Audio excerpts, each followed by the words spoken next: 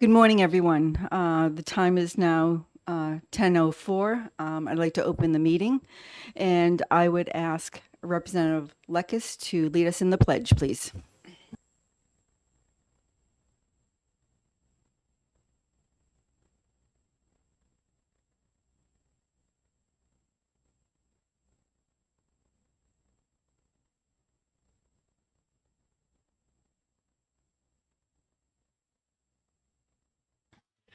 Thank you, everyone. And just so everyone understands the mission of this committee, we are a bipartisan committee tasked with investigating and evaluating the state's response to the COVID-19 pandemic. The committee will function in a science-based fact-finding review, specifically acquiring comprehensive, accurate data and all related information pertaining thereto. Areas of particular focus will include the administration of federal guidance, acceptance of federal funds, and implementation of emergency use authorization vaccination efforts. A report will be issued outlining the committee's findings and the impacts on New Hampshire. I would like to welcome our speaker, Erin Seri. If you're ready, you have the floor. And I'm sorry, I don't mean to interrupt you, but do you mind if we ask questions while you are presenting? Thank you so much. And make sure you turn on your mic. Red is on. Oh, good. I got it. All right. Sorry. Okay. Just going to pull up a PowerPoint, see if we can. Okay. And you could tell me if you can see that on your screen over there. And I presume that comports more or less with your mission, hopefully. When I've in putting this together, I've thought about the mission, and I've tried to put a presentation that comports with the mission of the committee within the context of COVID vaccinations, as that is the area of expertise that I was asked to testify about. So I'll give you a little bit of background about myself. I work at a law firm that has 60 folks. About 40 of them do pretty much exclusively vaccine work. So our firm, I believe, has the largest vaccine practice in the world that does not represent pharmaceutical companies. So we have a department that handles just vaccine injury claims. And you'll hear more about that later. We don't bring those claims against pharmaceutical companies. We bring them against the federal government. We have a policy practice, an exemption practice, and various other intersections of the law and vaccines.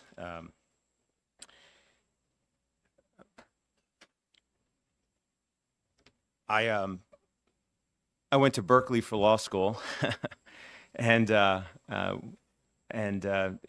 20 years later, I find myself doing an area of law that if you told me I'd be doing when I was in law school, I probably would have laughed and said, "Is there such a thing called vaccine law? What is that?"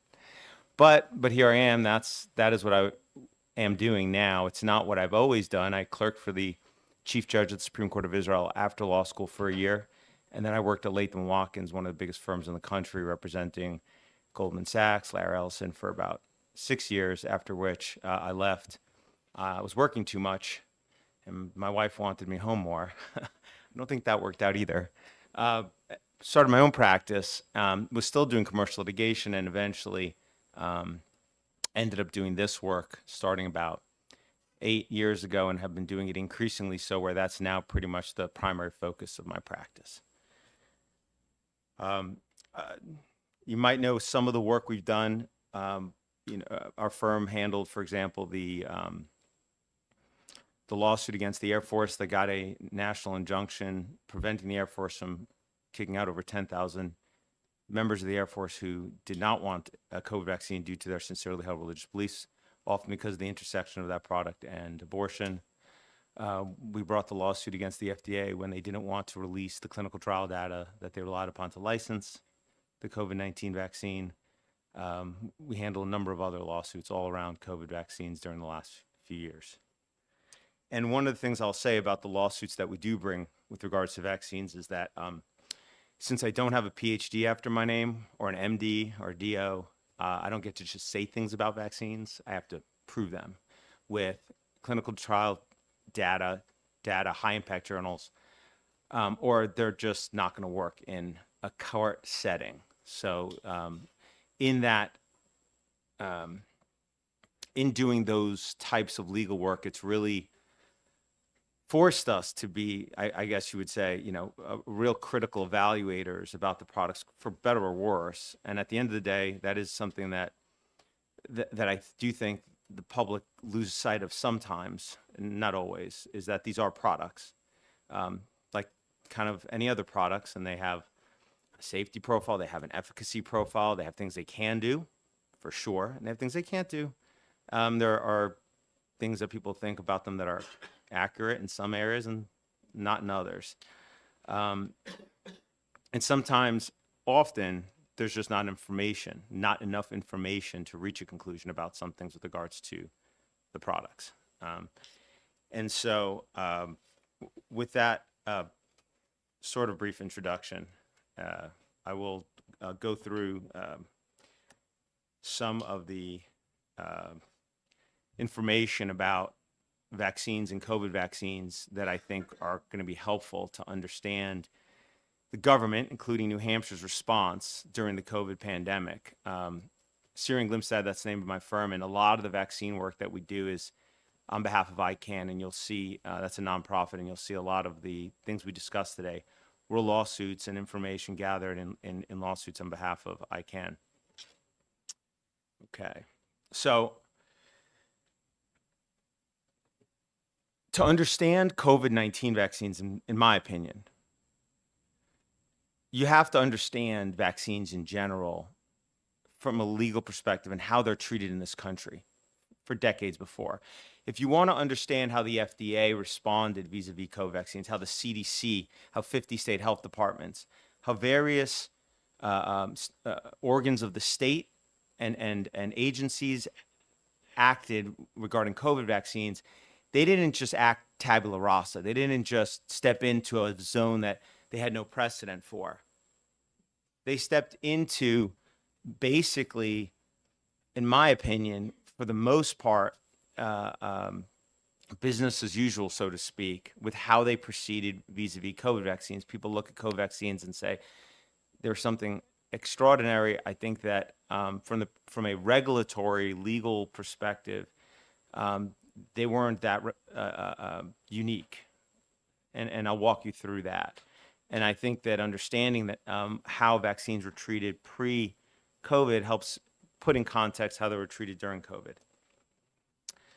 Now, I'm going to start by focusing on product safety, because I know that's been a little bit of a topic of debate around COVID vaccines.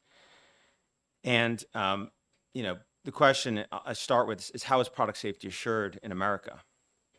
How does this make sure cars are safer? Every product you see in your house is safer, your oven, pretty much every product you see in this room. Over time, over decades, they've gotten safer. I mean, cars, fuel tanks used to blow up, right? We don't see that anymore, and so forth. And what drove that product safety? The primary thing that drives product safety are market forces. Companies exist for the most part to make a profit. If they're going to make a product, they'll be profitable. That drives their conduct. If there's going to be liability, or they anticipate liability beyond what the revenues are, they don't make that product. They also don't continue selling that product. Market forces drive product safety. When you look, to use cars as an example, and actually in law school, they use a lot of car cases as the, prototype cases to teach. There was this, one of the classic examples, there was a car company where the internal evaluation found that it would cost more to fix this component that made gas tanks explode than it would to pay for around the 10 people that died every year from those explosions. So they didn't fix it. It was a cold, hard calculus, to be sure.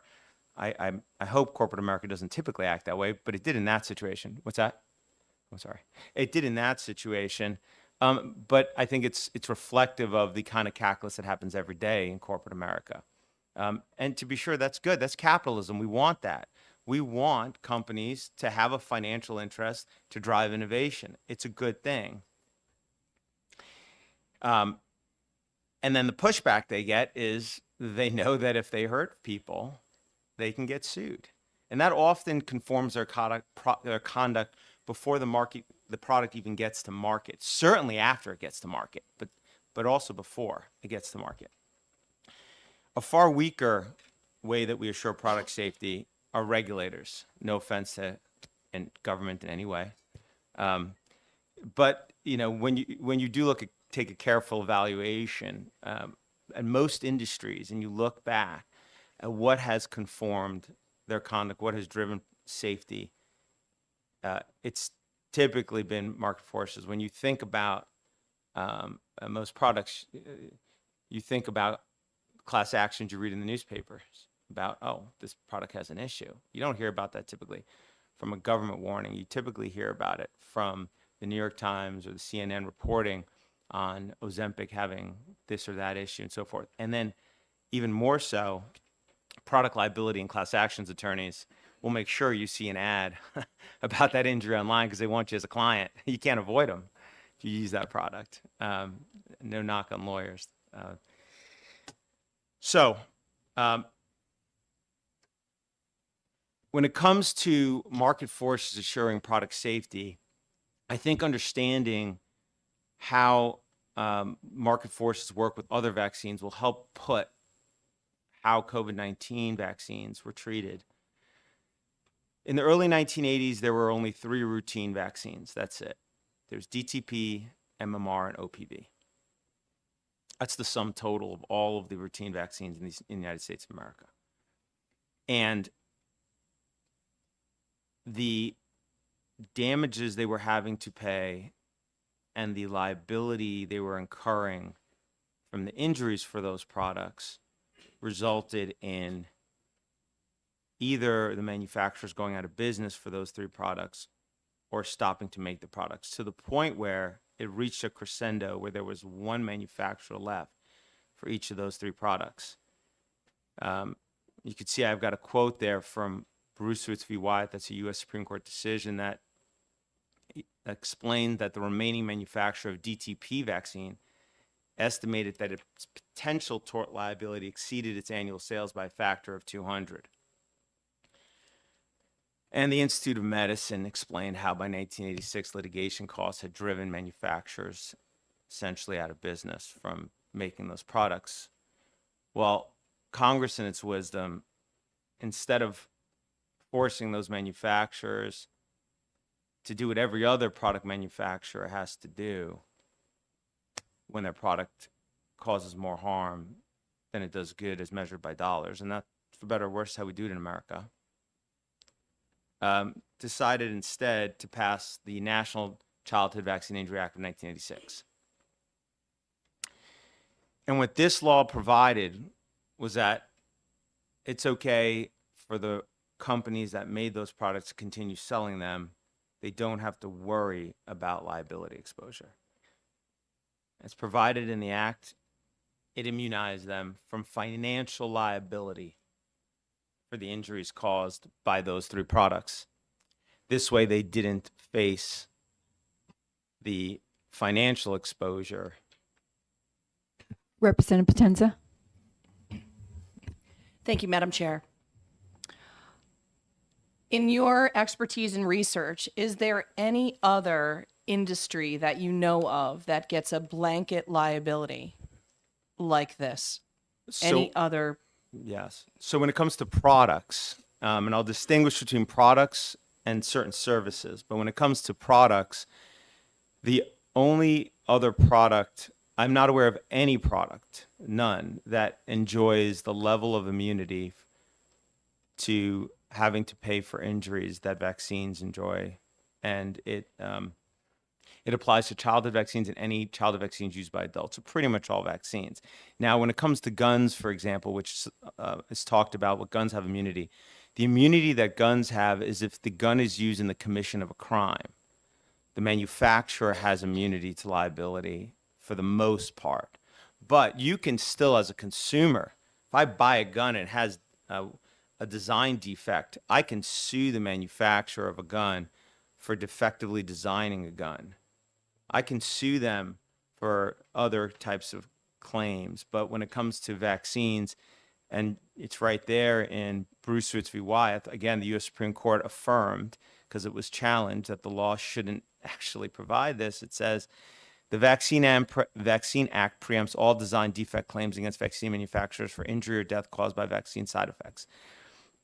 Design defect claims are the primary way we assure safety. It's the way that, for example, the car example I described earlier, there was a better way to make that gas tank. There was a safer way to make it. And the primary claim there was a design defect claim. I mean, that when you think about saws that now have shields on them, that's because the lawsuit said, hey, whoa, you sold me the saw. It does what it's supposed to do. Thank you. All right.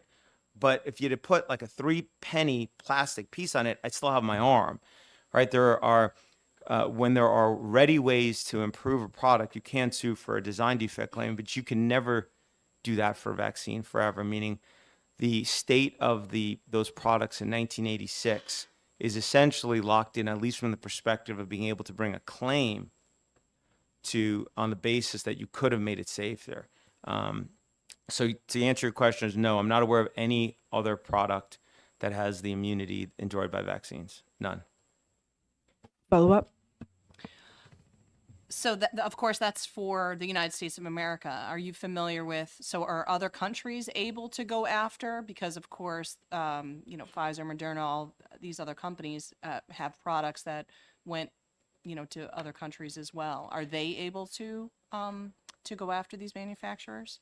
So if you're asking me specifically about COVID-19 vaccines, we have copies of the procurement contracts from many of the countries around the world. And those contracts explicitly provided in all the ones we've seen, and it's a lot of countries, just like the procurement contract in the United States, and actually it's one of my slides later, it provides that the country will either give immunity or indemnify, essentially hold the company harmless for injuries caused by the COVID vaccines used in their countries, contractually. But I think your question might have been broader in the first instance, which is, do other countries for other vaccines have a immunity? And many of them do have this similar scheme that we have here in the United States. It's been very effective, and so it's been exported to lots of places in the world. Separately, class actions and the type of justice system that we have here is not the same in other countries. So you can't bring the type of claims you can in other countries as you could here, or as effectively. But many of them also do have that kind of liability shield as well. Yes. So based on the implementation prior to the National Childhood Vaccine Injury Act of 1986, you had the previous slide that said that the tort would exceed their annual sales by a factor of 200. Do we have any idea of the injuries that were happening, the numbers, before this was implemented? The DTP vaccine in particular, I could tell you, has been withdrawn from the United States. So that's no longer here since 2000. Essentially, it's not used. And even, I guess you could call it the regulatory health establishment decided that the risks outweigh the benefits, at least vis-a-vis favoring acellular pertussis, DTaP, DT little AP vaccine. So that did change over time. The level of harm caused by that vaccine, there's no debate that it causes harm. That it causes harm, yeah. The level debate that you can that is a that is something that was debated, and different studies were done. There were studies done by federal health authorities who were pushing mandates of the product. And there were some independent studies done, and I can tell you they reached different results. But I'll leave that for a scientist to come and debate which one of those was better studied, better designed. But I can tell you that at least for that vaccine, the wholesale pertussis vaccine is no longer used in the United States. And I have a slide or two about that later as well. So I'll hold on the rest of my comment on that, if I may. Well, that brings us to COVID-19 vaccines. So just wanted to make sure you have a backdrop of what the 1986 Act was. And so the 1986 Act applies to COVID vaccines as well. The immunity under the 1986 Act arguably applies when it is added to the routine childhood schedule by the CDC, and specifically ACIP, the Advisory Committee on Immunization Practices, which is the CDC's Advisory Vaccine Committee. When it's added, essentially the immunity attaches. I qualify that only because there are also supposed to be an excise tax passed by Congress for COVID vaccines, which hasn't happened yet. But that's a separate question. As it stands right now, I think many would argue that the 86 Act immunity does apply to COVID vaccines, but it is somewhat of a theoretical question because the COVID vaccine is afforded a separate level of immunity, and that is something called the PrEP Act immunity, and that is it's the Public Readiness and Emergency Preparedness Act. That is a law, different law passed by Congress, which provided that if the Secretary of the Department of Health and Human Services declares that there is an emergency, and obviously there are different emergency declarations. The president can make one, different FDA can make emergency use authorizations. Those are different. This is under the relevant U.S. code under that act. The Secretary of HHS can declare an emergency, and based on a perceived or potential pandemic, a pandemic, or other threats, and declare that any countermeasures developed to address what it declared as a threat will be afforded basically blanket immunity for the most part for any claims on the safety side, as well as the efficacy side, as well as the advertising side, which is what the statute provides. And at the very, very beginning of the COVID-19 pandemic, the Secretary of the Department of Health and Human Services declared COVID-19 an emergency and declared that any countermeasures developed in response to COVID-19 would be afforded that immunity. And that was done right at the very beginning. I've got the U.S. code provision there, 42 U.S.C. 247D6D, and it says manufacturers of any vaccine used to treat, prevent, or mitigate COVID-19 shall have liability immunity, including from suit and liability under federal and state law, with respect to all claims for loss caused by, arising out of, or relating to, or resulting from the administration to, or the use of an individual of COVID-19 vaccine, but it's broader than that. It's also drugs, it's masks, it's anything that was used. Okay. So you have basically a product that's being developed with what I would consider a moral hazard. The manufacturer stands to make billions of dollars, but as they're developing it, before they've even started, they're really just starting making it. They already know that when they design it, when they manufacture it, when they trial it, when they push it out, they don't have to worry about being sued for injuries their products causes. That, in my opinion, creates a big moral hazard, and it doesn't exist, to your point, Representative, with any other product that I'm aware of on the market. And as I noted earlier, not only did the PrEP Act immunity apply, the manufacturers of these products wanted to make sure that the PrEP Act immunity would apply. In fact, which is why in their statements of work, at least on the U.S. side, procurement contracts and so forth, most of them had a contractual provision similar to this. This, I believe, was the Pfizer contract, one of the initial, I believe, Pfizer procurement contract. And it says, the government may not use or authorize the use of any product or material provided under this agreement, which were COVID-19 vaccines, unless such use occurs in the United States and is protected from liability under a declaration issued under the PrEP Act or successor COVID-19 PrEP Act declaration of equal or greater scope. It literally, the United States government guaranteed that nobody would use the products that they were procuring unless PrEP Act immunity applied. And and the government was the one buying all the COVID-19 vaccines. So they were the point of origin for all COVID-19 vaccines in the United States. As far as I'm aware, Operation Warp Speed took over the whole procurement function and purchased the vaccines that were then distributed in the United States. Okay, so with that backdrop about immunity, and I think that's a very important point to consider when you're thinking about laws, regulations around these products. Obviously, I think the reason there's so much debate around vaccines is because the main difference between a vaccine and a drug or a medical product or food or water or anything else is that it's a legal issue, a legal distinction. It's because people try to mandate them, try to force them on others.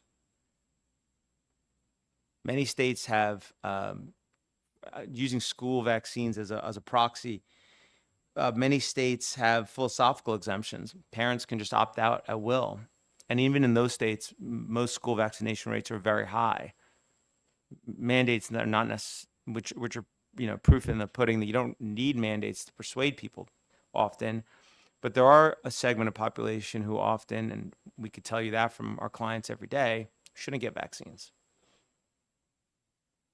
Either they or they watch their children get injured, and they don't want to continue participating. The problem often comes that for those folks, sometimes, depending on the vaccine, depending on where they are, they may not be able to go to school, get a job.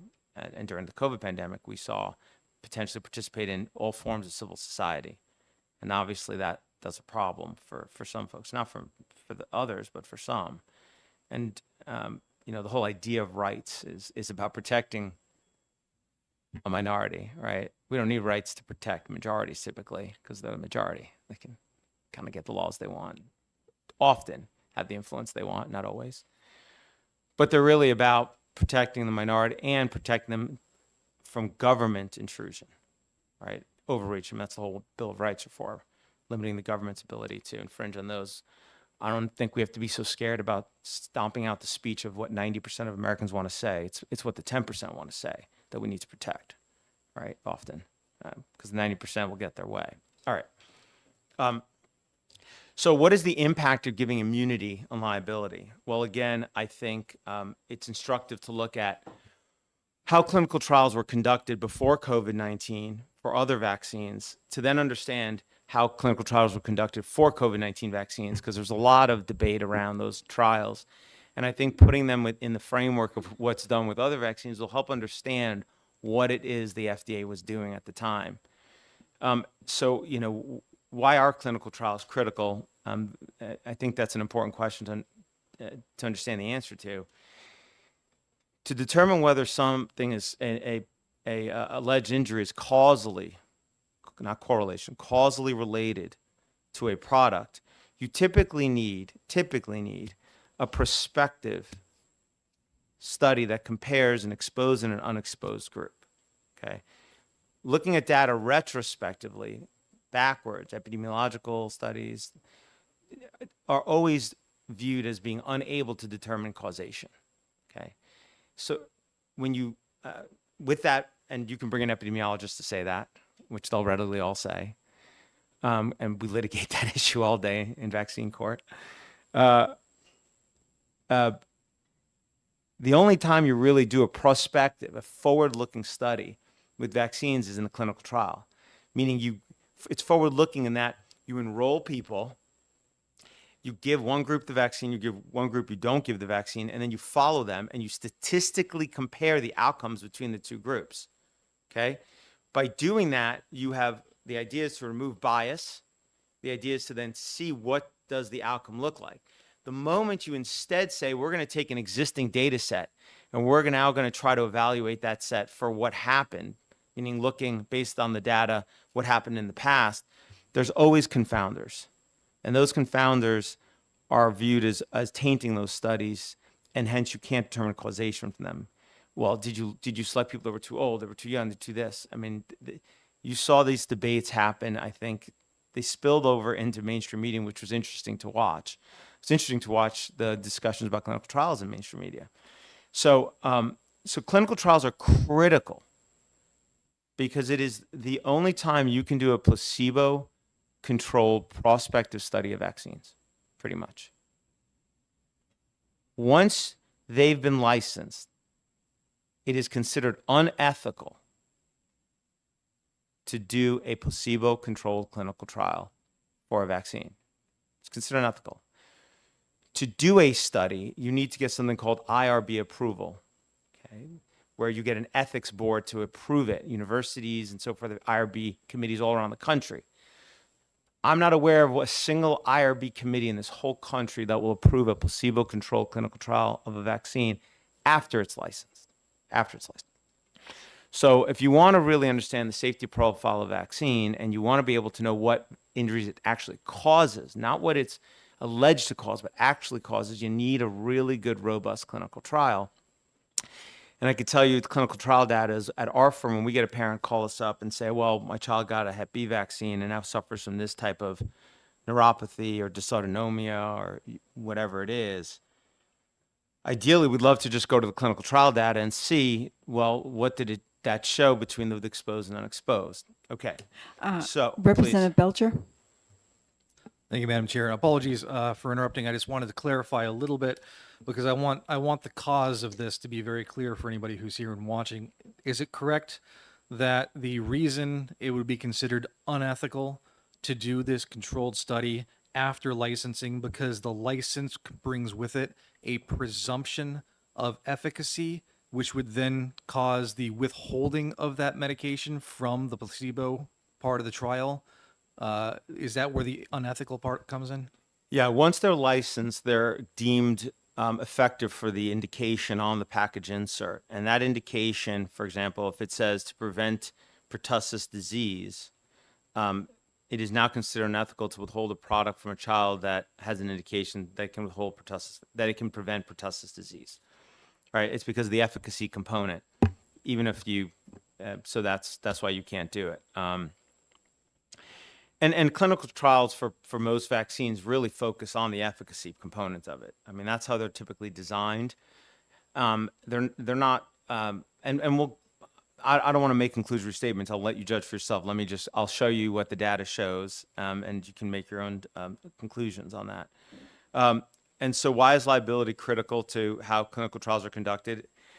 Liability from the manufacturer is critical because if the manufacturer knows they're going to be liable for the injuries that, that the product they're making is going to cause, if it's a drug, for example, they want to know the safety profile before that product goes in the market. Because they could be facing company-ending liability if it ends up hurting too many people. I mean, the whole reason drugs and vaccines are licensed because they can hurt some people. That's the idea, right? That's why you have to get them licensed.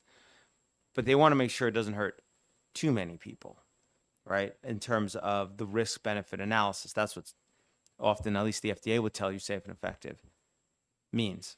And so if you take away that liability, though, from the manufacturer, they don't have that incentive. It has a direct impact in how they conduct clinical trials, and we can see that in practice. So on your screen, you can see this is from moneyinc.com. I don't know how reliable that is, but I'm going to assume it's reliable. This is what they say are the 5 most top-selling drugs of all time from Pfizer. These are Pfizer's top most pre-COVID-19. Okay, and so according to Money Inc., these are the ones that made Pfizer the most money. Well, let's look through this list. On this list, you could see 4 of the products have a little bit of a different clinical trial that was relied upon to license these products. When in the first column, you could see is the name of the drug. In the second is the safety review period. This is how long adverse events were looked at after administration of the drug in the clinical trial relied upon to license that product. You could see the very last footnote in this is the FDA website.gov. You can go to the FDA website and you can open up the package insert for every one of these. And in section 6.1, as required by federal regulations, it summarizes the clinical trial relied upon to license each of these products. So you could see those numbers for yourself. You do not need to take my word or this pinkish chart word for it. It's right there all on the FDA website. And you could see that for most of these, it was a multi-year period of review after looking for adverse events, and that they compared the group getting Enbrel with a group getting a placebo, Eliquis for 7 years with a placebo, and so forth. And they're also blinded. So the clinical trial investigators, they don't know who's getting the placebo, who's getting the drug. They follow them for that period of time, and then they eventually unblind it and they compare statistically the differential between those two groups. They do it statistically because you don't want to introduce bias. The manufacturer is the one who does the trial. And so this way, you're not really sure what the drug will have effect on human beings. And so this way, by doing it this way, you could see based on a baseline of placebo, what does the safety profile look like? How does it impact the cardiovascular system? How does it impact your nervous system? How does it impact your digestive system? Go down the list of every organ system in your body. And they do that, cancer rates and so forth. When it comes to vaccines, the design of these clinical trials are not as robust. PCV 13, that Prevnar 13 is given to babies at 2, 4, 6 months of life and then another shot later. That's the only vaccine on this list. And you can see the safety review period was half a year, and the control used was the PCV 7, which was the prior version of Prevnar 13, which is probably okay if Prevnar 7 had been licensed based on a placebo-controlled trial, which we'll take a look at in a minute. But the thing is, a half a year is actually pretty long for a safety review period in a vaccine clinical trial. These are the safety review periods and the control used to license the vaccines given in the first 6 months of life. Each of these vaccines are given 3 times each in the first 6 months of life. And I can assure you that if those numbers look incredible to you, that there was only 5 days of safety review for the hepatitis B vaccine given to a newborn baby, it is incredible. And I didn't, if you told me that without showing me the proof, I wouldn't believe it either. And I'll show you the proof, because if I was trying to make something up about vaccines, I wouldn't have made that up because it doesn't sound credible or believable. But I'll show you that right now in a second. But before I do that, I just want to highlight the difference between how drugs, the clinical trial used to license drugs versus the clinical trial relied upon to license most vaccines, in terms of 3 features.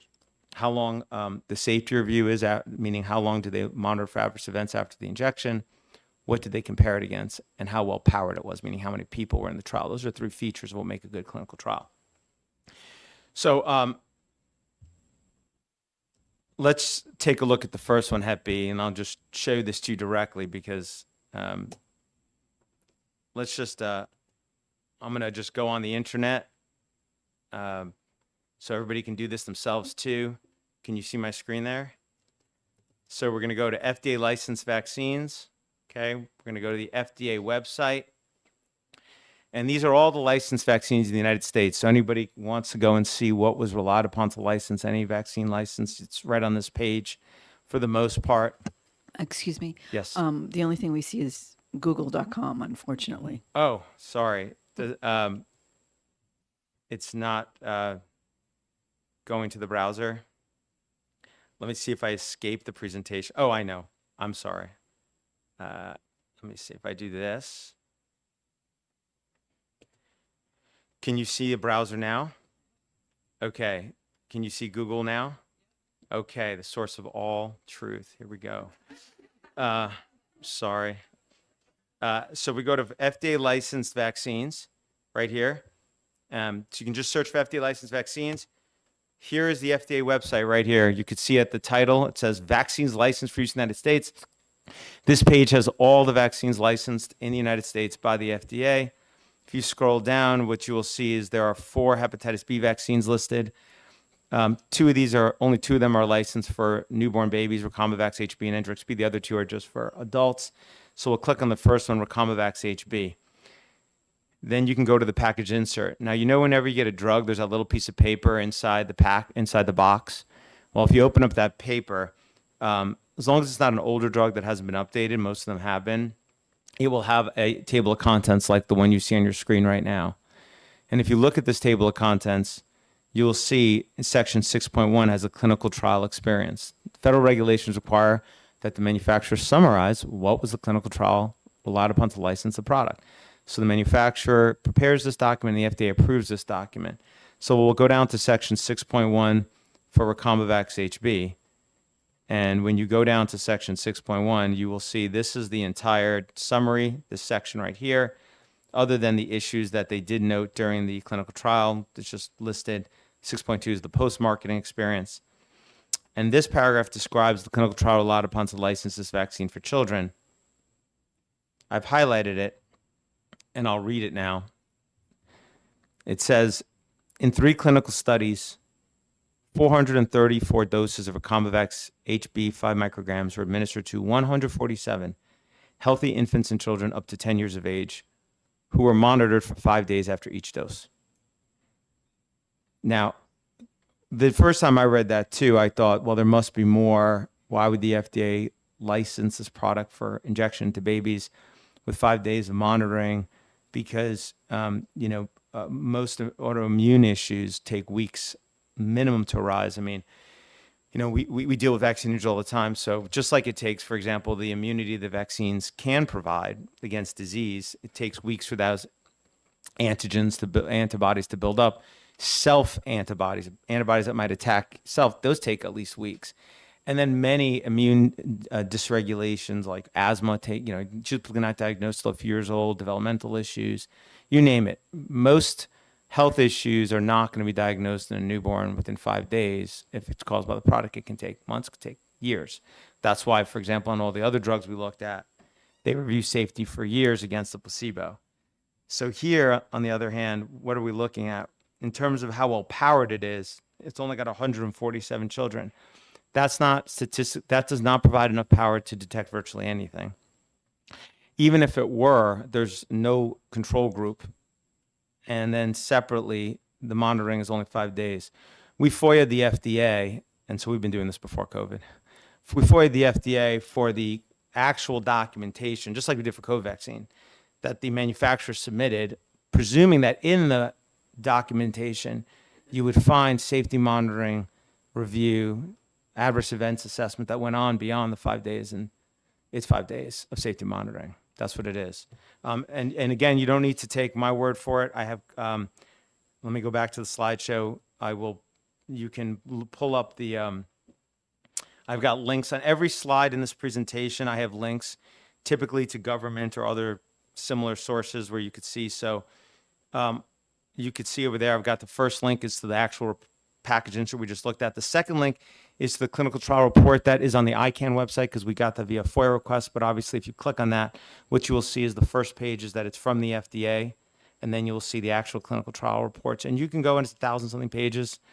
If you're inclined, you can look through them yourself and see exactly what was submitted. Because remember, the FDA doesn't conduct clinical trials. I'm sure you guys know that already.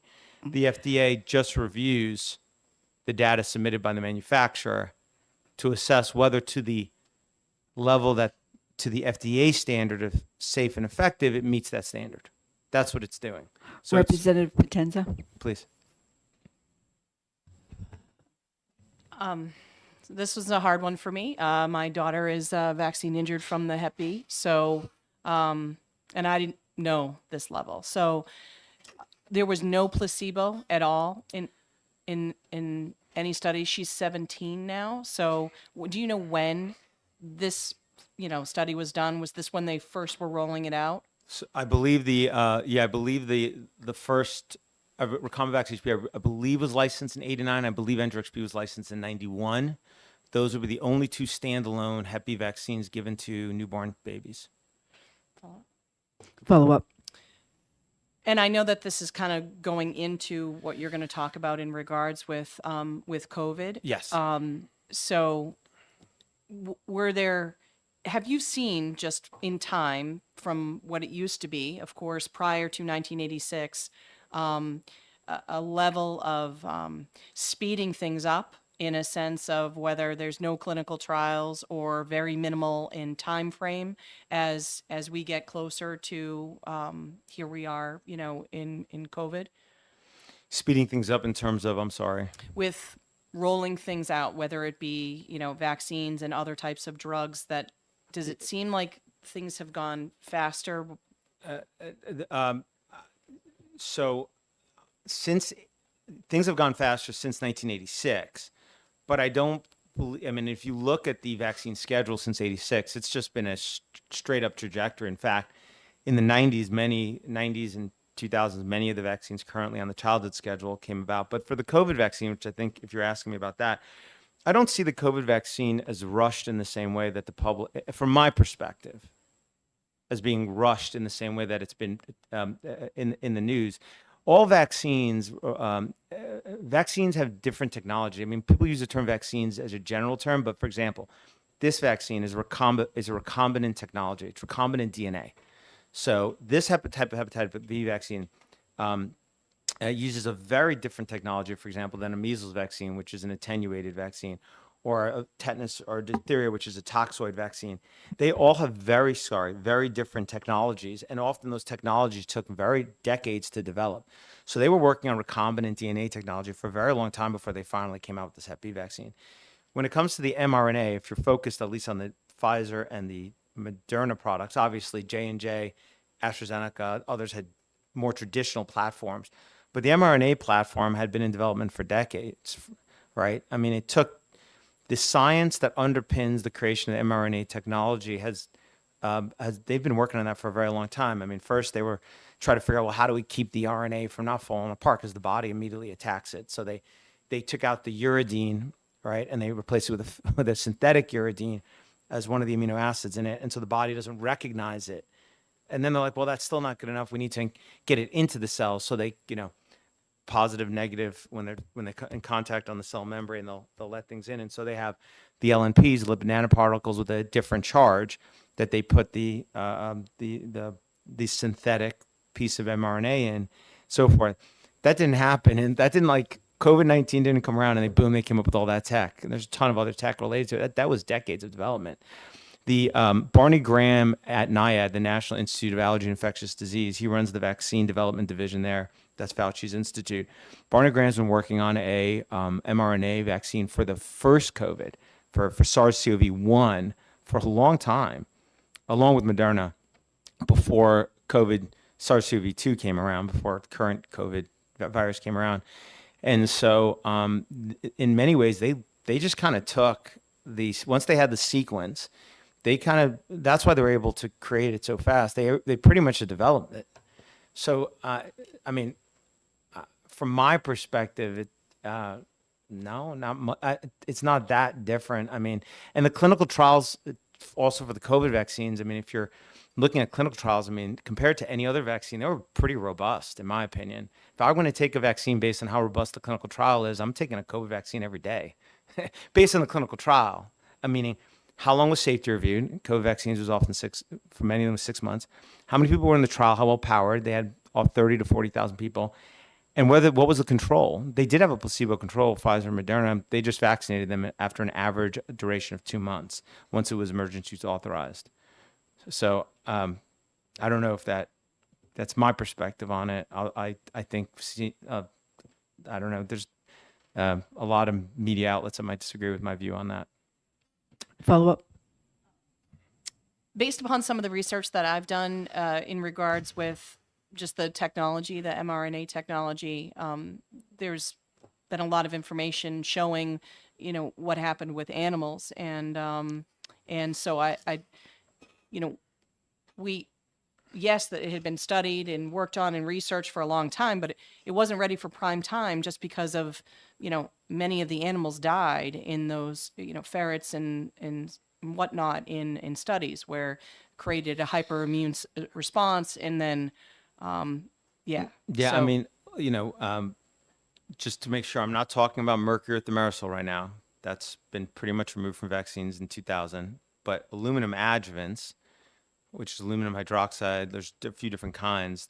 Those are used to create, for example, help create immune response. If I just inject you with a bunch of dead protein snippets, your body will probably just gobble it up and get rid of it. So if I just took, a portion of the pertussis bacteria, which is, basically it's all amino acid change, right? Peptides, proteins, and it's dead. It's not replicating. It's not taking over your cells, and you just inject it into you. It's going to have a minimal immune response because your macrophages, your dendritic cells will gobble them up, get rid of them. So you need to create an immune response. And how does the body know that there's danger to have an immune response? You need cellular death, okay? Viruses infect cells. They take them over, they take over the machinery, and they replicate themselves, and the immune system then attacks them. Bacteria cause cellular death, and when you do, that debris, it causes your, the inflammation that you see, which is basically the blood flowing in neutrophils come pouring out of your blood into that area. You create inflammation, you have an immune response. And if it's sustained long enough, your body goes, oh, this is bad. It will start grabbing some of the pieces there and taking them to your lymph nodes looking for the correlate antigen to then create immunity, right? Which we think of as adaptive immunity, right? Versus the immunity that happens just at the site. So I say all that to say aluminum adjuvants are still used in many vaccines as the primary ingredient, one of the primary, as an active ingredient to create an immune response, because aluminum adjuvants cause cellular death. That's why an aluminum can preserve stuff for forever. It kills everything. It's not, human beings have never been exposed to aluminum all of human history. They're locked up with silica in the ground. It's only in very, very modern history for the first time human beings have ever been. We have a use for iron in the body. We have a use for magnesium. Our bodies use all types of different kinds of metals. There's no biological use of aluminum in the body, none that we're aware of. So, but yet that's in vaccines. And if you want to induce autoimmunity to something in a lab animal, you know what you inject them with? Aluminum adjuvants. You pair it with what you want to create the sensitivity to you, and there are lots of studies out there. So yeah, you can find studies that show components of vaccines can cause harm out there. And I don't, I'm not sure it's unique to COVID vaccines per se. I think a main differential of COVID vaccine, if I may, is that, with lots of these, like with Hep B vaccines, are given to a tiny cohort of children every year, very small percent, and healthcare workers. A very, very small percentage of folks in America get that product every year. So it takes, decades before you really get broad coverage. And so if there are going to be issues with that product, well, you're not going to know from the clinical trial, unfortunately. And if it does happen within the population, it's going to happen at a slow accumulated rate where it could potentially bleed into the background rate. COVID vaccine was given to almost 300 million Americans very, very rapidly. So the issues that product did have, just focusing on the ones that are not, the health authorities are willing to agree are causally related, like myocarditis, pericarditis, thrombosis, thrombocytopenia, so on and so forth, did not bleed into the background rate. It's possible, for example, COVID vaccines had slowly been, introduced in one cohort at a time, and myocarditis among children had slowly increased over 2 decades. The etiology of that increase may have not ever been attributed to COVID-19 vaccines. But that's speculation, just to be sure, what I just said. Okay. This is a deposition, just a little clip of a deposition I took, and of the world's premier vaccinologist. So Dr. Stanley Plotkin, he's the developer of the rubella vaccine. He's worked on numerous other vaccines. You can go down the list. And literally the medical textbook on vaccines is called Plotkin's Vaccines, which you could see that to the left. And this is my exchange with him with regards to precisely the hepatitis B vaccine, Recombivax HB we just looked at.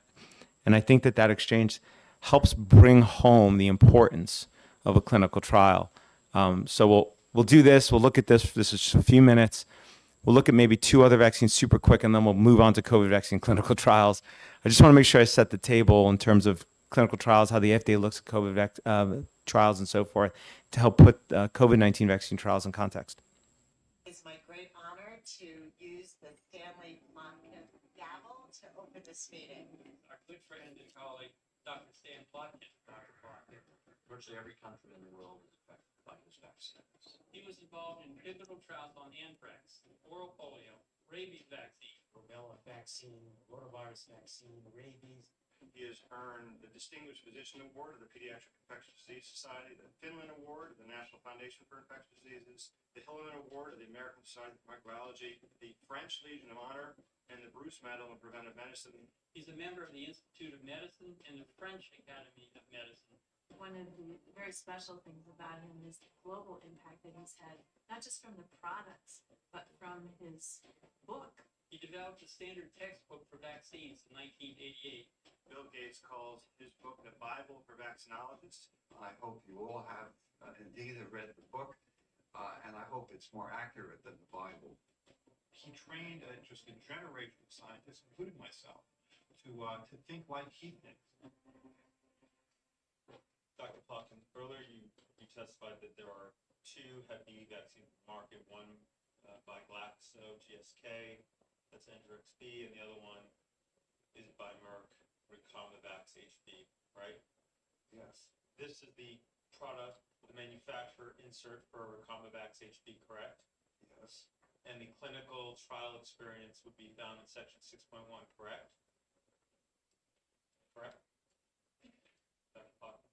yes, In section 6.1, when you look at the clinical trials that were done pre-licensure for Recombavax HB, how long does it say that safety was monitored after each dose? let's see.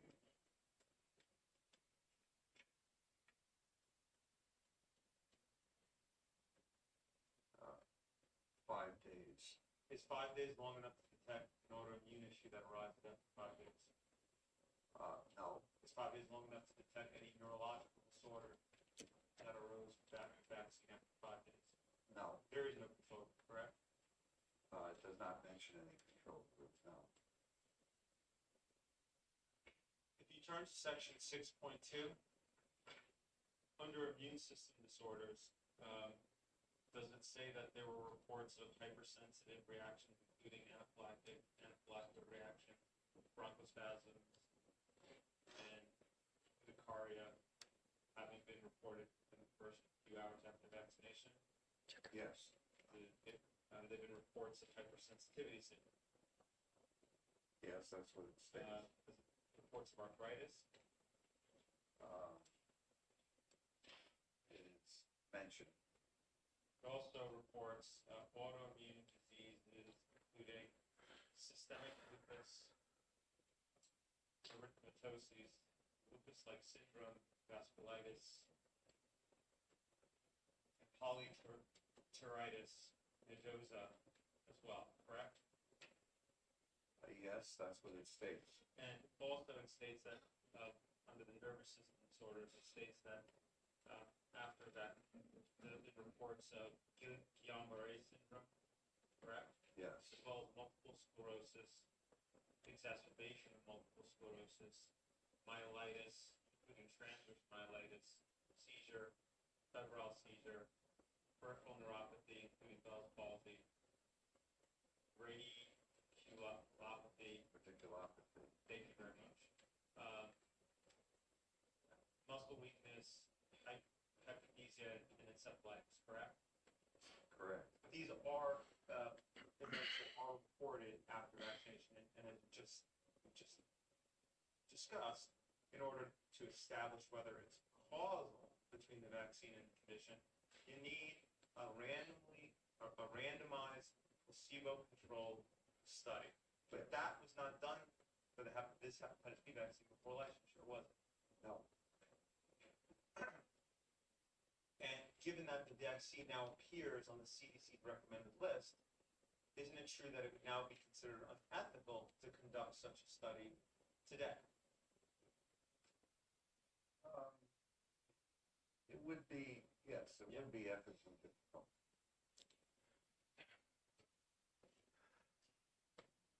So I think that that highlights point and dissuades. It's always good to read and see, kind of, so to speak, both sides of it. But there you have it directly from the world's leading vaccinologists in terms of the importance of clinical trials, how you show causation, and the issues with having a clinical trial that's short. I didn't even talk about the fact it was underpowered in that clip.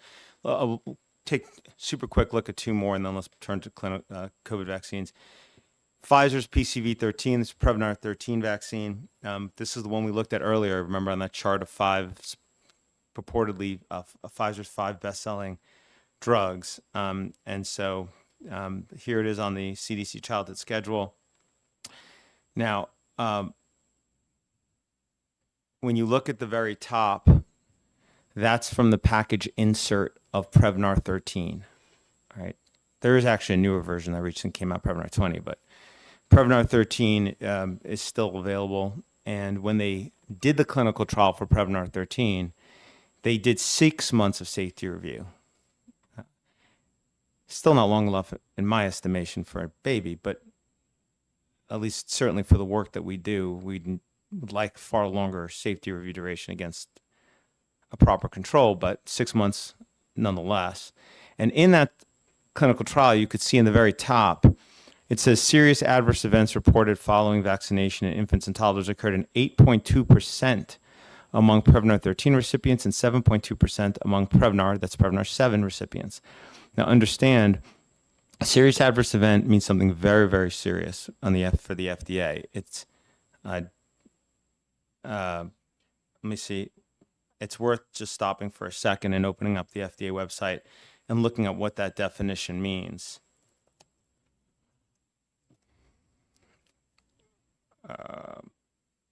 There we go. What is a serious adverse event is a technical term used by the FDA, typically for clinical trials. It means death, life-threatening, hospitalization, disability, or permanent damage, congenital anomaly, birth defect, require intervention to prevent permanent impairment or damage, or other serious, which usually requires one of the other conditions above, along with another feature. So when you look at serious adverse events means something very serious. And these are typically, you only enroll children who are healthy in these clinical trials. So you have healthy infants and toddlers who within 6 months, 8.2% of them have a serious adverse event. If 8.2% of all infants and toddlers had a serious adverse event every 6 months, that would be pretty bad in this country.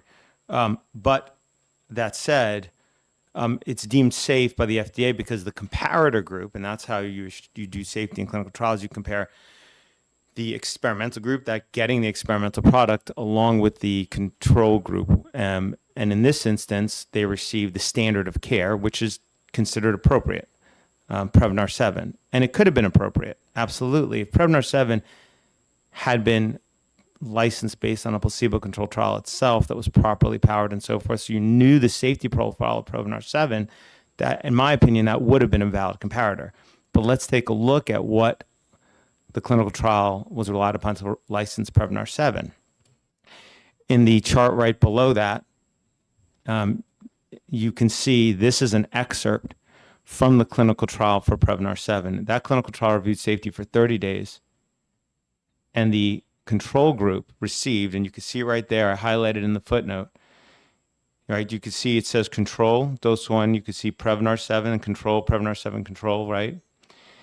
And then it's got a little like cross, looks like. And if you go down, it defines what the control is. And the control is an investigational, meaning not licensed, meaning experimental. Investigational meningococcal group C conjugate vaccine, MNCC. This product was never licensed. So in the clinical trial to license Prevnar 7, and if you want to know why they did this, you got to talk to the FDA. But they did. The facts are just there in black and white. They licensed Prevnar 7 based on a clinical trial that compared it to another experimental vaccine. Again, if you told me this, I wouldn't believe you in the street. But this is on the FDA site. You could see the links right there at the top of each of them. You can go look at these yourself, and you can also pull out the underlying documentation from the manufacturer. It's interesting because when we were doing, we got a lot of injury cases from this product, and when we do them, and you look at the, go to PubMed and you look at the post-marketing license literature, the fact that this was not really studied before it was licensed properly is actually ubiquitous in the literature itself. But in any event, so that's Prevnar 13, and then we'll look at last one is DTaP. You know, this one was compared against DTP. So again, to highlight the importance of what the control group receives, because otherwise, so what? So, you know, you get one group that got 7% adverse event, one's 8%. You say, well, that's similar, so it's safe. It might be safe by FDA standards, but I don't know how safe it would be from the perspective of a typical parent. Question. Please. Yes, Representative. Thank you. Just for clarification, because I'm taking notes. So with the Prevnar, the PCV 13, you said serious adverse events was 8.2, and in the Prevnar 7 control, what was the rate? Yes, it's on the screen. 7.2% among the Prevnar 7 recipients. It's the top slide. Piece, right? Oh, you can't see it. I'm so sorry. We'll get these later, right? Yes, and you'll get the whole slideshow later, and this is on the FDA website. Do you want me to go to the FDA website? I've been pulling it up. Thank you. Oh, okay. I just wanted to get it in my notes. Thank you. Sure, no problem. Okay, and then you've got DTaP. That's the one that was discussed a bit earlier. Whole cell pertussis vaccine, which is stopped being used in the United States. And actually, there's no developed country that uses DTP anymore. It's only used in developing countries around the world. And interestingly, it's and the current DTaP vaccine used in the United States, you might say, well, that's better. It's better in terms of safety profile than DTP from the data. That's for sure. But the DTP, yes. Yeah. Sorry. So I'm trying to understand if they understood that the tort liability for DTP was times 200 and it was causing adverse effects. Yes. But then in this chart, they use that as the control? Yes. Right. And that's, yes. And maybe more troubling is the fact that one of the renowned clinics in Guinea-Bissau, they're Danish, WHO experts in vaccines and so forth. Peter Abe, he's world renowned. Until he published this study and a series of studies like this, then he was not so world renowned anymore. Excuse me. Yes. Representative Polozov? Thank you, Madam Chair, and thank you for your presentation. Help me understand this question about large torts, potential tort against vaccines. Is it unique for this product because we know that many other medical products have side effects and sometimes it takes time. Like we know that aspirin can have some severe side effects. We know that many people take statins and there's some new research that statins might be not so effective and have some side effects. So what is it about vaccines that manufacturers were feeling threatened by that amount of potential tort against vaccines? They were causing injuries. So the worse the injury, the more damages you get, and the damages and the injuries were severe. So at that time, 2 of those 3 products are no longer with us, OPV and DTP, though the D and the T part are still part of DTaP. I mean, maybe I could answer your question a little bit of a different way and say, look, there are a lot of drugs that are made all the time. And a lot of times those drugs are made for very small populations. They're not meant for millions of people every year in a guaranteed market where it's mandated, right, often. And yet pharmaceutical companies find a way to make profit from those, even when they're given to a small group of sick people, right? So the argument often made is that, well, they need to make money. Well, they're making a lot of money on vaccines. In fact, it's an increasing percentage of the portfolio of Merck, Pfizer, Sanofi, and GSK in particular. Moderna is a newer player. Excuse but me. also, yes. No. Didn't mean to interrupt. If you didn't finished, we have another question. Oh, yeah, sure. So obviously I don't know what's in the hearts and minds of the Congress when they passed the 1986 Act, though I can say that in the 70s, there was the swine flu vaccine debacle, if you may recall that, and it caused GBS and other issues, and CDC, denied it, then admitted part of it. And so the manufacturers were afforded immunity, remember back then, because they, and that worked out well for them. And so, from an industry perspective, the 86 Act made sense. You guys know this, legislative bodies are complex, lots of people, lots of interests, lots of moving pieces. I'd rather litigate all day long than to hang out in the halls of what you folks do. I give you guys a lot of credit to get along, and it's wonderful. I think that could have been instructive, and it certainly helped drive the industry. Also, the parents at that time who had vaccinated their children actually also were helped drive the adoption of the act, but when its initial iteration didn't include immunity liability, its initial iteration was intended for compensating injured children in something called the Vaccine Injury Compensation Program. The liability protection was added at the last second. So, it was a debated point, but there was a confluence of interests of different people who wanted different things, and you ended up with what you ended up. Please, I'm sorry. Representative Potenza. Thank you, Madam Chair. My research on DPT, and I just wanted to, if you are familiar, and I'm sure you are, wasn't we were kind of like forced into it. Wasn't there decades that went by where other countries had dropped that, and we were still. Yeah, so Japan was the first in the 70s to switch off of wholesale pertussis, and other countries, as you noted, dropped it. By the 90s, I don't think there was virtually any developed country that was using. I think we were probably one of the last ones. I would want to verify that.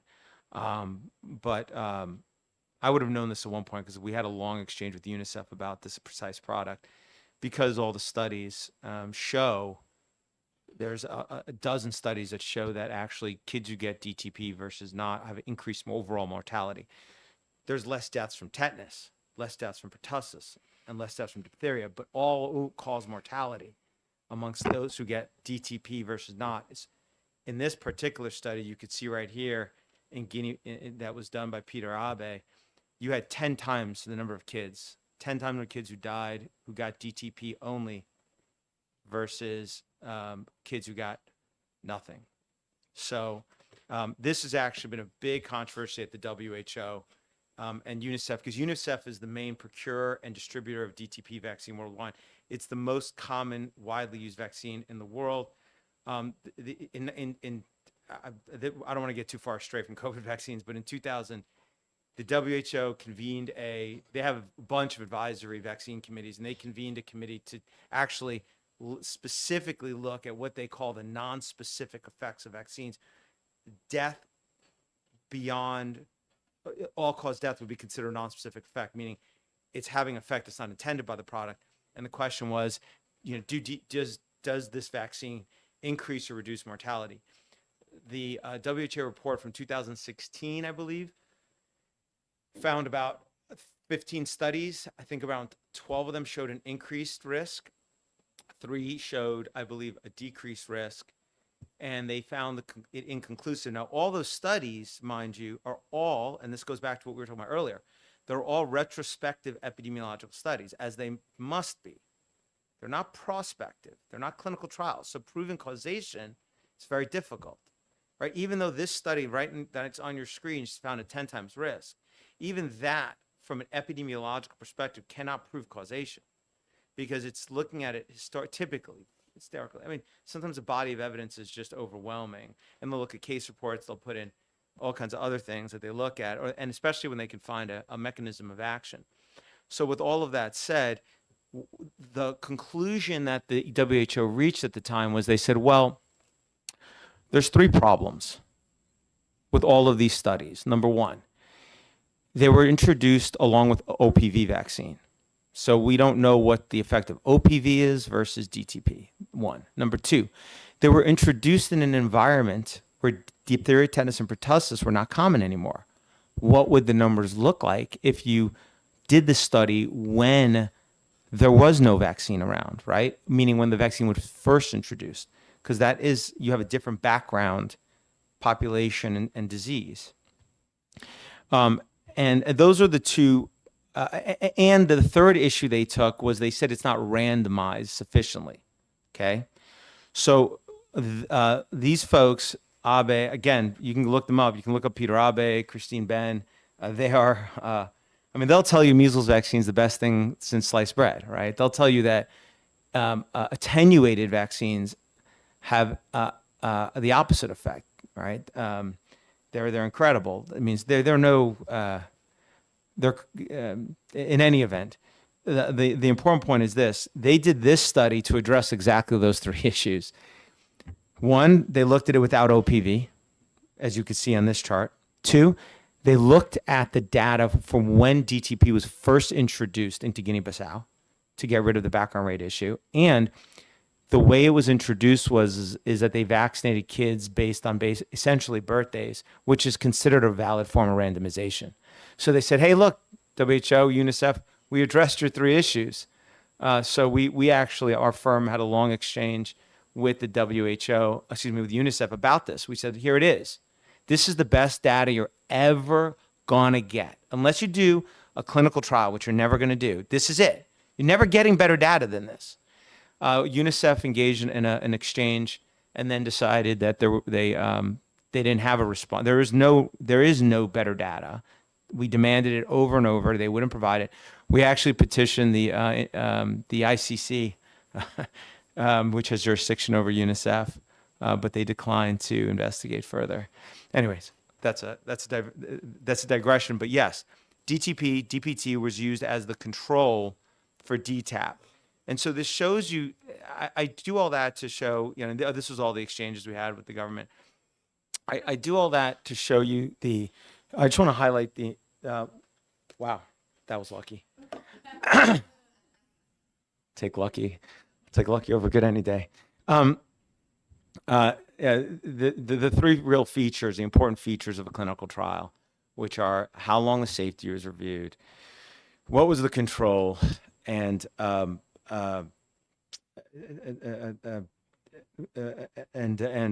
duration of, and how powered it is, how many people participated, and show you what that looks like in the world of vaccines versus drugs. And I think that could help put into context how the FDA then approached COVID vaccines. Drugs are licensed there's a drug division at the FDA, and then there's a biologics division. And the biologics division is just separate. And the biologics is primarily vaccines. There are other biologics beyond vaccine, biological products. But that is, for them, those type of trials are pretty typical. If I'll throw this out there too, if anybody wants to see all the specifics for each of can you see the chart on your screen? Yeah. This is you can go to this chart, and this chart has, for those who are interested, every single current vaccine, and it's got a link to the FDA website, to the clinical trial data that was relied upon to license it, as well as a summary chart. You can see what the control was. You can see how long the safety review period was after injection, and you could see the sources all back to the FDA, or in some instances, the sources are back to the ICANN website because it was done via FOIA. We FOIA'd for most of these underlying documents to see, and you can, and a little note there that kind of gives some context for some of them to understand what was it, because the current product, if they're testing against a prior product, then you want to know, okay, well, that prior product, what was that tested against? And obviously that's good. That's important to know. Okay. COVID-19 vaccines. So here we are. For the Pfizer Moderna, there were about 15 to 20,000 folks in the experimental group versus the placebo group. We mentioned this earlier already. On average, there was a placebo control group. On average, it was for 2 months, meaning once it was emergency use authorized, they vaccinated pretty much the entire placebo group, despite the FDA actually kind of pushing them, pharma companies, not to do it, to the FDA's credit, frankly. But they did it anyway. They sent letters out to all of them essentially saying, hey, come and get this, more or less. And when I say an average of 2 months, just make sure what that means is some had been in the trial for 4 months, some had been in for 1 month, but on average, the placebo control group had been in for around 2 months. Okay, so there were some that were more than 2 months. Okay. And obviously that's in contrast to the other vaccines. So from the FDA's perspective, despite the public saying these clinical trials are not robust enough, they don't meet historical standards, these clinical trials are incredibly robust based on historical standards. Certainly from the FDA perspective, certainly from the perspective of Dr. Peter Marks, who runs the biologics division, the vaccine division of the FDA, I think he thinks these trials were incredible from his perspective and went, beyond what they typically had done historically. Certainly from virtually all the childhood vaccines. Yes. Just a quick question on that. Now, you mentioned that the FDA pushed back and asked them to keep the placebo group. Is that my understanding? Yes, the FDA preferred, expressed a preference, and we know this. We have we do a lot of FOIA requests on the internal communications. They expressed a preference, and this was also spilled over into the media too. This was not just in the internal documents. They expressed a preference that the placebo group remain intact. Obviously, not to the degree where the pharmaceutical companies felt they must, but they did express a preference. At least certain corners of them did. And as you know, there was also an I don't know, familiar with Dr. Gruber and Dr. Krause at the FDA. They were the two people directly below Peter Marks. They quit in the middle of it. And anyways, there are committee hearings like this right now where Peter Marks and all those folks are being hauled in, is my understanding, and closed door rooms though. Right. So I guess my question is if the FDA, could they have insisted, or did they have any control over it in saying, even though it is going to be used as an emergency use, you still need to keep that placebo group intact so that we can? So the procurement contracts had already been signed. The pharma companies had already received billions of dollars. The presidents of the United States, first Trump, then Biden, had both widely touted and promoted these products to the American public, assured everybody to get it. Operation Warp Speed was in full swing.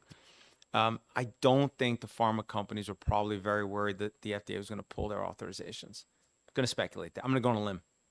Representative Potenza? Thank you, Madam Chair. Based upon specifically the control group and keeping that in a sense pure,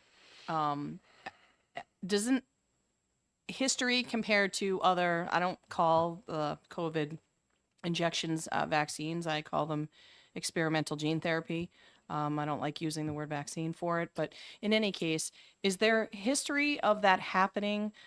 Does that usually happen in any other, in history with other quote unquote traditional vaccines? Like where we're keeping things separate so we can have data stay in a pure fashion? Because after 30 days, you're saying they injected the placebo or the control group? They, once it was given EUA approval, the Pfizer, Moderna, respectively, you could say offered, but really, I mean, when you look at the way they were offering it, they were really, in my opinion, encouraging all of the participants to, if they wanted, they could go to Pfizer or Moderna and say, hey, I'd like to be unblinded. I'd like to know what I got, the placebo or the vaccine. And because for the purposes, if they got the placebo, to get the shot. And so most of them did that. Follow up? Here's the thing. Here's part of the, I believe what the FDA was saying to them, said, look, we had the Institute of Medicine do this big study of who should get the shots because they're going to have limited supply at the beginning. So you recall the Institute of Medicine, which is now known as the National Academy of Medicine, put out a report, and they assess, okay, first, there was prioritization between the elderly and healthcare workers and so forth. You guys remember that back in December 2020. And so different cohorts of Americans, depending on their station and what they did, were supposed to get in line, so to speak, and get the shot. And so one of the arguments that was even made, I believe at the time, by I think the FDA, if not directly, at least insinuated this, and said, look, these clinical trial participants are not in that line. They're not the folks who should even be getting it now. Right? December 2020, why don't you at least wait for them to get it in the normal course? So when they're up in the queue in, let's say, April, after the elderly got it, the healthcare workers got it, school teachers got it. I don't remember the queue, by the way. I might get the order wrong. I don't remember who got what first. I do remember there's a big report on it. So fine. So if they're a healthcare worker, they should get it when they get it. But if they're like a healthy 22-year-old, and they're not up until July, then let them get it in July like everybody else. Why rush to go and vaccinate the entire placebo group? Why? It's a great question. You should ask whoever you have here testifying to answer that. It's a great question. I don't have the answer though. You should probably bring in a pharmaceutical representative from Moderna or Pfizer and ask them that question, because it's a great question. I think the answer is pregnant, but I don't want to speculate. Okay. So, look, as we talked about earlier, and now we'll get into some of the data in the Pfizer clinical trial. When you do a clinical trial, the whole idea is you are evaluating a product that's new. You don't know the effects on the human body, and hence you want to avoid bias, and you do a statistical comparison, right? It's kind of like the way you do studies often in science. You have a study plan and you stick to it. You don't change it mid-course, right? You don't want to inject bias. So what is the most important thing that we're trying to prevent with COVID-19 vaccines? It was death, right? That was the idea. To be sure, 2019 versus 2020, I think something like an additional 400,000 Americans died, all-cause mortality. So in 2019, I think there was 2.7 million Americans died or something like that. In 2020, 3.2 million died. COVID presumably killed some of those folks, if not many. How much of it had to do with changes that we implemented as a society? That'll be debated probably forever. But what we want to do is avoid injecting that bias. And so in the clinical trial, here's a report from Pfizer in July of 2021. Excuse me. And it was in the New England Journal of Medicine. And in that report, as of July 2021, remember, the vaccine was authorized in December of 2020. So this is now 7 months later. Clinical trial data is finally coming out in a published public forum. And what it showed was that in the vaccinated group, in the experimental group, 15 people died, all cause, not COVID, all cause. And 14 died in the placebo group, all cause. They said, I believe 2 died of COVID in the placebo, 1 died of COVID in the vaccinated group. So the vaccine that wasn't considered statistically significant to reduce death, so they never claimed it did. And you can look at the EUA and you can look at the licensure documents.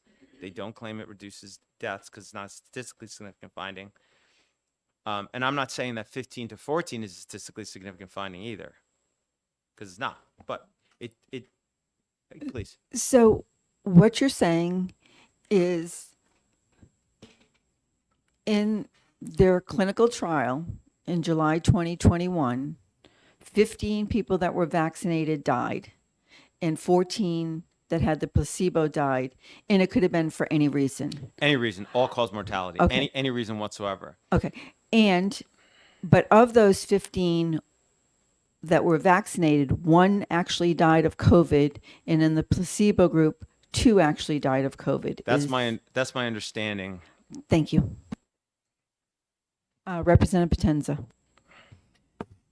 Based upon that July 2021 report, the placebo, was it still truly the placebo? It was the placebo group for the duration that they had a placebo group, right? Meaning it was at this point really historical data, but that's when it was published in the New England Journal of Medicine. So, and I was, at that point we were already fighting with the FDA to get all this data, and the FDA fought us and said, no, we're not giving it to you. We'll give it to you at a pace of 500 pages a month, which would have taken 75 years, based on the number of documents they had told us at that point. So, but here's the interesting part about this comparison, okay? When you drill down, and this chart that you see in front of you shows the cause of death attributed for each one of these people that died. So when you drill down into the causes of death, what you do find is that those that died from cardiovascular reasons were dying at twice the rate pretty much in the vaccinated group. So, all the rows in red, I don't know if you could see it, but, basically cardiac arrest, cardiac failure, and so forth, and, heart attacks. There were 2, 6, 7, 8, 9 folks in the vaccinated group that died from cardiovascular issues. But in the placebo group, 1, 2, 3, 4, 5 died of cardiovascular issues. Now that differential, again, you'd want to have an epi statistician look at that, but that's quite a differential. And there's one group that's did an analysis of that does provide that it's significant. But I limited what I was citing here today to only FDA, CDC, and high impact journal sources for the most part, so that everybody can feel comfortable with the data they're looking at. Okay. Thank you. Representative Belcher? Thank you, Madam Chair. I just want to get a little bit of detail to help paint this picture, because we're talking July of 21. We're talking the height, really, of fear and panic over COVID. We're talking at a time where they were issuing an emergency use authorization for a drug to treat this pandemic. That was a lot of fear being struck into people's hearts. First, can you tell me, am I accurate that the total size of this study was roughly 60,000? Is that? The total size was about 43,000 people. Okay, 43,000. So about 21. You could see it at the top there at the end. There's about 21,900 in each of these two groups. Okay, and the total length of the study was about how long? So at least the safety review period was 6 months. 6 months. At least pursuant to the study plan. So to really clarify, at the height of the pandemic, in a clinical study in which over 40,000 people, a pandemic that was striking fear into the people's hearts that this was going to be rampant and kill tons and tons and tons of people, we had a total of 29 deaths occurring out of 43,000 over a 6-month period. In the clinical trial, yes. Thank you. Now, Representative Polzoff? Oh, please. Thank you for taking question. Just to clarify, I understand. So 21,000 people in the placebo group, they were observed for 6 months, but they were vaccine free only for first 2 months. On average, they were, yes, that's right. They when they crossed over, so they turned it into a crossover study. It was first a placebo. When they crossed over into became vaccinated, they continued to follow them.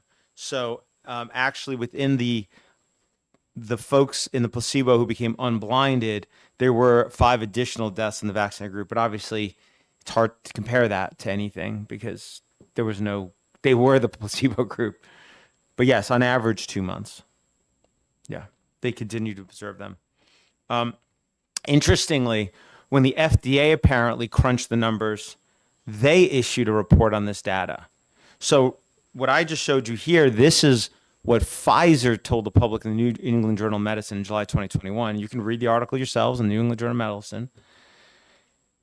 Then you can go, and on the bottom left there is the link to the FDA report. So this is the FDA's summary report with regards to the Pfizer trial.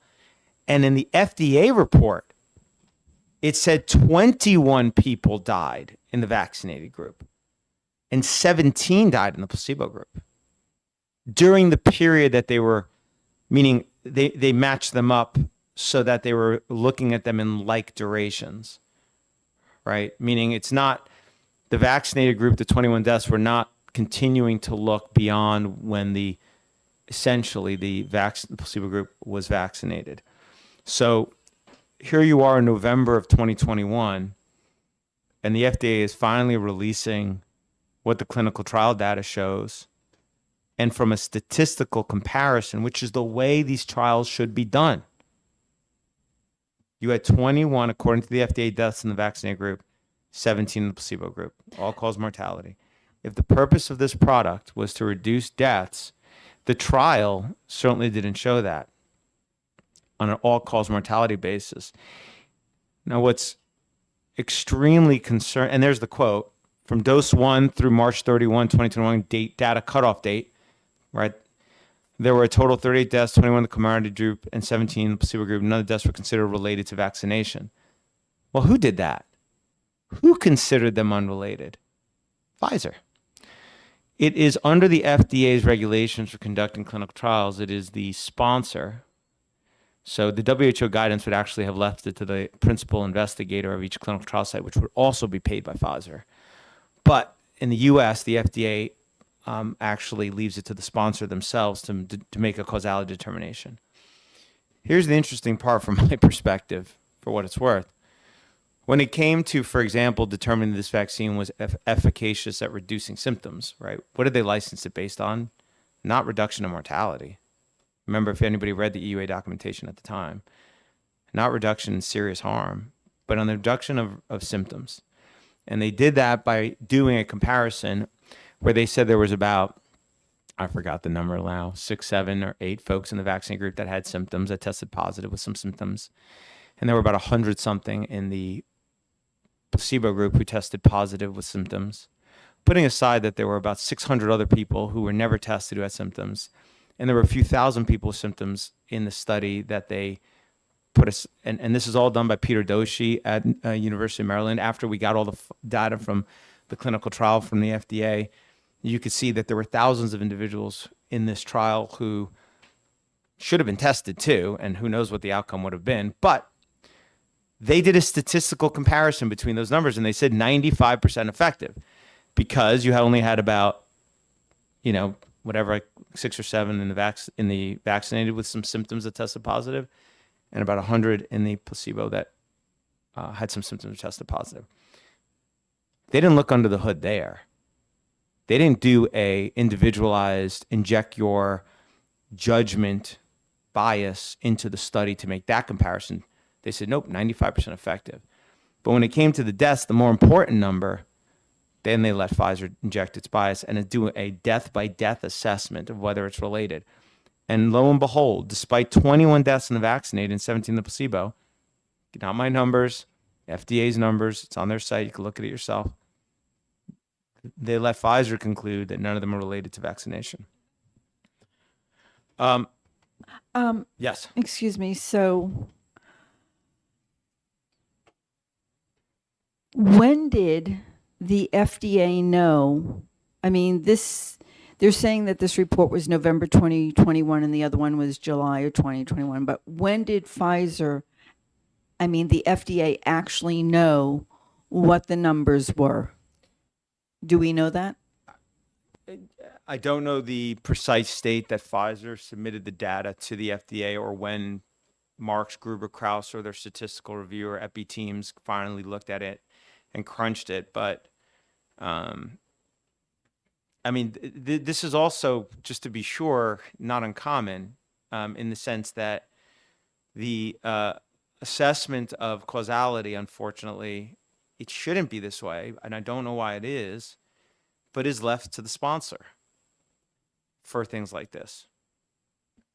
Representative Lucas. Has any follow-up been done as far as who those 100 people were and who those 6 or 7 people were and their characteristics and how they were chosen, any of that? Yeah.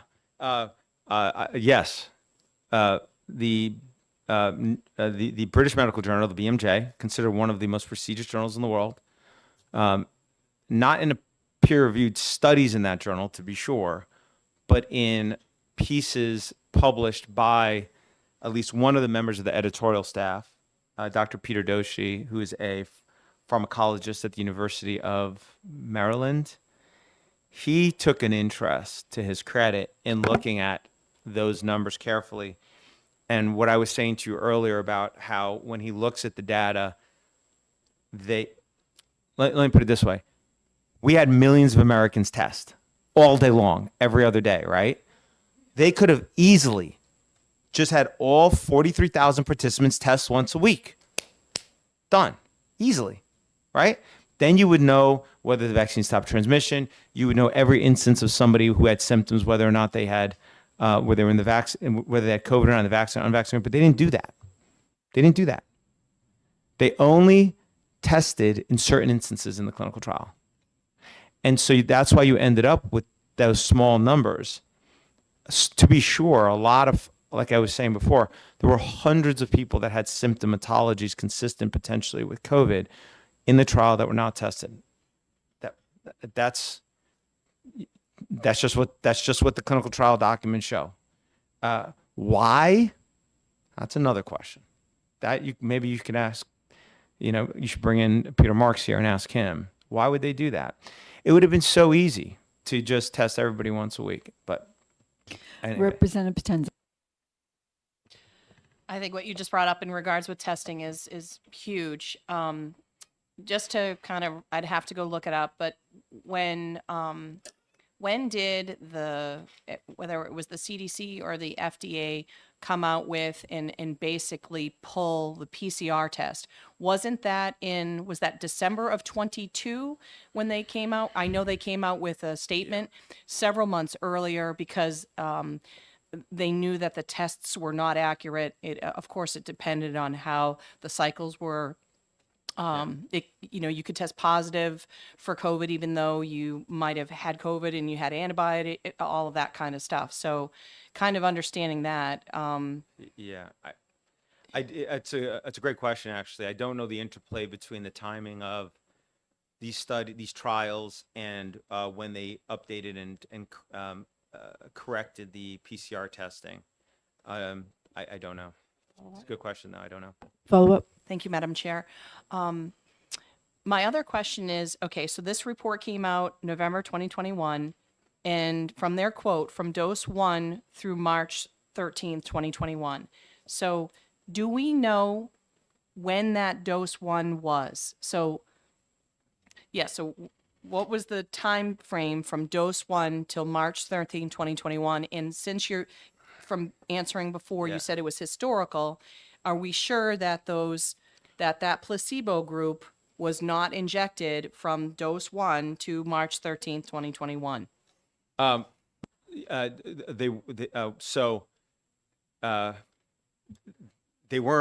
were folks in the placebo group that were injected during that period, but this comparison is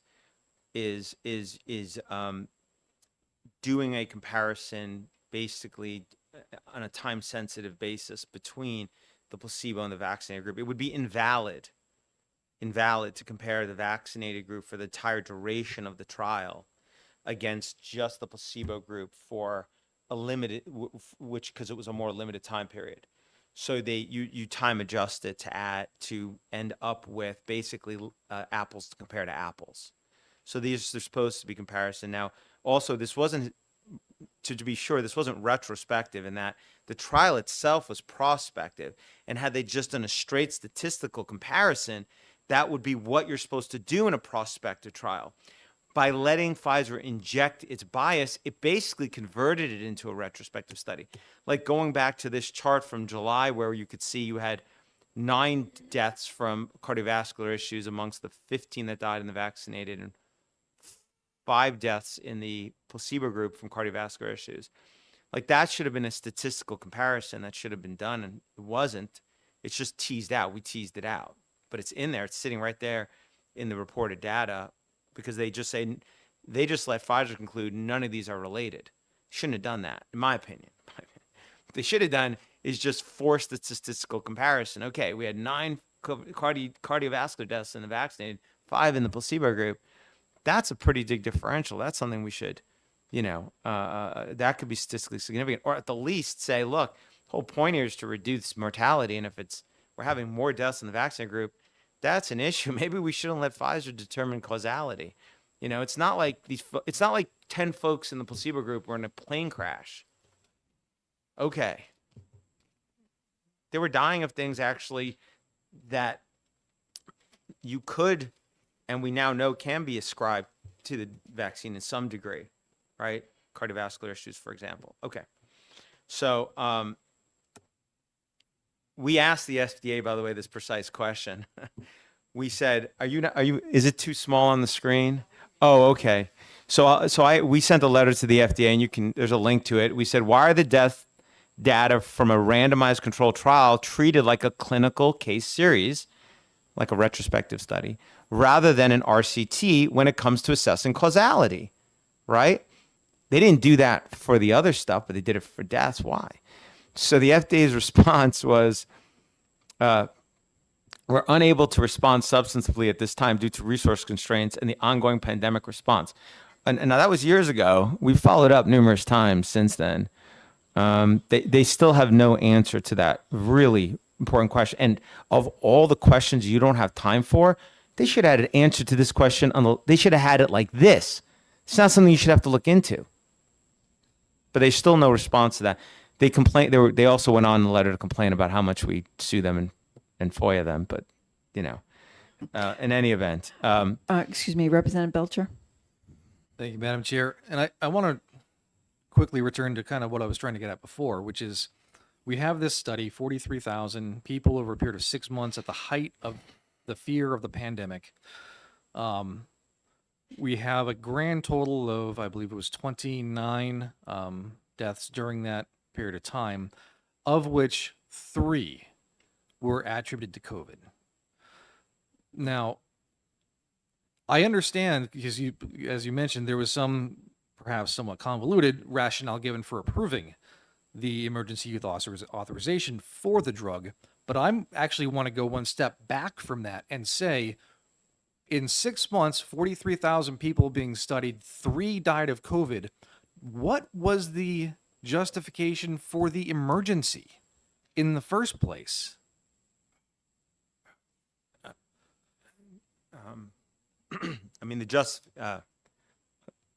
I'll answer like a lawyer. The justifications are set out by the president in his declaration of emergency, the secretary and his secretary of HS in his, and then the FDA on their in their rationale for granting emergency use authorization. I mean, they do lay them out why they believe these were emergencies at the time. Representative Tellez. Thank you. Thank you. You've been laying out a lot of really helpful information. So what I'm wondering is a couple things. Were there other clinical trials? And then by July of 2021, how many people had received a COVID vaccine worldwide, and what kinds of impacts did we see? And then related to the last question, what was the sort of population of participants in the clinical trial versus the people who were actually dying from COVID? Let's focus on the United States. Because, we already agreed there were people who were more at risk, age, other things. Yeah. According to the CDC, I believe the average age of somebody dying from COVID is pretty close to the average age of people who just die in general on an all-cause basis. So obviously the average age of death from COVID was really high. So to answer your last question in terms of what is the demographics of those in the clinical trial versus the demographics of those in the general population, the clinicaltrial.gov would have a copy of should have that information. How much of a one-to-one it is, I don't know offhand, but that can be easily assessed. I'm certain, I do know that certain high-risk groups are not included in the clinical trial because that creates complications, though there were some folks. In terms of your other two questions, I think my next slide might answer, two slides might answer that.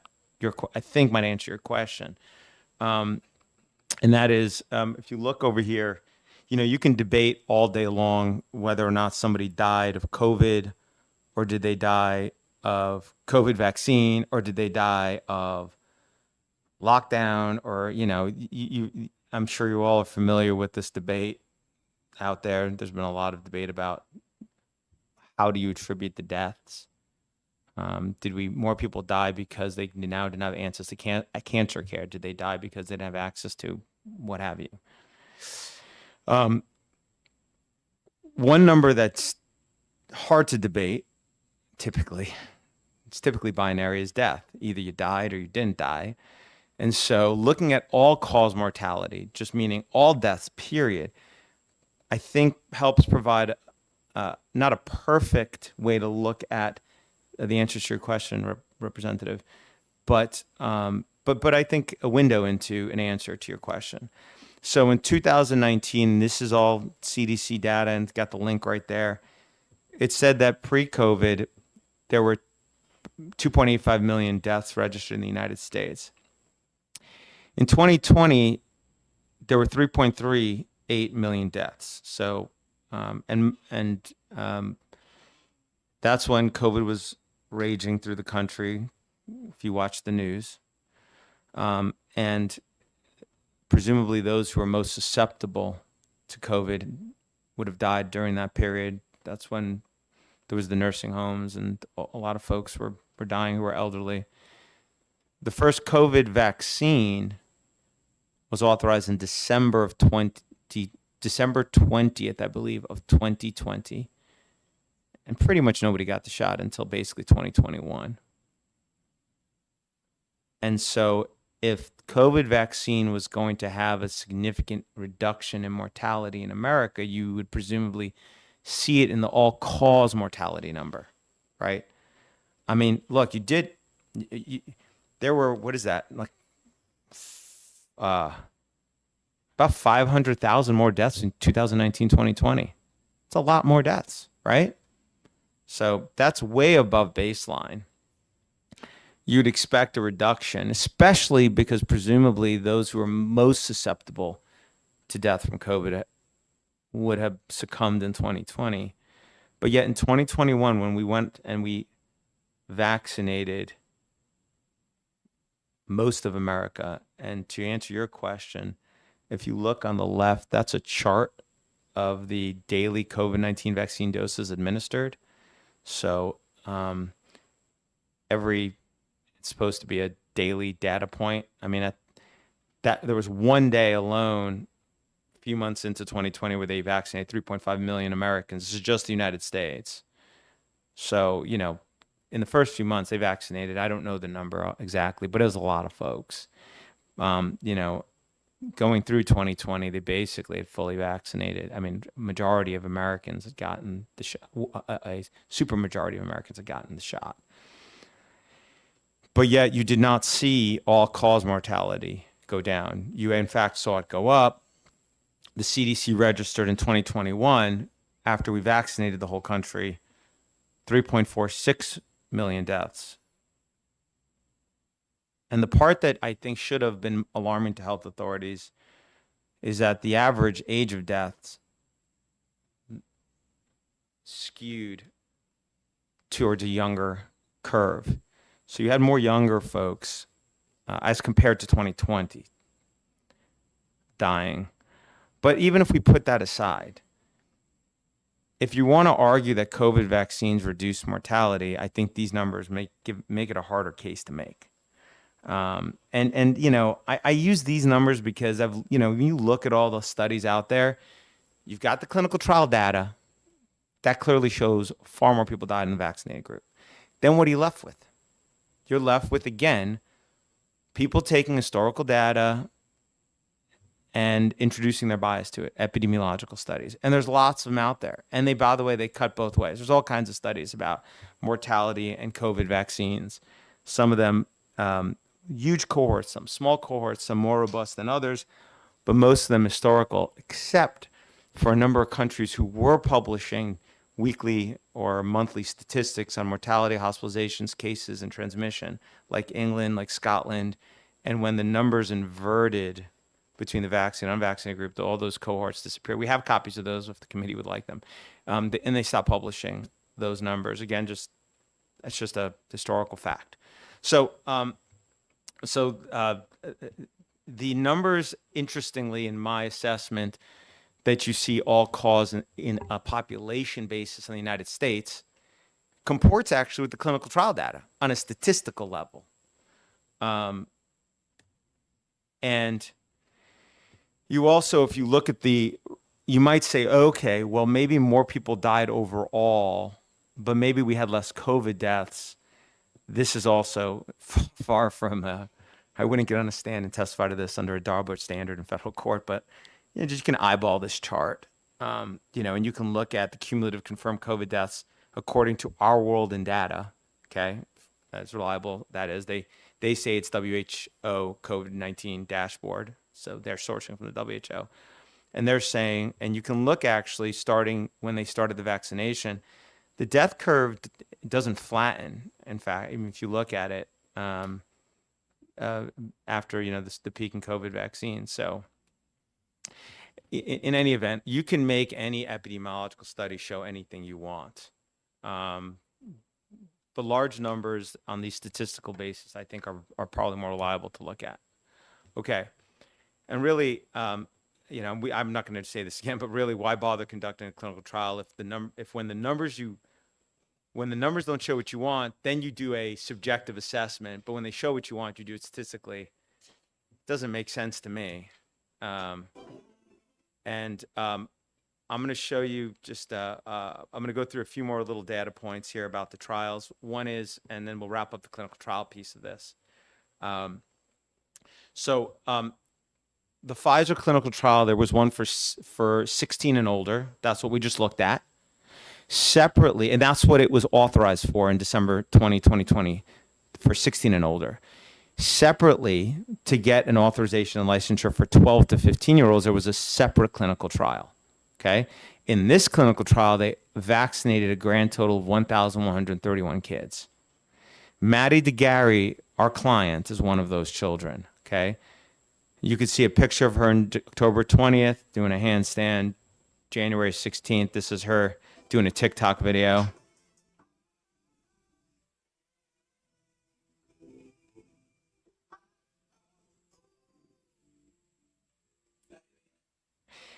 And this is January 20th. She goes in for her second Pfizer dose, not as just a person in the public, as a clinical trial participant.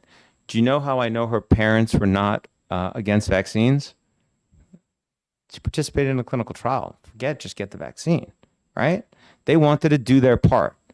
They wanted to step up and help. This is Maddie. You can see in the video on the left. She had, within 24 hours, she was in an emergency room, a cascade of emergency room visits that eventually resulted in her being in a wheelchair and have a feeding tube. She basically has a form of, neurological disorder, which is common type of injury, at least when there's a vaccine injury, right? So a lot of vaccine injuries that we deal with are immune or immune-mediated neurological issues, like Guillain-Barré syndrome, transverse myelitis. You can go down the list. It's basically where your immune system attacks your nerves. In the case of, for example, GBS, starts in your periphery, works your way up. You could recover. You can end up paralyzed. We have all types of GBS cases at our firm that we bring. So now the fact that Maddie was injured by a vaccine is okay. Drugs injure people. It happens. The real concern from a regulatory perspective is how the FDA dealt with it. That is the real travesty. Not in any way to minimize the pain and harm to Maddie. So this, now that we got all of the documents that Pfizer submitted to the FDA to license its COVID vaccine, this is what the FDA reported, Pfizer reported Maddie's injury to the FDA as.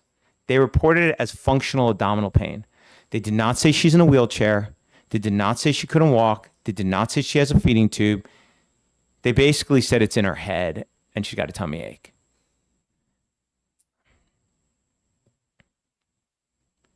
And the reason that it's a Syria LLP link, not a FDA link, by the way, is because we had to file a lawsuit in Southern District of Ohio to get these documents from the FDA. What did Pfizer tell the public about Maddie? Well, here's its published report in May 27, 2021. It says there were no vaccine-related serious adverse events in its trial. That's what it told the public. I believe that's, again, the New England Journal of Medicine.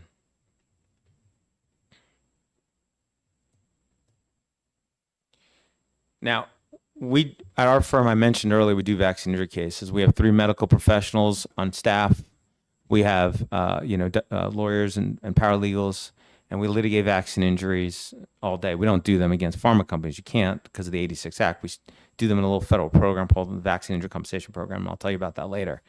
But we review medical records all day long to assess causality and whether we can prove causality in court. If I could bring a case from Maddie in court, I could easily prove that, no question, the Pfizer's vaccine is the causal reason. There's no differential diagnosis. There's no other reason. And there's a biological reason, plausible reason for how it was caused, and all the records showed that the etiology was from the vaccine. In any event, we sent numerous detailed letters with access to all of Maddie's medical records to the FDA, saying, "Hey, FDA, this is what the Pfizer telling the public, and here's what Pfizer told you, and we're telling you this is not true. This is not true. Maddie was seriously injured, and you know what? Even if Pfizer doesn't think it's from the vaccine, the reporting requirements required it provide that information." That's the whole idea of a clinical trial. You assess, you gather all the reactions. Now, you want to then say it's not the vaccine, fine. But you got to report it. And we said, either way, even if you conclude the vaccine didn't cause it, which I don't know how you do that, Pfizer should be in huge trouble for not telling you about this. Not just not telling you, misrepresenting to you that this was functional abdominal pain. That first link, you can read all our letters, and they're detailed. They're medical. I had our medical professionals detailed all of it, and we finally got a response in February 26, 2022. So months later, and you can go and read that response yourself. The response from the FDA was, have Maddie file a VAERS report.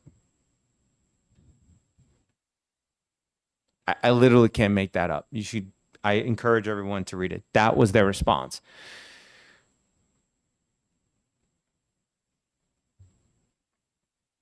Here's what's incredible. An onslaught of folks kept contacting the FDA about Maddie. And in June of 2021, and this is from our lawsuit in the Southern District of Ohio, we sued the FDA because they wouldn't give us the documents. Thank God for FOIA, Freedom of Information Act. And we finally got all the internal emails within the FDA regarding Maddie to Gary, including email communications where somebody who's very, very, very wealthy emails Janet Woodcock, who was then the acting director, commissioner of the FDA. And so that apparently finally prompts her to then email Dr. Peter Marks, the head of the vaccine division, who then emails a bunch of other folks and say, can you guys look into this? Our letters didn't do it. Maddie being on national news didn't do it, but apparently this did it. I don't know why. They email Pfizer and they say, Pfizer, what's up with this situation with Maddie? Pfizer emails back a detailed report for the first time explaining all the issues she had. Okay? For the first time. If I'm at the FDA, my response should be, what the heck? Why didn't you tell me this before? And what else are you hiding from me? But that's not the exchange. That link at the bottom, I encourage everybody to read. You want to see how the FDA works? You want to see how the sausage is made? You should read this internal email exchange about Maddie DeGarry. When you read this assessment by Pfizer, you would think, oh my God, there it is. Pfizer's admitting it was the vaccine. Because that's the way it reads. And at the very end, it says the PI, the principal investigator, who's paid by Pfizer, did not feel the subject's symptomatology, that's how they spelled it, was consistent with a vaccine-related adverse event. And that was it. That's where the chain ends. They email that back up the chain, and they just accept that conclusion.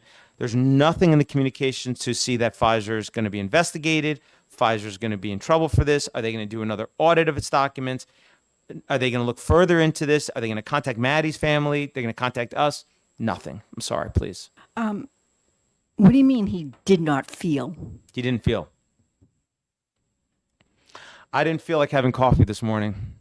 I felt like having two. He didn't feel that her injuries were consistent with the vaccine. It isn't incredible. It's incredible because remember, you're talking about a product that's new. The whole point of the clinical trials is to see what issues it could cause that are unknown. And he says, well, this doesn't fit with what basically I understand a vaccine to be able to cause. So it's not vaccine related. So just to follow up on that. So as an investigator who's paid by the company that's making the vaccine, isn't it his job to assess and not feel? That was his assessment. Representative Potenza. Thank you, Madam Chair. I just kind of wanted you to repeat this because I think it's so important for it to be said. This was authorized under emergency use authorization. It was done in a way that pushed things out before really having enough knowledge, I believe, and doesn't fall under any sort of traditional quote unquote vaccine. So you're telling me they based it off of, let's say, for example, an MMR of adverse effects because it didn't follow some of those things. And that's what they based upon, in a sense. Well, I think you might be giving Dr. Frank too much credit there. It's his assessment of what he feels is a vaccine-related adverse event. Follow up. Thank you, Madam Chair. The documents that came out that Pfizer was withholding for a period of time that was, I believe, almost 9 pages long of different side effects that you could have, was that released at this point? So it wasn't Pfizer withholding, by the way, it was the FDA, because it was Pfizer has no obligation to produce documents to the public. The only reason the FDA had to produce those to the public was because of the Freedom of Information Act. And I don't think our lawsuit had yet received an order to produce the documents at this point. And you're testing. I'm not sure if that page of potential adverse events that Pfizer had listed was public yet. Thank you. I'd have to check. Representative Belcher. Thank you, Madam Chair, and I apologize for interrupting. I just wanted to take just a second.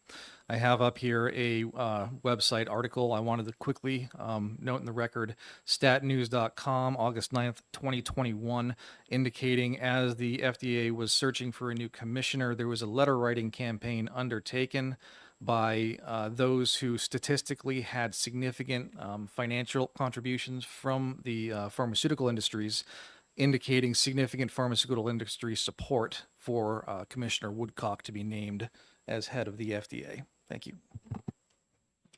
Yeah, I mean, for what it's worth, my assessment is actually that when you look at all the internal emails, the person really calling the shots in terms of authorizing and licensing these vaccines at the FDA was Dr. Peter Marks, not Dr. Woodcock. To be sure, she actually had to sign it at the end of the day, I believe. though actually, I think it was Dr. Peter Marks who signed the authorizations, my recollection serves me. But he was the one really, when you look at the internal documents, my assessment is he's the one who really made that decision. I mean, he's the one who decided really at the end of the day. I mean, there's VRBAC, which is the advisor committee. I mean, within the FDA that advises the FDA about whether or not to license or not license and so forth. But at the end of the day, it's Dr. Peter Marks who made the decision of whether or not there would be a VRBAC hearing or not. And then really what would happen. And when Gruber and Strauss, for example, his two subordinates would not, would not, as the internal email show, authorize and then a license on a timeline that he wanted. That really is what led to, I believe, their going out. The internal communications reflect them emailing and taking significant issue with Dr. Marks trying to move up the licensure timeline because, among other reasons, he believed that once it was licensed that there'd be more mandates. And so he wanted to try to accelerate the licensure process, and Gruber and Strauss pushed back, and they ended up on the outside of the on the other side of the FDA front doors. But going back to Maddie. Excuse me one moment, Representative Potenza. You might get to hear in your presentation. I just, and I think it's really important because it's kind of like no one's talking about the J&J, the one shot at all, which of course fell under emergency use authorization. Yep. Our committee had someone here that was vaccine injured. Her daughter was from that. I know several other people here in the state that were injured from that shot. And we promoted that a lot here in New Hampshire. And I just was wondering, do you have any information on that specifically? Because it was like here, it got pulled, it got put back, and then now it doesn't even exist anymore. Yeah, I mean, I focus on the Pfizer, Moderna, and particularly Pfizer because that is what most Americans receive. Very small percentage of Americans receive the J&J shot. And then there's the Novavax shot, which even smaller percentage got. And AstraZeneca was never authorized or licensed here. So, yeah, I mean, J&J used a bit more of a traditional platform, but it had similar issues. I mean, look, again, from my perspective, I don't really view the what you call, the mRNA vaccines as any really different than most of the other vaccines or like the J&J. I mean, to the extent that, I mean, using DNA technology, like I said, recombinant DNA vaccines use DNA technology. I mean, they take basically a snippet of DNA, they take yeast DNA, they take out a slice, they splice in the antigens that they want to create. And then I mean, it's kind of a DNA technology too. And we've been doing that since, for 30 years. So, I mean, if we're going to differentiate vaccines based on the technology that they use to make them, then it's hard to actually label. There's a lot of silos for vaccines. And again, my assessment is not that they were rushed. The J&J vaccine had also, had different types of issues, in particular TTS, right? And what made TTS so interesting is that it's not normal to have reduced platelet counts, right? But yet increased clotting. So normally if someone comes in with clotting, you give them a blood thinner, because you figure they're having too many platelets. Problem is that people presenting with blood clots are giving them blood thinners, not realizing their platelet count's already low, and then killing them in a hospital by mistake, unintentionally, using, they thought they were doing the right thing. And because it's not a common event, it's not going to hide in a background rate. That stuck out like a sore thumb, TTS. And that's why it made the news right away. It was identified, and adverse events that are common in the background rate are far harder to tease out, so to speak. But on J&J, at least, TTS was obviously recognized, which is why they pulled in, then it came back. Okay. So anyway, I think I'm about to wrap up the clinical trial section, almost. By the way, Maddie DeGarry, adding insult to injury, was censored all over the internet for just telling her story. All of her posts were, censored. You were throttled. People were kicked off for doing it. And you might say, well, why? Why would the FDA do this? I can't answer completely, and I think I've given some snippets as to it. But here's Dr. Peter Marks. This is the man who really decided whether to authorize and license COVID vaccine. He's the one in that email chain I just told you about with Maddie. way after what? After he'd already gone to the American people and told them, you should all get this shot before it was even licensed. This is Dr. Marks in a YouTube video. This is him. He made this. The FDA made this. Doing just a minute. This is the person who's supposed to impartially, objectively, coldly look at this data, decide whether millions of Americans should get it, and he's out there promoting the vaccine. That creates an inherent conflict. He goes and he tells everybody to get it. Is he really then going to go, oops, sorry, I messed up? He should have been nowhere near promotion of this product. No place. The FDA doesn't go out and promote drugs. That's why they don't have as much of an issue to pull those products. They say, oh, yeah, Ozempic, yep, oopsie. Yeah, we messed up. We licensed it, but we didn't know this. The FDA doesn't go and create advertisements. It doesn't have this on their homepage. This is the homepage of the FDA. This does not look like a regulatory agency. This looks like an advertisement. And amazingly, it was for the bivalent vaccine. It wasn't even a licensed product, meaning it hadn't yet been shown to be safe and effective. Just to make sure we understand each other. When you EUA, when you authorize a product, emergency use authorization, authorize a product, it has not yet been shown to be safe and effective pursuant to the FDA standards. Later, if it's licensed, it's met those FDA standards. So this didn't even meet the FDA standards yet. And yet here it is being promoted. It creates a real serious conflict for the FDA to then say, oops, sorry. And separately, forget what the FDA itself does. It has an advisory committee that advises the FDA, and you probably have seen those. Those are what were all over TV with Paul Offit and some of the other, vaccinologists. They have a whole, interdisciplinary committee of medical professionals that sit there. I'm almost done with this clinical trial section, and this is a congressional report that looked at the FDA's advisory committee, and this is what the congressional report concluded. The overwhelming majority of members, both voting members and consultants, have substantial ties to the pharmaceutical industry. I've deposed a number of these vaccinologists and folks who sit on these committees, and it is incredible, actually. The same people who conduct clinical trials are paid by pharma or consultants for them are also sitting on this committee, despite the fact that you often hear that it's independent. And here's this, not me, that's a congressional report reaching that conclusion. You could read the report, and you could read in detail the incredible amount of conflicts. And then you think they'd clean up their act, but here's, again, this is the HHS Inspector General, again finding 9 years later, the same type of systemic conflicts going on. I'll show you this one video, and then I'll wrap up the clinical trial section. I'm sure you've heard enough from me this morning, want to eat something. So this is so we talked about the FDA itself and Peter Marks. We've talked about the Vaccine Safety Committee, the advisory committee. There is also, when a clinical trial is ongoing, there's something called a Data Safety Monitoring Board, an independent Data Safety Monitoring Board. The purpose of this board is supposed to be objectively and independently review the safety of the product while the vaccine is undergoing clinical trial. Okay? Dr. Catherine Edwards, she's the third author on Plotkin's vaccine, the editor. She is a world-renowned vaccinologist. She runs the CDC's CISA program, which evaluates specific vaccine injuries. She's done probably, involved in half of the clinical trials involving childhood vaccines that are on the schedule. I could be wrong about that, but I think that's what she told me when I deposed her.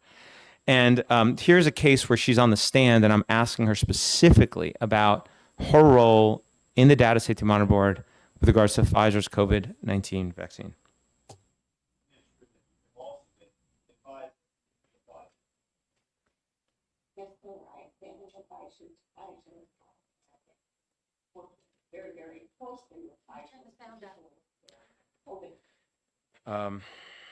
Yes, I can try to do that. Let me see. If I turn it up on my machine, does that help?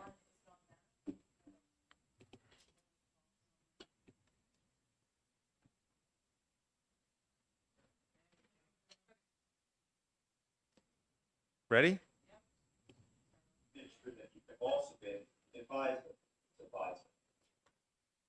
Yes, sir, I have been advisor to Pfizer, working very, very closely with Pfizer, particularly with their COVID vaccines, and going over lots of reactions and adverse events. So yes, I am working be paid by Pfizer for my assessment of vaccines. You're part of the data safety monitoring board for the That's Pfizer correct. COVID vaccine. That what you meant when you That said is that? You're one of the only 5 members of that data safety monitoring board over the Pfizer COVID-19 vaccine, right? Yes, sir. That's supposed to be an independent data safety monitoring board, correct? It is an independent data safety.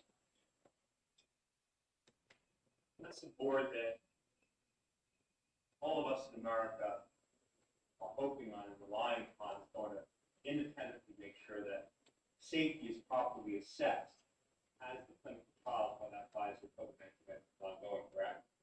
That's true, and let me tell you that becomes very hard to fail with this. It's very, very hard to do that indeed, as complicated as we possibly. And since it's supposed to be independent, it's critical that the members of that independent data safety monitoring board are in fact independent of the pharmaceutical company whose product is being evaluated, correct? That's correct.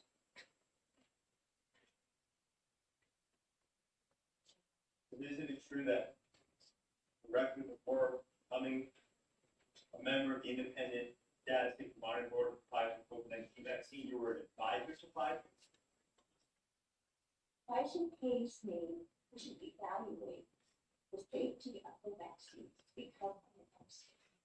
So I do get paid to do the work that I was doing, but I was doing conscientiously.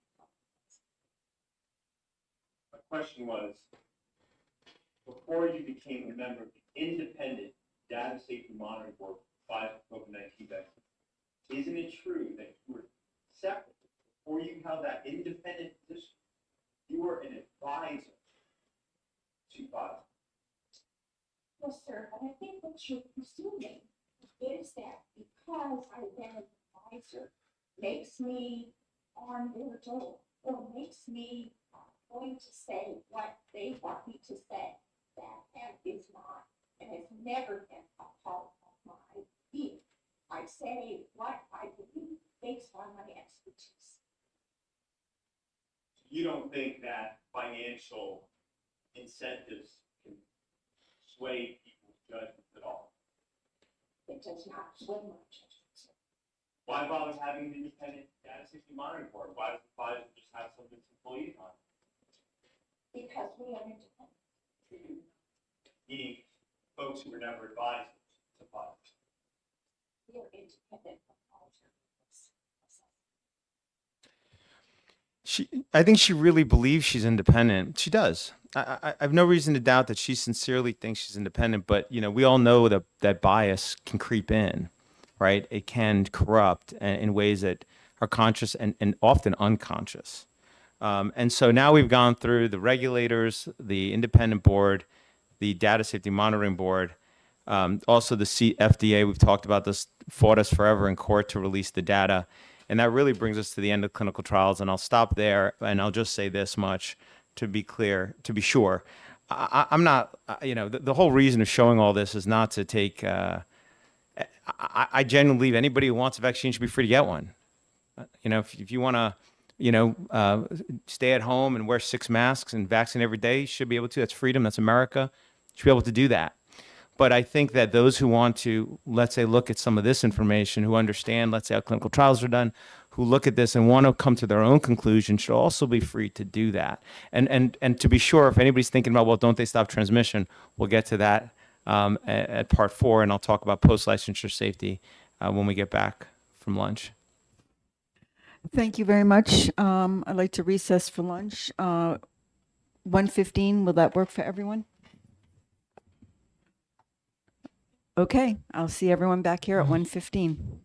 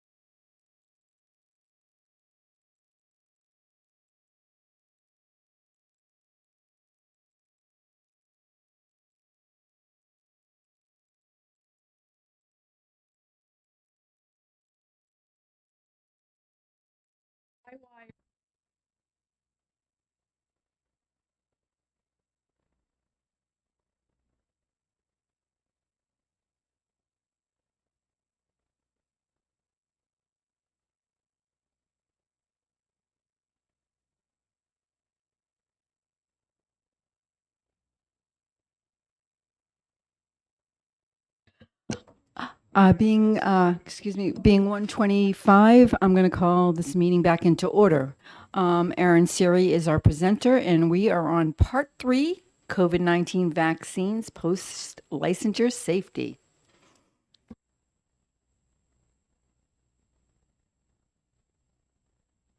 Your mic.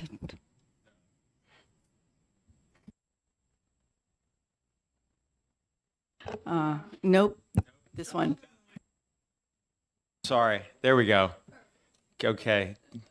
Do a lot of people tell you they think the red means no? And okay. Sorry. Okay. Keeps it interesting.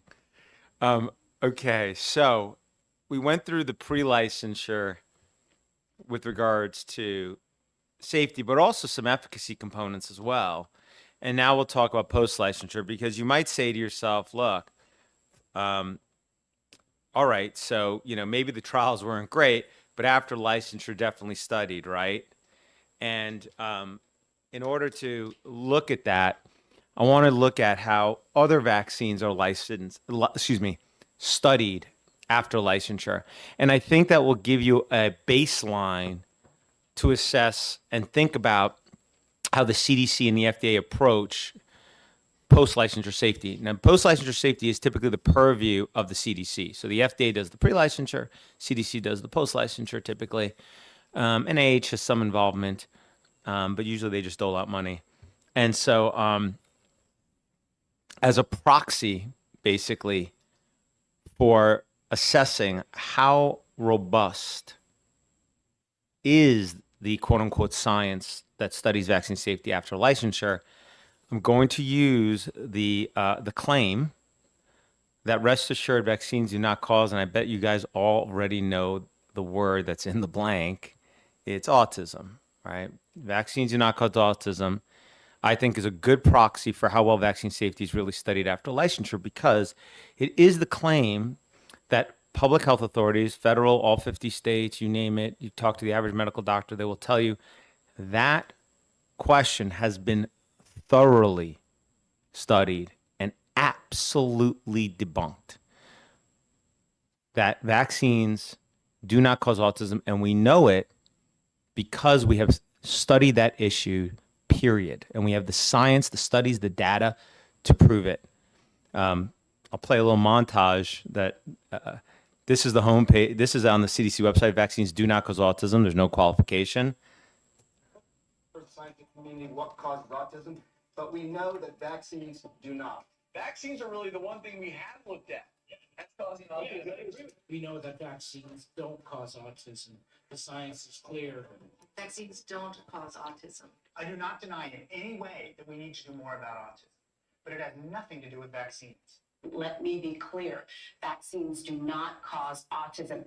Vaccines don't cause autism. Absolutely sure. Absolutely sure.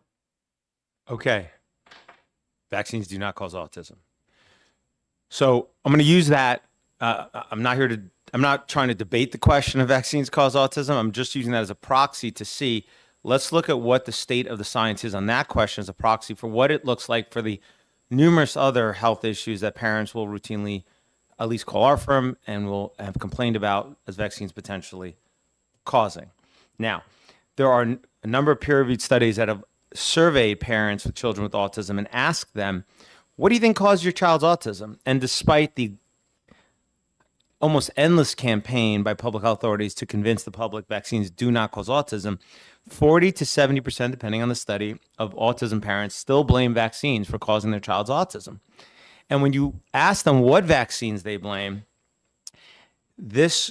all the ones that I just highlighted in red, if you could see those, are the ones that they will bring up. They will bring up all the shots in the first 6 months of life, Hep B, DTaP, Hib, PCV13, and IPV, each given 3 times, as well as MMR.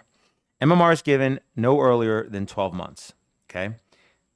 We know autism can often typically be diagnosed with before 1 year of age. So if you're going to study whether vaccines cause autism and your parents are saying they believe vaccines caused autism, you should probably study the vaccines given in the first 6 months of life. At the least, if you're going to claim vaccines do not cause autism, you should have studies that show that vaccines don't cause autism.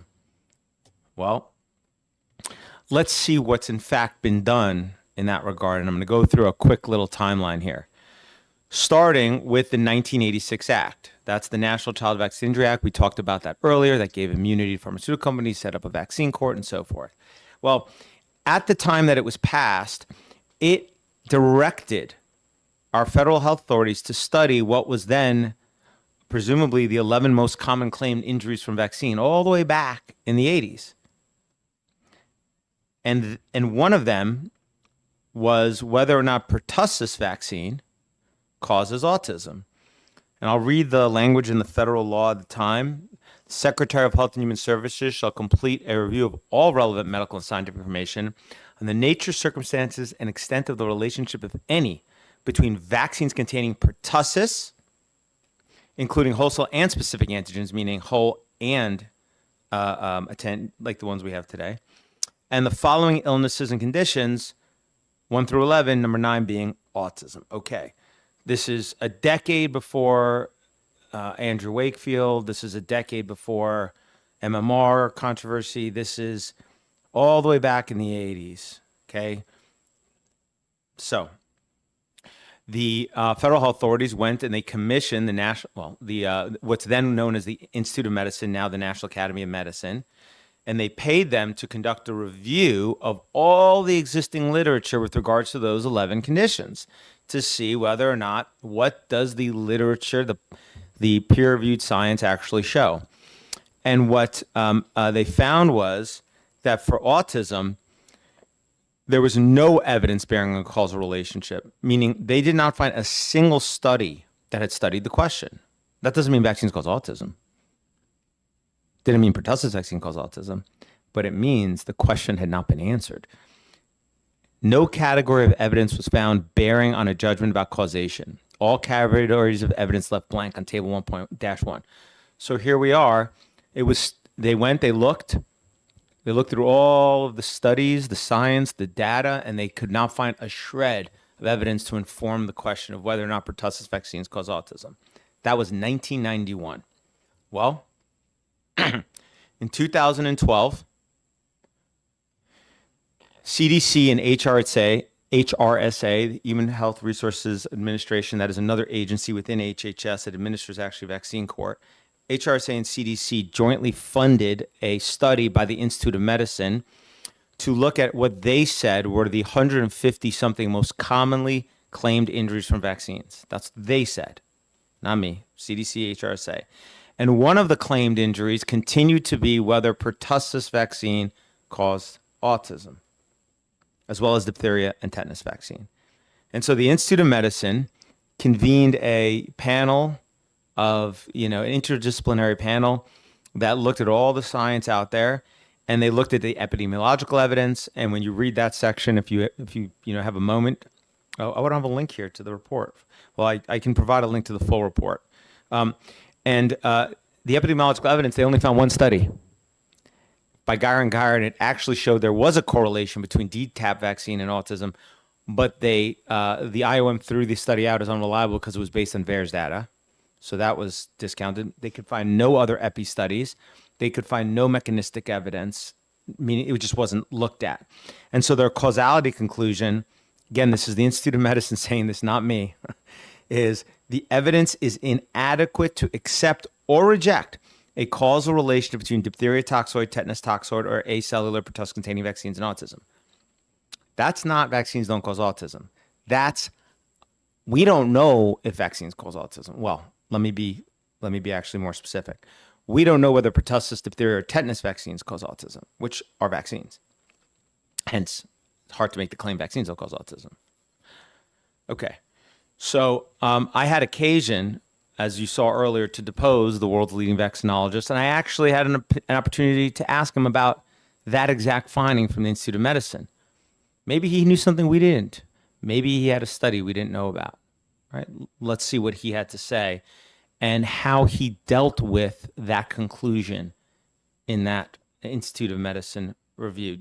To really put this into context, these Institute of Medicine reviews, They are, hugely funded things by federal health authorities. The purpose of these studies is in the vaccine court. HRSA wants to be able to defend against vaccine injury claims when we sue them.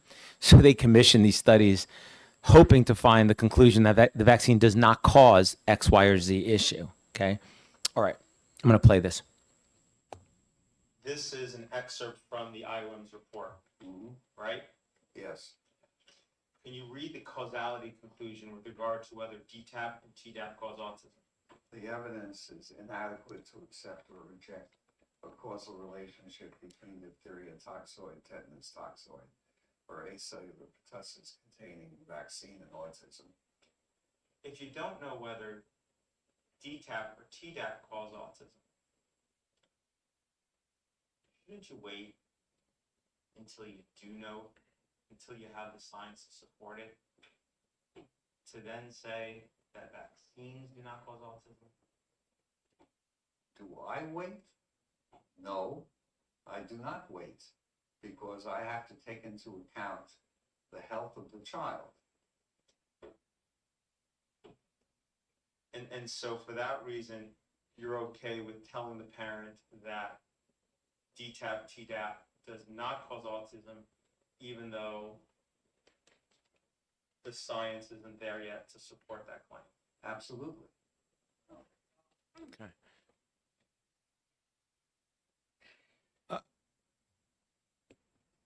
This is an excerpt from the IOM's. So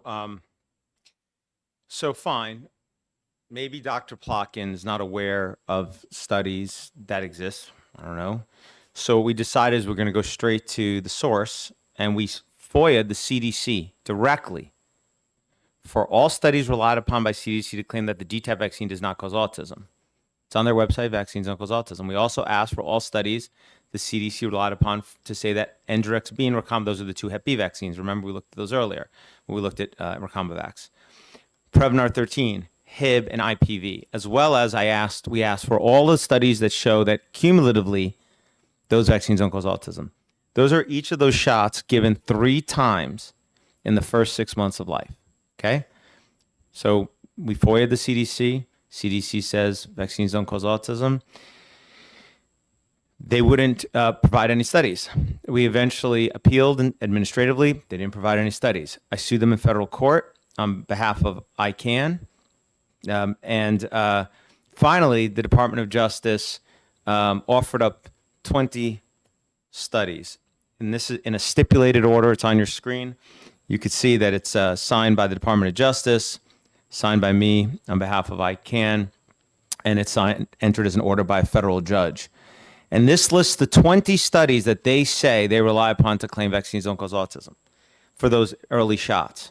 Here's the thing. I had a call with the Department of Justice attorney before this order was finalized. And I said, hey, listen, are you sure your client wants to sign an order saying that these are the 20 studies? He's like, why? I said, because none of them involve the vaccines in the first 6 months of life. I said, all of them involve MMR vaccine, which is given at 1 year, or involve mercury, which was taken out of vaccines back in 2000. I said, so you're providing studies that are not relevant to the question in the FOIA request. I said, in fact, and ironically, you cite the 2012 Institute of Medicine review that found this. This is one of the 20 things they cited. I said, so the only study in this list of 20 that actually refers to a vaccine given in the first 6 months of life now on the current schedule is this study. And it says it doesn't have a study to support vaccines that cause autism. Well, you could see what the DOJ and the CDC decided to do. They just wanted the lawsuit gone. So they signed it. So I want to reiterate, and anybody can read these studies. They are in English. They're available. There's a link down there. You can pull it up. You can just read them. Maybe they thought we wouldn't read. I don't know. But there they are. And 18 involved the Marisol MMR. 1 involved antigen, not vaccine exposure. And that study even says it doesn't assess whether vaccines cause autism. It can't because it doesn't study vaccines. And 1 involved MMR, Thimerosal, and DTaP. That's the 2012 IOM report we just looked at. Okay. I want to put a finer point on this. That 2012 IOM report had a section on MMR and autism, and it concluded that it threw out all the MMR studies except 4, and it said based on those 4 epi studies, its causality conclusion is that MMR does not cause autism. So it can make that determination. Science can conclude that a vaccine doesn't cause autism. It did it in that 2012 IOM report, but it hasn't done it for DTaP or IPV or Prevnar or PCV13 or Hib. It didn't, or Hep B. 5 shots, eaten 3 times each in the first 6 months of life. Okay. So, okay, well, maybe the CDC doesn't know. And then let's flip to well, I'll show you one more deposition clip. And this one again is Dr. Catherine Edwards. This isn't a lawsuit that actually involves vaccines and autism. Dr. Edwards was brought in as the vaccinologist, the expert on the question of whether or not this particular child ended up with vaccines from autism. Okay? And here is my exchange with her when I deposed her on this precise question. According to your profile, you have done most of the pivotal trials relied upon to license many of the vaccines, correct, on the market? Yes, sir. Okay. So you're highly experienced in conducting clinical trials, correct? I'm highly experienced conducting clinical trials. And you're familiar with many of the clinical trials that relied upon to license many of the vaccines currently on the market, correct? I am. In your opinion, did the clinical trials relied upon to license the vaccines that Gates received, many of which are still on the market today, were they designed to rule out that the vaccine causes autism? No. You factored me into answering the question the way you want me to, but I think that, that's probably the answer. Is that your accurate, truthful testimony? Yes. In the expert disclosures for this case, it asserts that, among other things, you will testify that, quote, the issue of whether vaccines cause autism has been thoroughly researched and rejected, end quote. It's your testimony that MMR vaccine cannot cause autism. That's correct. It's your testimony that Hep B vaccine cannot cause autism. That's correct. It's your testimony that IPOL cannot cause autism. Yes. It's your testimony that Hib vaccine cannot cause autism. Yes. Your testimony that varicella vaccine cannot cause autism.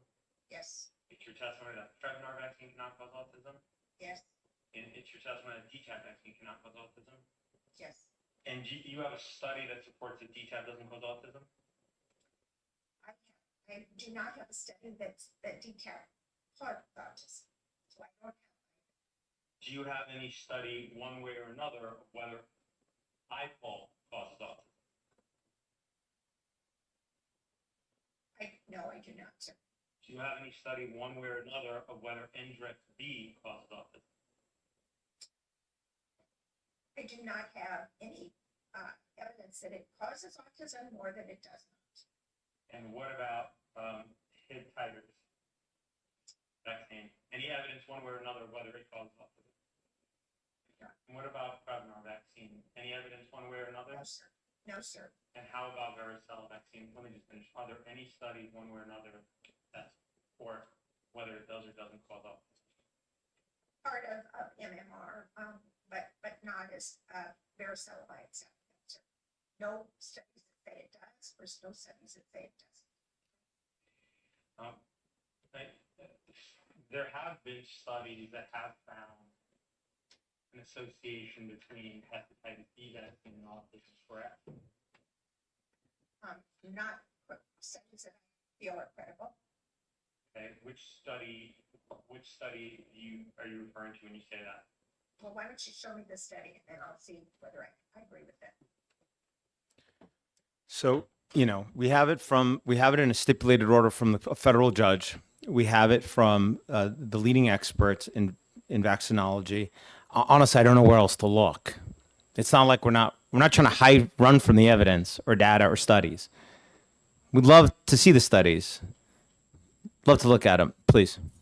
So I just want to make sure I understand what I just saw. Yes. So there was a document, and it looks like that was initialed, that someone said that it said that those vaccines do not cause autism. Is that what I was looking at? Or? No, I'm sorry. Okay. That was Thank just you. the vaccination record of the child at issue. I was brought in just to do this, just to depose the vaccinologist in this case that involved lots of other things. So, I don't, if you got a heart issue, don't talk to me. I don't know anything, but vaccines I know a little bit about. So I was asked to depose the vaccinologist. That was the child's records at issue. And so, we were just going through the vaccines, which are most of the vaccines on the current schedule today. And may I just follow up with something? Sure. So it seemed like she was quite upset that she had to answer these questions. I didn't, and really didn't want to. I mean, and I guess the underlying thing is she couldn't say one way or the other that they caused autism. She couldn't say that it did, and she couldn't say that it didn't. Right. Meaning, but yes. What we're hearing is that they don't. Right. They're telling you vaccines do not cause autism categorically. End of story. They will tell you instant medicine will conclude there are studies that MMR doesn't. But for the other vaccines, it's not like there's a debate like, okay, we have one study that shows this. They didn't do the studies. And that's what you're hearing. So my point that I want, I'm just using autism. I'm not debating whether vaccines cause autism. I am just using vaccines cause autism do not cause autism as a proxy for the state of the science with regards to how well our federal health authorities, the medical community, NIH funding, how much does it go to actually studying vaccine safety? And what I'm telling you is that you can look at the clinical trials, we just did that, and if you want to go to PubMed and research vaccine safety, you're going to be really shocked at how limited and the dearth of studies that are actually done, please. Yes. So for me, we're supposed to trust what we're reading from the government. And if they absolutely state that something doesn't cause something, then they should be linking the studies to that to prove that. Yes. But they're not. How do we know going forward that we can trust based on evidence that I'm not saying that they do, but I'm not saying, I don't know based on what I just heard today, right? So I guess the question is. I'll say this much. I do think vaccines are truly unique in my assessment with regards to at least products on the market. And that's because usually, and I go back to one of my first slides, you have moneyed interests pushing both ways. There's no conspiracy. You have moneyed interests battling each other. So normally you have on the one side, you have the companies who want to make money. On the other side, you have the product liability and class action attorneys. And you usually have the regulators who are sitting somewhere here on the side of the consumers. This is the only product that I know of where you have you have on one side, you have the pharmaceutical companies. The class action and product liability attorneys have been neutered. They can't do anything. So they're out of the game. And the regulators have a statutory obligation to increase vaccine uptake. And we'll talk about later, they are who you sue in federal court. It's not even a court. It's, you name the secretary of the Department of Health and Human Services when you bring a vaccine injury claim in the vaccine injury compensation program that's part of the Federal Court of Claims, which is the only court in America where you typically can sue the federal government for money. So if they do studies that show vaccines cause harm, we use that as evidence against the government. It's the only product I know where the government defends the companies against the consumers. If you're injured by a vaccine, government doesn't come and protect you. They defend the product. So when we sue the Secretary of the Department of Health and Human Services for a vaccine injury for a little baby or a child, who's the defense counsel? It's a little law firm. It's called the Department of Justice. They have a lot of money, a lot of lawyers, and that's who defends against vaccine injury claims. They have an entire vaccine injury Compensation Division at the Department of Justice. And they have a lot of money. They hire all the experts. So it's when you say, what can I trust? I do think that your worldview doesn't need to explode over this at all, in my opinion.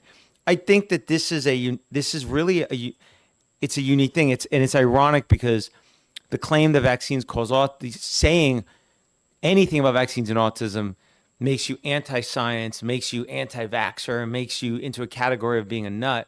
But ironically, incredibly, and I understand it can cause cognitive dissonance, I'm certain, for many folks, when they see this, because you're like what you just said, well, if I can't trust that their vaccines don't cause autism, that claim, because they haven't done the studies, what else can't I trust? I don't know. I really do put vaccines in their own kind of box when it comes to products, because they are in that unique category. If you didn't have the 1986 immunity, you wouldn't be in this scenario. To undo the issue with vaccines, in my opinion, all you had to do is lift the immunity, let the market forces do what they normally do, and get rid of the government defending vaccines in vaccine court and so forth. Let them operate like any other product. Let them rise and fall on their merits, which is what we've always done. Right? You rise and fall on the merits, not based on coercion and mandates and bullying and kick them out of school and kick them out of work. I mean, that's what bullies and thugs and dictators do throughout history when they can't convince on the merits. Thank you, Representative Belcher.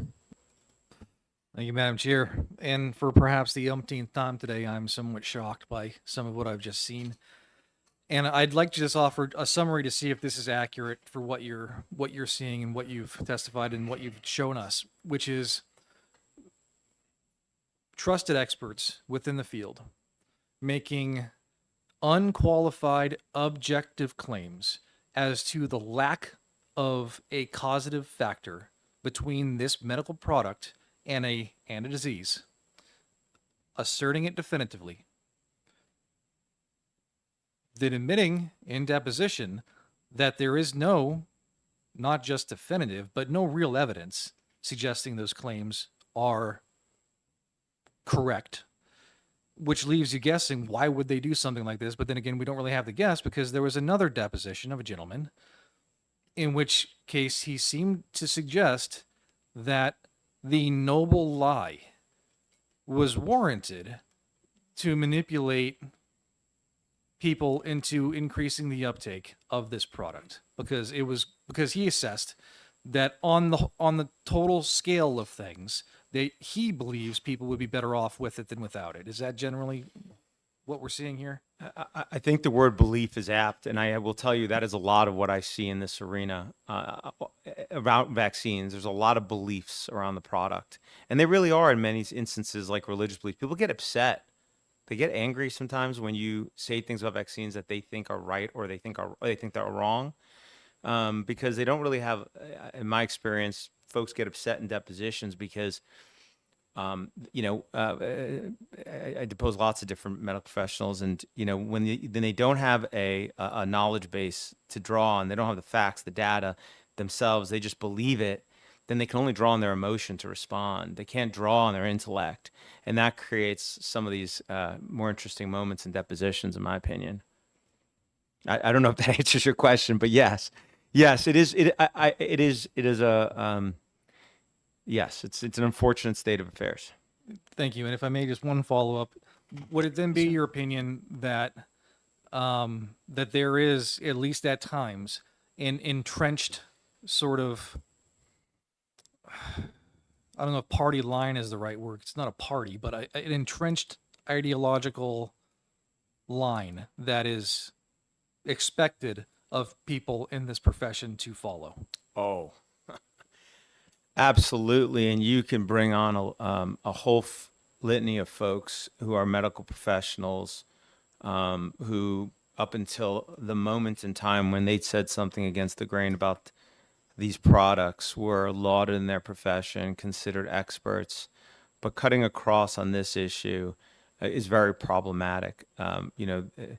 Car manufacturers do a very good job protecting their product. They have billions of dollars every year. They put that money into PR campaigns with Fifth Avenue firms to promote their cars, to make sure that good things are said about them. And then when the headline comes out about a car having this or that issue, they go into pharmaceutical companies do the same thing. And it's smart. It's just good business.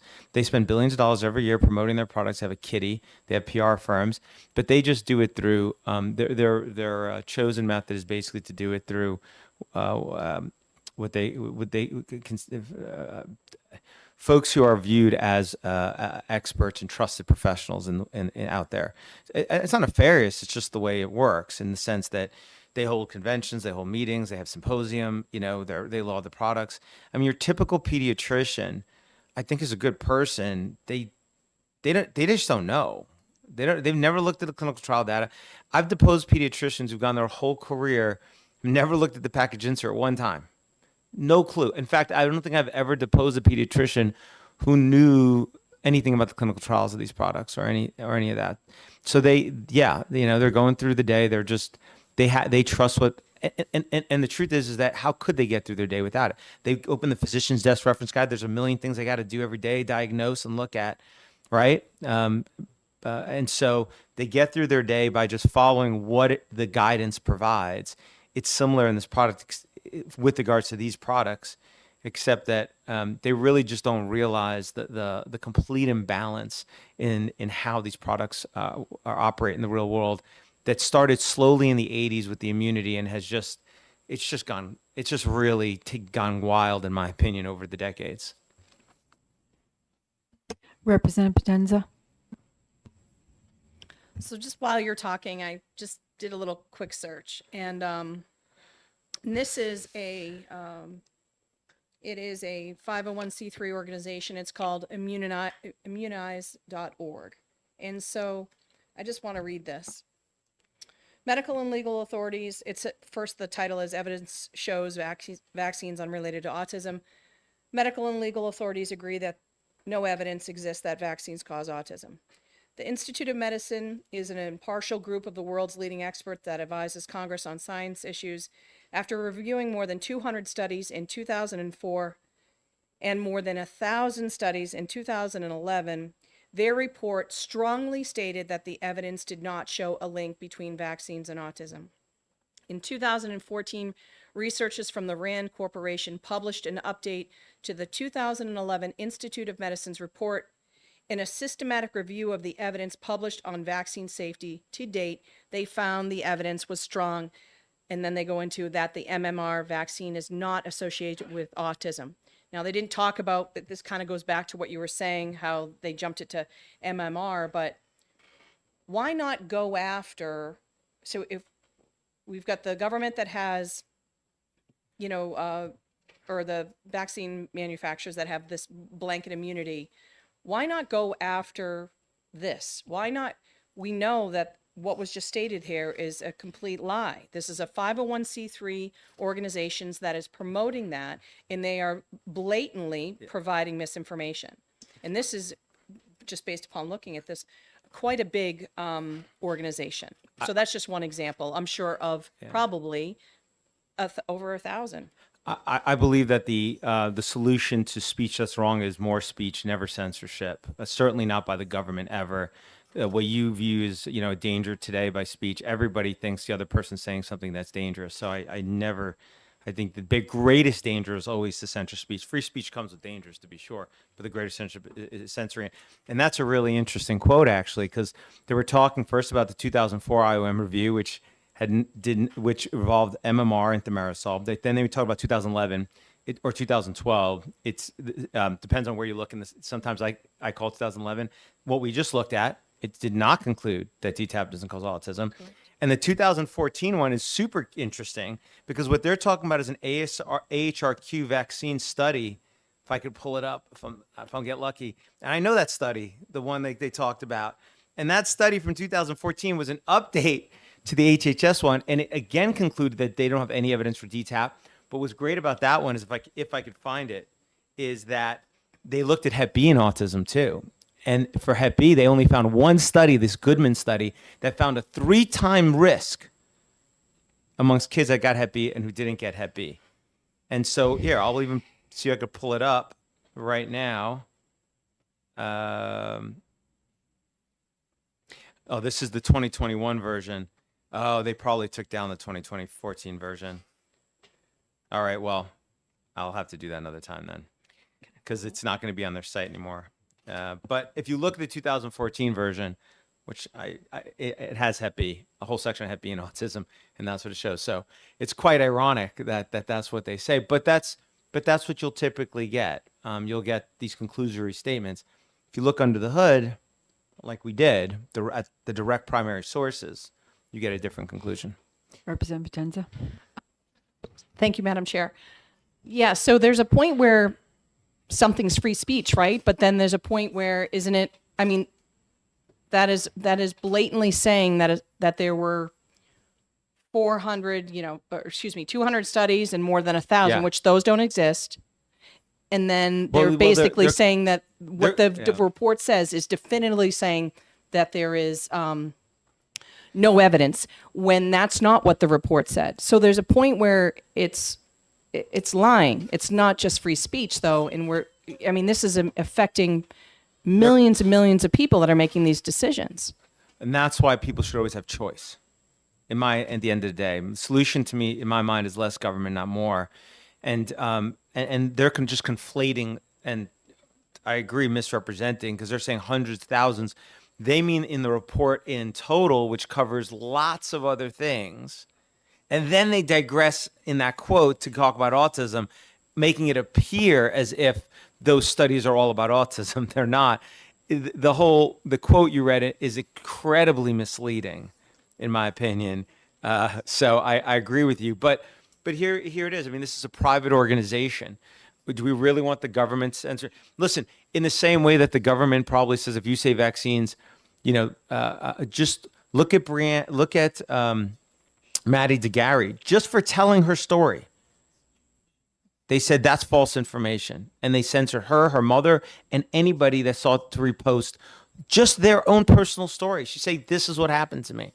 It's always dangerous, in my opinion. It's the greater danger to censor speech, always. Representative Lekis. Yeah, I did notice that they worded it very carefully so that they did not actually lie. They said there was no evidence to link them. What they didn't say was that there was no evidence to the contrary either, right? So it makes it sound like it's fine, they're not related. But what we saw from what you had was, yes, there's no evidence either way, but they carefully just gave one. So it wasn't a lie, it was just misleading. Is that what the language said? No link? Yeah, so the header is evidence shows vaccines unrelated to autism. And then it says medical and legal authorities agree that no evidence exists that vaccines cause autism. Yeah. But they don't tell you there's no evidence that it doesn't cause autism. I would tell you that there are a lot of medical professionals who would take strong disagreement that there's no evidence that vaccines have potentially. I mean, look, we know this much. And really, I didn't want to debate vaccines and autism, but, autism is a DSM-5 diagnosis. It's a psychiatric diagnosis, right? So really, yeah, it's in the DSM-5. So it's a symptomatology.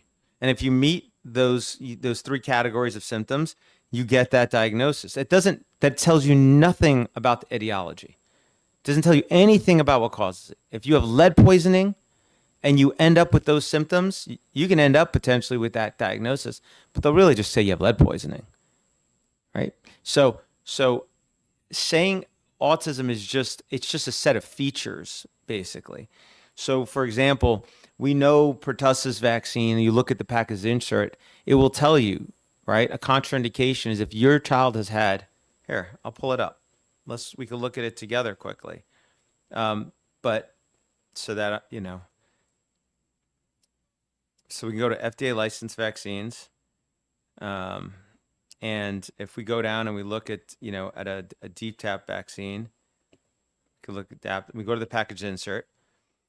Here it is. This is given at 2, 4, and 6 months, and it will tell you directly that if contraindications. So it says encephalopathy, which means coma, decreased level of consciousness and prolonged seizure within 7 days of a previous dose of pertussis-containing vaccine that is not attributable to another identifiable cause is a contraindication to administration of any pertussis-containing vaccine, including Daptocel. That's the way Daptocel describes it. And then just to show you that the other one also, Infinrix, similarly has the same contraindication. So both of the DTaP vaccines also says in section 4.2, it says same thing. You could read it there. So encephalopathy means brain damage. That's what it means. All right. Encephalitis means inflammation of the brain. Encephalopathy means a pathology of the brain. So you have some actual brain damage. Now, coma, decreased level of consciousness, prolonged seizures are the softer examples of encephalopathy. There's worse. And there's been a lot of cases compensated in the Vaccine Injury Compensation Program of children who have significant debilitating brain damage after a pertussis containing vaccine who've been compensated in VICP. And for those children, there have been many of them also had autism because they have the features, the symptoms that give them that diagnosis. Now, the vaccine court's not compensating you for autism, compensate you for the encephalopathy, for the brain damage, right? Because that's the actual physical manifestation. The fact that you end up with a psychiatric condition that can be diagnosed as autism, that's not what's can be considered directly compensated. But I mean, did the vaccine, which causes encephalopathy, result in the autism? Well, you can read a peer review. There's a law journal article by Mary Holland where she actually documents, she had her law students at NYU when she was a professor at NYU. They went through all the case files and they found a few dozen cases where really, based on that law review article, they said, yeah, they were compensating for autism, but they just hid it in other conditions, right? So with all of that said, the important point though is really that, when the medical community says, oh, we have, we thoroughly study vaccine safety like they do with COVID vaccines. Oh, don't worry. We thoroughly study COVID-19 vaccine safety because, right. I use autism as the way to show that there's question marks when they make that claim. And I don't think that any government should force anybody to get this product.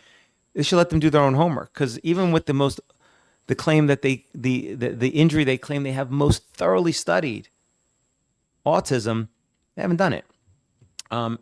This is the childhood vaccine schedule right now, actually without COVID vaccine. And you could see they've studied MMR. It's the yellow. And that's of the ingredients. They've studied that one thimerosal. That's what they've studied for autism. I could show you a video of why it's important to study this if you would like. This is a family with triplets who all three of their kids developed autism shortly after a Prevnar vaccine. Or do you want me to keep going? I don't know. Okay. We have triplets, 2 boys and a girl, Richie, Robbie, and Claire. Every day in our life was a party. Every single day they were smiling and laughing and looking at each other, engaging in each other. On June 25th, 2007, we brought them in for the pneumococcal shot. My daughter still has the mark on her leg from the shot. She was the first one to get it, and she screamed and never really stopped screaming after that. But we continued. We didn't know. We did the boys as well. By noon, Claire shut completely off. It was as if she was blind and deaf, and all she did at that moment was stare at the ceiling fan. So that was at noon. We had the shot at 10 a.m. 2 o'clock, we watched Richie shut off. They lost all their reflexes. I'm an educational audiologist. I actually did the test for the stapedial reflex, which is a little muscle in the middle ear, just to see if a muscle they can't control was still working, and it didn't. The stapedial reflex dampens sound, so your ears don't hurt from a really loud sound, and both of them had no stapedial reflex. They stopped blinking, stopped yawning, stopped coughing, stopped sneezing. The worst is when we saw the final one shut down. We were told it was genetic, and then we were told by geneticists that There's no possible way 3 children would shut off on the same day. So we had severe autism spectrum disorder for all 3 kids entering kindergarten. We have spent hundreds of thousands of dollars trying to recover them. The only person that we got back is Robbie, the one that was last to shut off. Richie can only say single, maybe 2 words together. Claire is still completely nonverbal, not potty trained, and Robbie is approaching grade level, but severe OCD. What do you do? Property management. Want me to tell you what a day in our life is? So you got, say, a 6 or 7 or 8-year-old child who's not potty trained, and at 2 or 3 or 4 o'clock in the morning they fill their diaper. Well, you assume that's pretty uncomfortable, so they take it off.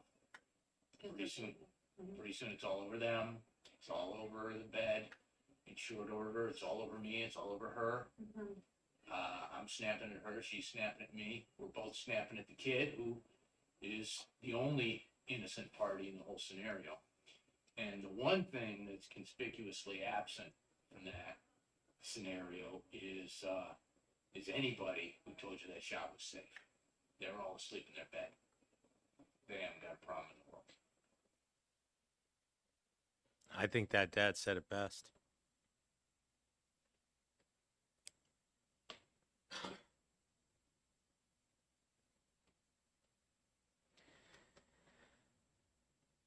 So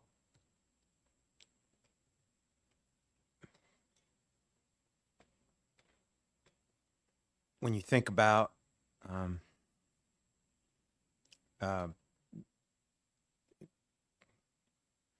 what the science community, or the way the FDA and CDC and NIH and all of them approach vaccine safety vis-a-vis autism, it gives you a backdrop in which and how they approach COVID vaccine safety. And if you think autism is an aberration, even though it's the thing they say they've studied the most, I'll quickly run through just a few other things for other vaccines, and then we'll switch it over to COVID vaccine. Okay. So going back to the 2012 IOM report we talked about earlier. So I noted to you then that the CDC and HRC paid the IOM to review what they said were the 158 most commonly claimed serious injuries from vaccines. Now, these are the ones that they say are the most commonly claimed injuries. In that review, the IOM found that for 18 of them, evidence supported a causal relationship. And these are serious reactions, okay? So they said, yeah, vaccines cause 18, which is troubling. 5 of the issues they rejected, including MMR and autism, was one of the 5. But this maybe is the most troubling. For 135 of the most commonly claimed serious injuries from vaccines, by their admission, the evidence was insufficient to reach a conclusion. They hadn't done the studies. They don't know, because their clinical trial data is vacuous, as we've seen, and they just don't do the studies otherwise, for the most part, just like autism. There's a link to the Institute of Medicine report. You could see it directly. And I would focus on there's a summary table where you can look at all of the conditions by vaccine and what the causality conclusion is. If that's not sufficient, so that gives us a sense of, again, that they're not studying it shows again, they're not studying even the most commonly claimed injuries. What injuries can vaccines cause? Okay. Now, in the package insert, we looked at section 6.1 before, remember, and that showed the clinical trial experience. Well, in section 6.2 is the post-marketing experience. Okay.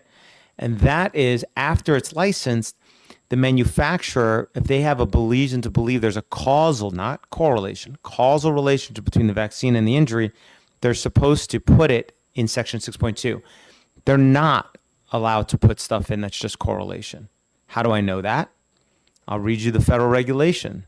This is the Code of Federal Regulations, section 21, CFR 201.57, and it provides that package inserts of vaccine should include, quote, only those adverse events for which there is some basis to believe there's a causal relationship between the drug and occurrence of the adverse event. Not correlation, causal relationship. And I can tell you in practice, from my experience, and you can go and look at the licensure documents and so forth, they really only put stuff in vaccine package inserts where they really see a causal relationship, because under the 1986 Act, for the most part, you can still get them for fraud. So if they know it can cause it and they don't put it in there, you can potentially sue them. But otherwise, they're not really concerned about putting it in there. So really, when they have evidence, and let me show you the reflection of that. Here is Spikevax. This is Moderna's COVID vaccine. This is the only issues they disclosed, at least when I took that screenshot, in section 6.2, post-marketing. They got myocarditis, pericarditis, right? Anaphylaxis, and syncope, meaning fainting. That's it. That's all they disclose. Now, we know there are a lot of other injuries, neuropathies and so forth, but they're not in this because Moderna's didn't reach the point where they have, they really only put stuff where they feel like they have to admit it. Okay? Here's what's disclosed for that hepatitis B vaccine that we looked at earlier, Combavax HB, given to a 1-day-old baby. These are serious conditions. I'm not saying, I can't tell you the rate at which these happen, but I know they happen enough for the pharmaceutical company to have evidence to believe they're causally related and to disclose them in the package insert. I don't write the federal regs. That's just what they are. Yes. So unless you're actually, before you go to your pediatrician or your doctor or whatever to get a shot, unless you actually do your research and read this data, technically you have no idea, because they don't really give you this information at the doctors.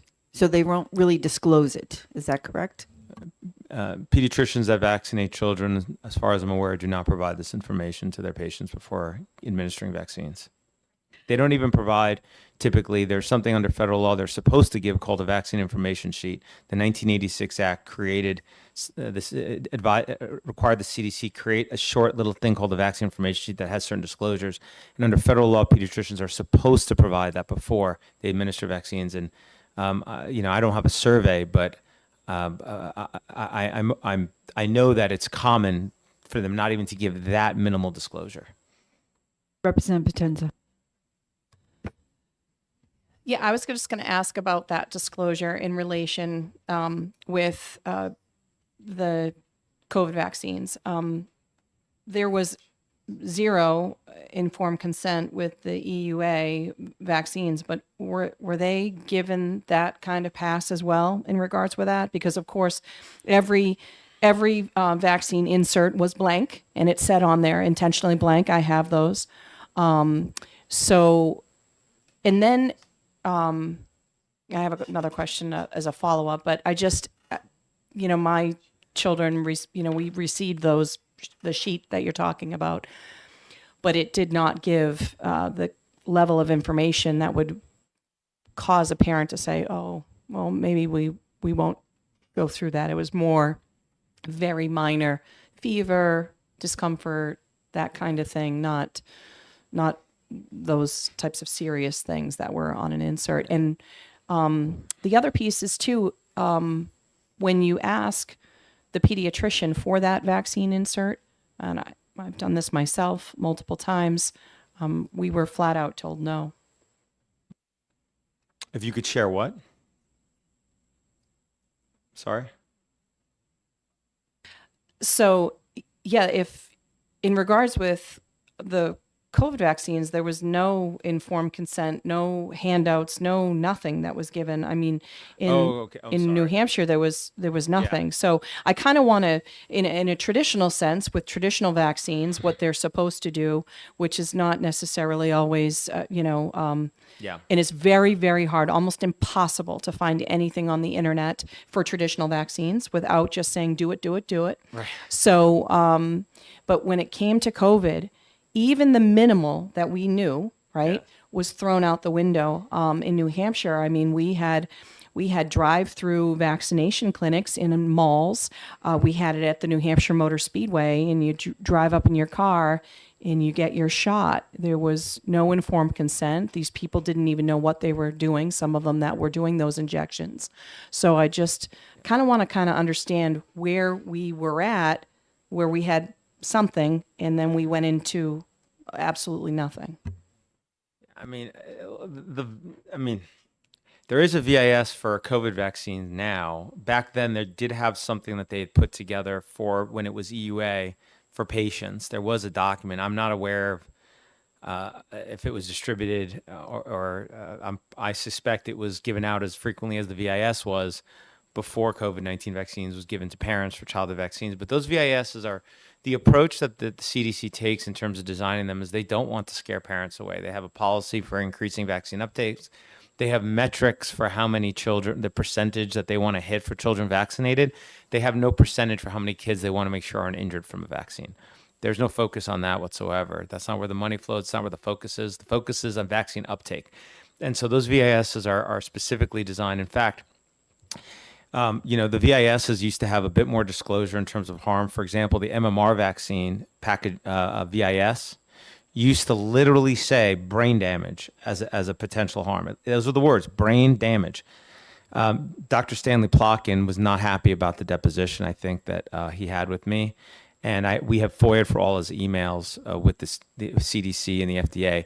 He went on a campaign to get them to update their VISs, to remove a whole host of potential harms that are disclosed, and to put them into broader term buckets. We have those emails.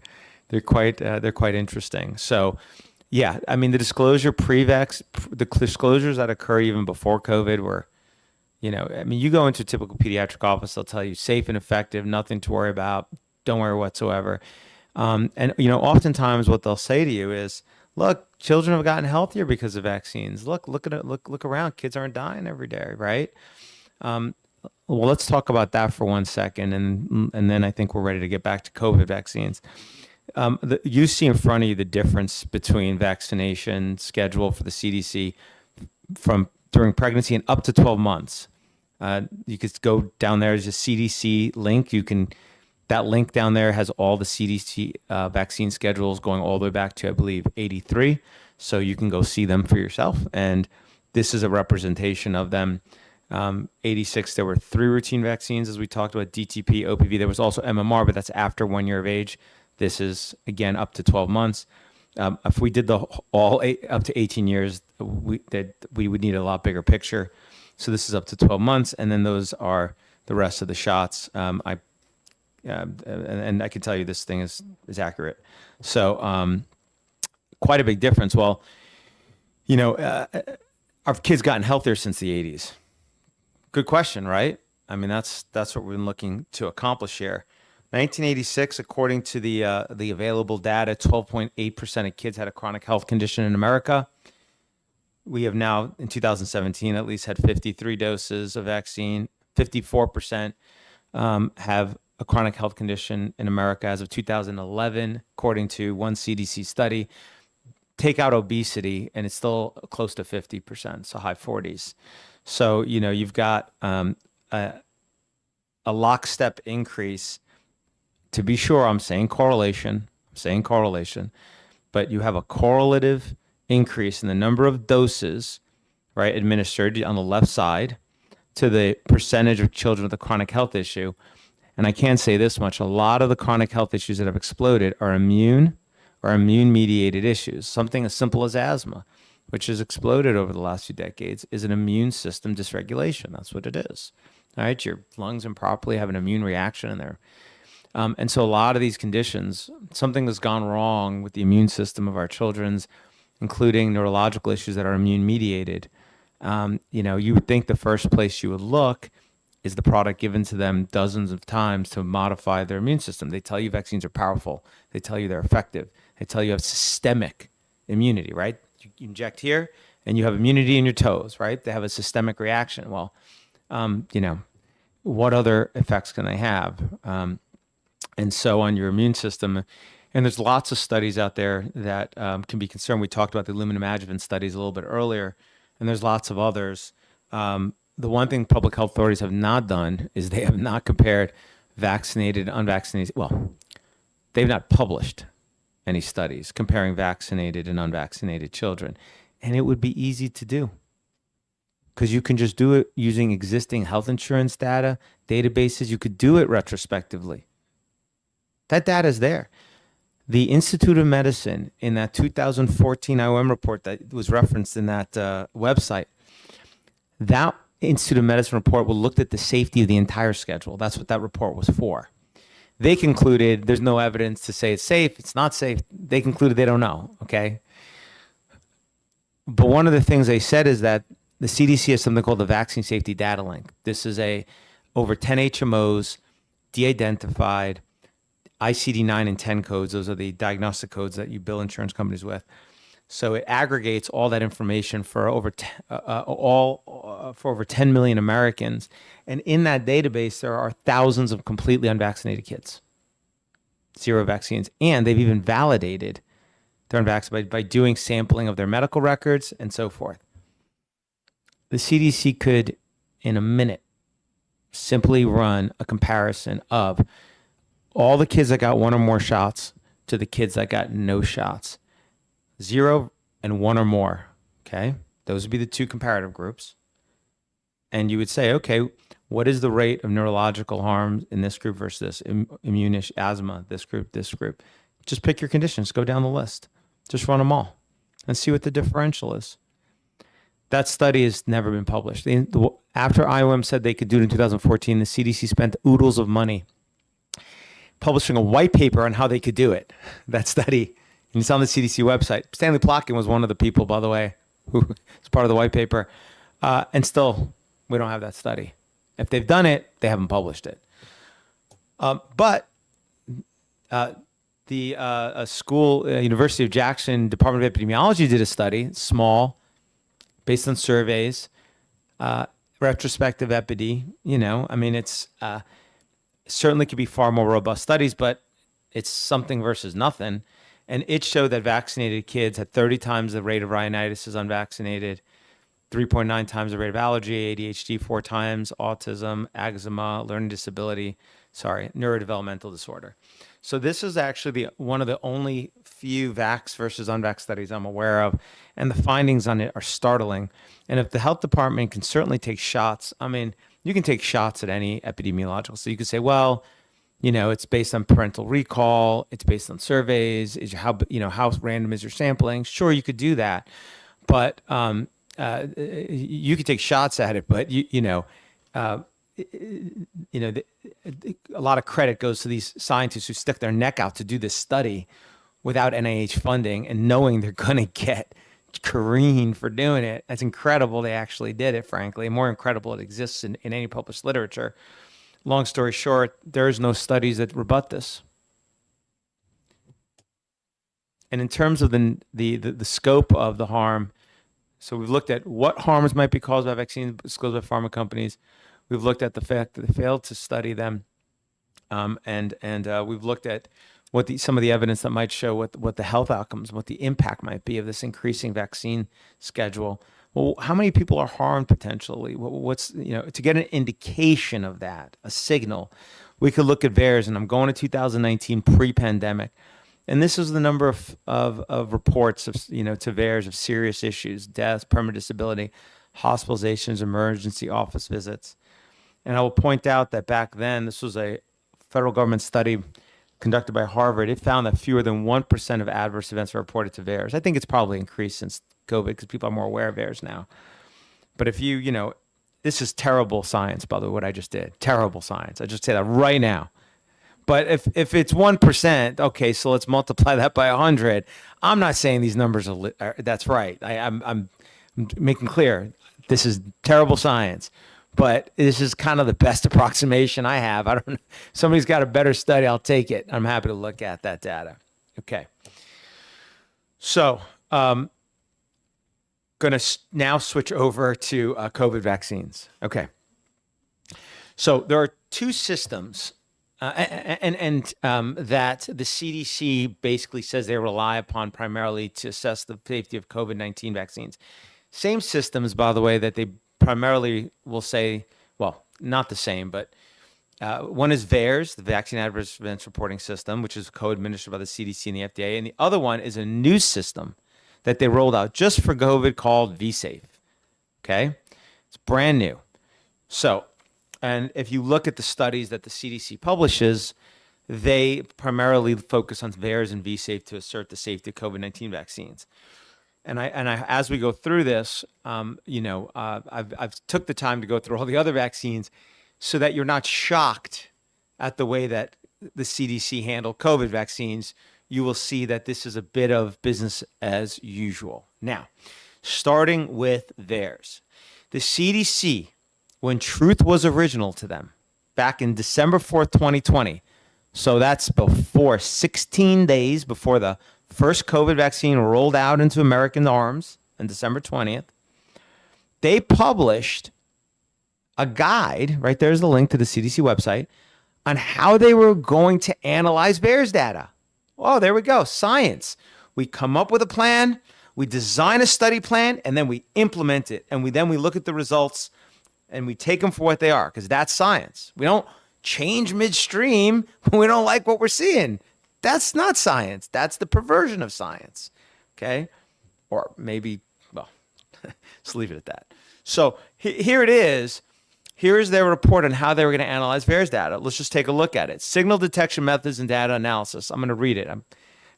It's not the most exciting thing, but I'll go through it quick. The analysis for COVID-19 vaccines safety signals will focus on identifying deviations from preliminary safety data and possibly from other vaccines using disproportionately analysis and comparisons of reporting rates. Next paragraph. Two main approaches to data mining are, here it comes, proportional reporting ratios, PRR, okay, and empirical Bayesian geometric means. So those are two different ways to analyze the data in VAERS. Both have published literature suggesting criteria for detecting signals.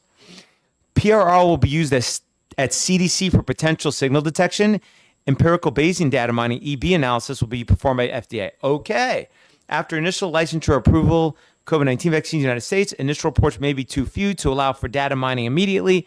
As the data matures, PRR and EB data mining can then be used. Well, the data matured very quickly. I think too quickly for their liking. Okay, so here it is. The CDC said they're going to use PRR to a signal detect in VAERS. Well, how are they going to do it? On this slide, on the left side, what they said is that they would consider something a safety signal if there were at least 3 cases, the chi-square was at least 4, and the PRR was at least 2. Okay, so if you look at column 1, 2, and 3, it needs to be in the first column above a 3, in the second column above a 4, and the third column above a 2 to be considered a signal by the CDC's standard for what is a signal in VAERS. Well, let's see what they found. Oh, and by the way, what you're seeing here on the right, this chart, CDC didn't just hand this over. This took a lot of demands, fighting, and CDC finally coughed this over long after it had this data and demands were being made for it. All kinds of, I mean, we were not the only ones going after, lots of folks were going after this data. And they finally had to cough it, senators, newspapers, and so forth. Well, let's just look at it.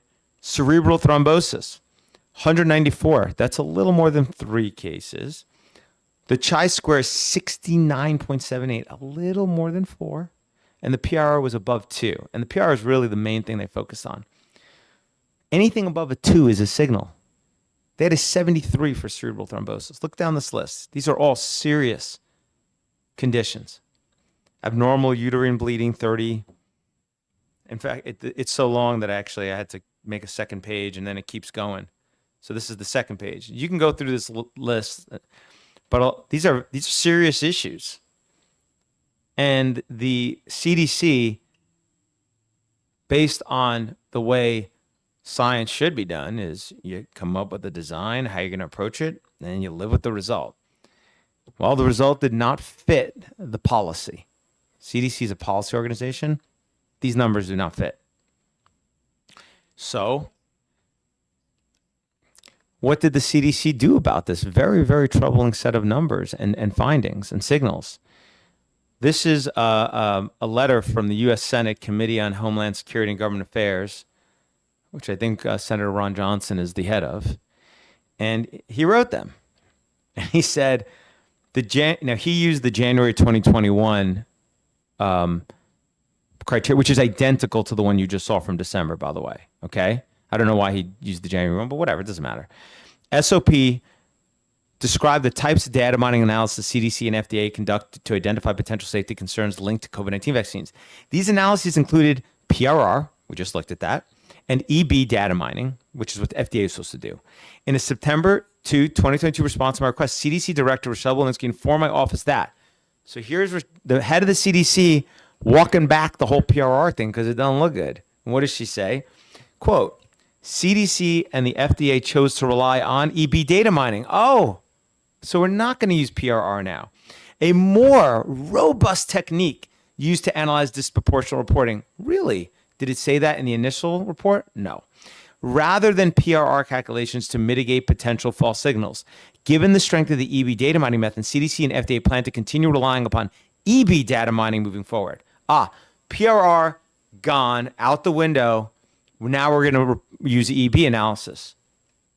Fine. Let's use EB analysis. You know what that looks like? Exactly. Don't know. You know why? The FDA won't give it to us. We have sued them now twice. We sued them once. Somebody else sued them as well. And this is a federal court order which says they can wait another year and a half to give it to us. The federal judge, federal court order. You can look at these yourselves. The FDA complained that they're too busy to produce it. Data that's to be clear, de-identified data that discloses no personally identifiable information that is in a spreadsheet that they could literally go disclosed. And here's the best part.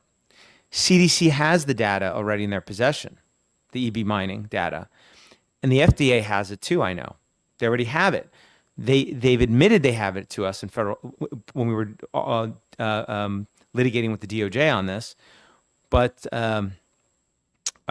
this court decided they don't have to produce it for now. So let me understand something. Okay. The PRR data that you just showed us was from the CDC. Is that correct? Yes. This is their findings. Okay. And the numbers are off the charts based on their criteria. Their criteria, yes. Okay.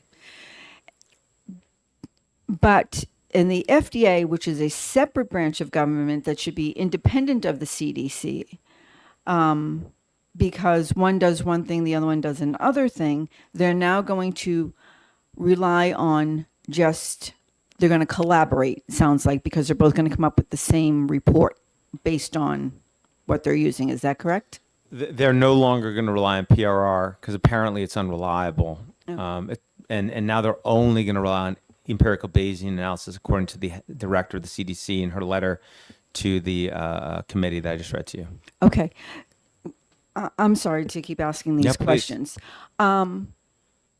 Because I'm concerned, obviously, because here I keep hearing safe and effective. But as I look at this information, it really, there's concerns. And now we're trying to push it as part of the childhood vaccine schedule. It is on the childhood vaccine schedule. It is on the childhood vaccine schedule. Yes. Starting at 6 months, 2 doses. 6 months and 7 months, first 2 doses. COVID-19 vaccine. Representative Potenza. Now I have a different question. Thank you, Madam Chair. Now I have a different question, but just based upon this, I just want to be clear. So these numbers, let's just, all the yellows that are off the charts are really all based upon VAERS, which, there's been a couple different things. I've kind of studied VAERS for a while. We're looking at probably still, maybe 1% of the reporting. So or some people say it's less than 1%, but in all actuality, and we've had more VAERS reporting than ever before for COVID-19 vaccines. I just want you to speak to that. And then, so if that's the case, just based upon we're missing, over 90% of the population as well. Yeah, VAERS reporting pre-COVID, no doubt, was way, in my assessment, and Harvard study by the government found it was less than 1%, was probably way less than 1%. Reporting to VAERS is no simple task. If you've ever tried to fill, the government does not make it easy to submit a VAERS report. You should go try it sometime. It is very complicated. They don't make it simple at all. Most folks who try to submit it will tell you they have to try numerous times. It takes them a tremendous amount of time to do it. And so really it takes a really motivated clinician. And most reports pre-COVID, certainly the 70% were from clinicians or the pharma company. So, this whole thing of like random people are submitting stuff, that's not what most reports are. You need a really motivated person to submit those reports. I will suspect, I have no empirical data to show this, I've not looked at it, but I suspect that the number that for COVID vaccines, because there was so much attention on this product, there was a greater proportion. I don't know what it is, but I think there's probably more reporting to VAERS than there was for other vaccines historically. I suspect it's, but even if it's 7 times as much, you might still be under 1%, by the way. Follow up. But I don't know. I'm speculating. Thank you, Madam Chair. So what you mentioned is just another piece too, and we've heard that, our committee's heard it, but I've heard it for the last several years in regards with nurses, doctors, practitioners are not trained. I mean, you've got what the CDC puts out, right? But nobody's ever been trained, and a lot of people are not even familiar that are in the medical field of what VAERS is. Absolutely. Most medical professionals, in my experience, have no idea what VAERS is, never heard of it. And understand that under federal law, the only obligation to report to VAERS is typically the administrator of the vaccine, and only for certain conditions. So think about that. If you go through one of these drive-throughs, you're gone. So you go see another doctor, that doctor arguably does not have, and I say arguably because I'd like to report it, but they're not the administrator of the vaccine. So, issues that arise that are not literally immediate, like immediate anaphylaxis. You may have, the administrator is not there. Now, if you get the vaccine at a hospital and you go back to the same hospital, most people don't get vaccines at a hospital. Then might be, and you have a condition that's one of the mandatory reporting, then you might have a mandatory reporting situation. But for the most part, most adverse effects, you don't encounter a medical professional when you afterwards that has an obligation to report to VAERS. It's actually rare, in my opinion, in my experience. Follow up. Sorry. Yeah. Thank you, Madam Chair. So what you just said is so important too, because and I know it was probably like this in most states, but in New Hampshire, that rollout was fast and furious. And of course it was, there were medical professionals that were first, but when it was kind of this, drive-through type of environment, you had our New Hampshire National Guard was activated in doing injections, and there were reports of where people got slumped over in their car afterwards. But that speaks to none of that.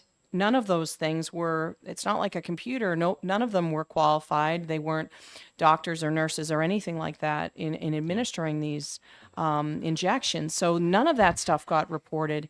And we had, like I said, there was at malls and all of these other things. I mean, what is the percentage of people that went to really, like, whether it be a doctor or a hospital to have gotten a vaccine during that time?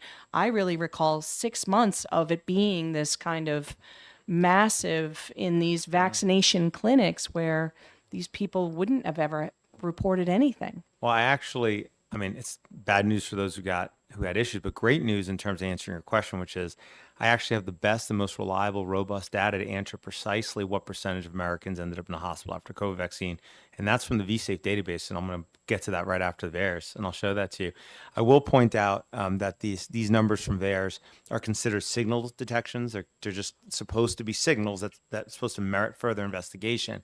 But that'll be maybe too many things for them to investigate, which is why I don't think they want to do it.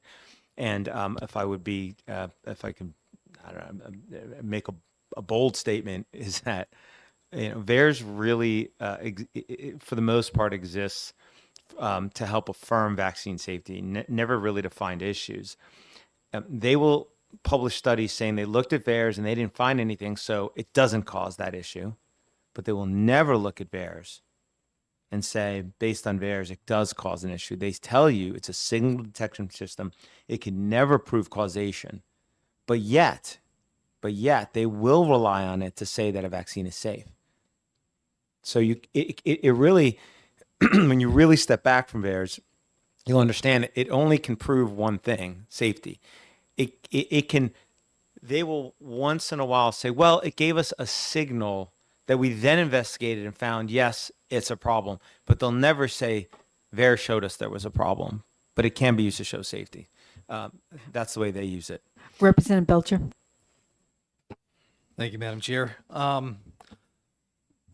As far as that data goes, simple question is, obviously we don't have the EB method, the other method that was FDA originally was using. We don't have those numbers. I don't like the fact or reason we don't have those numbers, but we do have these numbers, the PRR method. So my question on this is there a history behind the PRR method? Has it previously been validated and utilized in such a manner? Yes, and actually we can look at the CDC's own words in that regard. It says here that it says both have published, speaking of PR and EB, both have published literature suggesting criteria for detecting signals, peer use for blah, blah, and then, it says they both have published literature and they also go on to more validate it, but I don't have that part of my slide. But yes, they both have existing literature and a history of being used. They're not just made up for the purposes of COVID. Perfect, thank you.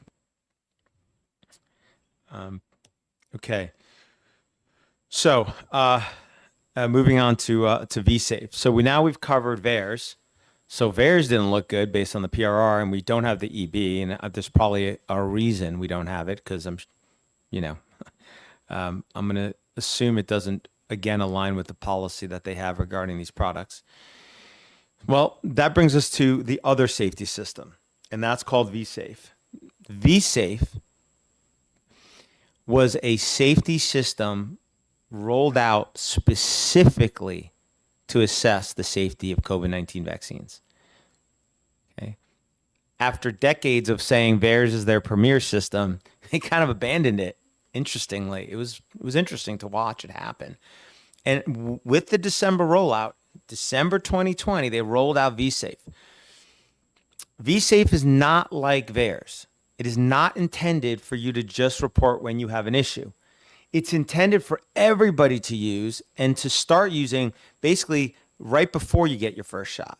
So you sign up, you get your shot, and then you get a survey. So the idea is to get a baseline unconnected to, let's call it user bias. Whereas VAERS is really just there to report issues. VSafe was there to just get a baseline of all users. And they have about 10 million Americans signed up for VSafe. About 9 million of them signed up in the first few months between December and May. And remember, this was the period of time in America. There were no mandates. This is when people were clamoring over each other. Dances were being done onto vaccines. There was nobody who didn't want one was getting one. In fact, people were getting arrested because they were trying to cut ahead of the line to get them. And so these were the vaccine folks who were really excited about this product. They were running out, they were getting the vaccine. And in fact, this was part of that excitement, was signing up for VSafe. They felt this part of the civic duty. In fact, there's a survey that part of VSafe, why'd you sign up? A lot of them said it was part of my civic duty. I wanted to participate in this. So it's far better than VAERS because it has a denominator. where they say, well, VAERS, we don't know. We have, yeah, sure. 30,000 people say reported death, but like, I don't know what's out of how many, and, and this many reported this condition, but out of how many? Well, for this, we have a denominator. We have 10 million users. If 1 million report an issue, that's 10%. So way better than VAERS in that regard. And I would argue way better than clinical trial data. Why? How do you know there's an adverse event in a clinical trial? You ask the participant. They show up at the clinical trial site, like Maddie, and you say, hey, I was injured. And, they do an excellent job of writing it down and transmitting it to the FDA. I mean, just perfect job. So you get, in a clinical trial, you're getting the data the same way. You're getting it from the clinical trial participant. But unlike a clinical trial where the data goes to the pharma company, the sponsor, filtered through them to the FDA, and then from there, maybe to the public if we sue them in federal court for a year, like we had to do to get the clinical trial data. Here, you have 10 million folks, not 30,000 in a clinical trial, doing the same thing to a standardized survey, and we got access to the data directly. It took 2 federal lawsuits in 2 years, but we got it. Okay, and I'm going to show you what this data is right now. I'm going to walk you through it in detail. Please. Good. Representative Tenz. Thank you, Madam Chair. Just real quick. Yeah, I was going to ask about what the process was, because I remember the lawsuit, the first one, and about having to get this. Like, what was the, what was the brick wall that you had to go through? The vSafe data, you mean? Yes. Yeah. How did that, just quickly, what was the brick wall? Yeah. Oh, the Department of Justice said no, and then they said no, and then they said no like 600 more times. And eventually they said yes.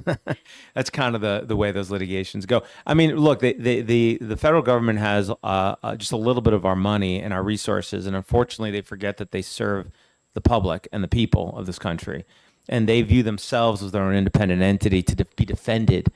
And so, they are typically of the view that they'll just wait you out. They'll fight you, and then you don't have the resources to do it. But we're very fortunate because ICANN, the Informed Consent Action Network, funds these lawsuits, and they fund them, and they make sure that we have the resources and the attorneys to fight these things for years. And we do. We don't let them go. Follow up? So, yeah, do please. you guys, the 2 years, and I can't imagine the amount of money to be able to get it. So do they end up having to pay back those legal fees because they stonewalled the whole time? So in a Freedom of Information Act, yes, they do have to. If you're successful and you meet the criteria, they do have to pay attorneys' fees. But you can imagine, first of all, there are very high risk cases that most attorneys would not take on plaintiff's side purely on contingency. And 2, you obviously have to carry the costs of your entire team for that entire time, until that comes at the end of the day. So I would love if every lawyer in the country decided to go after the CDC and FDA for transparency. I welcome it. Please do so. That would be wonderful. But it's not. It will not be a lucrative practice. So eyes wide open, and they know that. That's why most folks aren't going to do it. So I'm going to play a short video from the CDC that describes vSafe.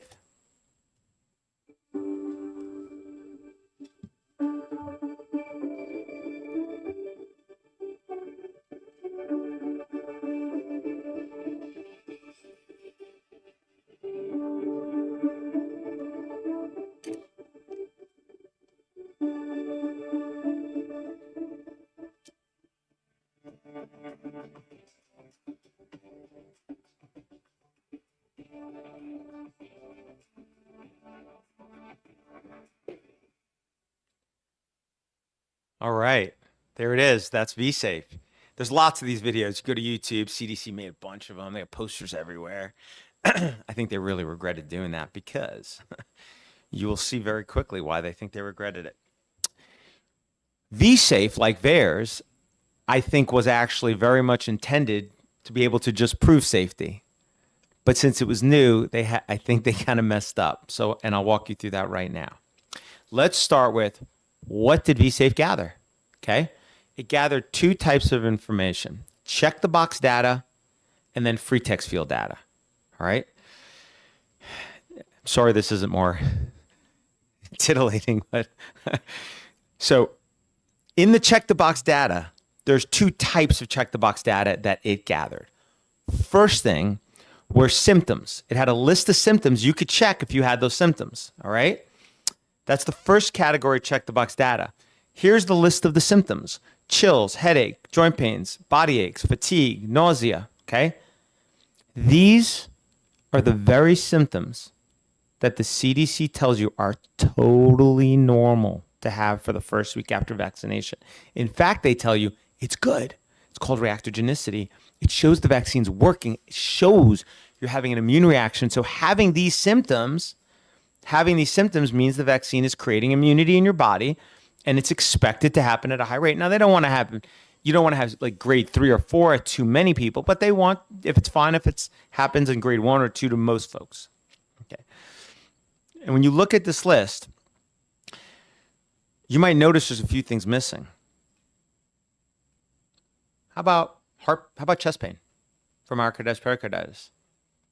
How about neuropathy, right? How about just tingling in your extremities, right? How about the symptoms, at least, of the things? How about transverse myelitis? How about GBS?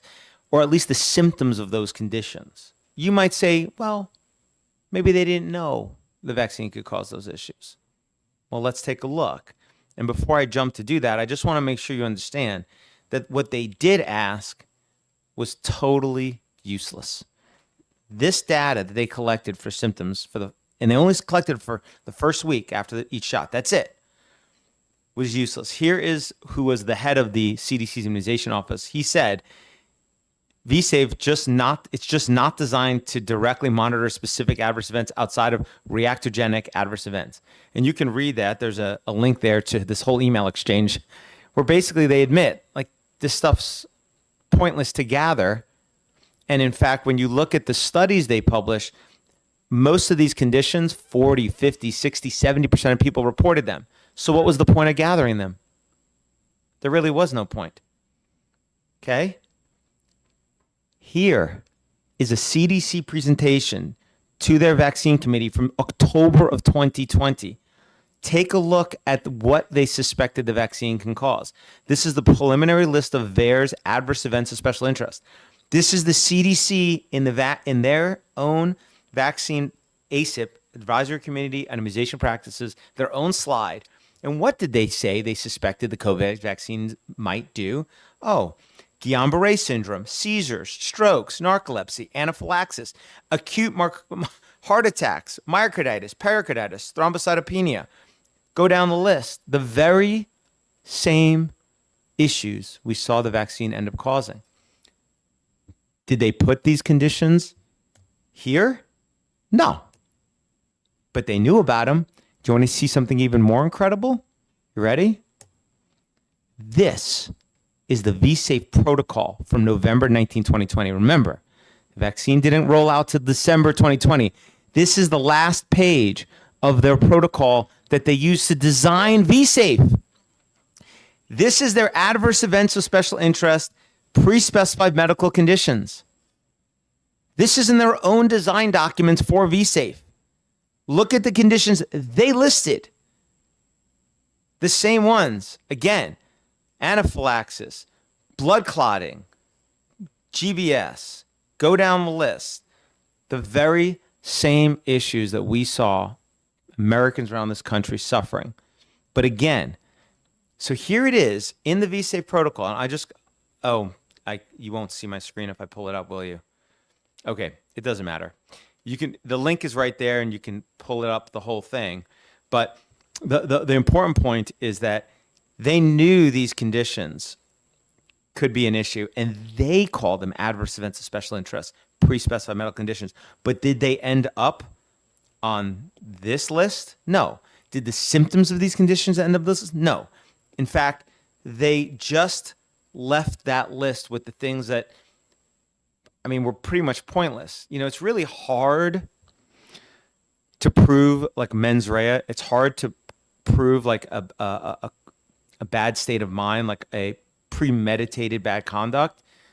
To me, this list They had this, they identified them, they said these were of concern, and they left them off, at least the symptoms of these, from their lists of symptoms in VSafe. To me, that's premeditated. That's proof of premeditated conduct, yes. Representative Potenza. Thank you, Madam Chair.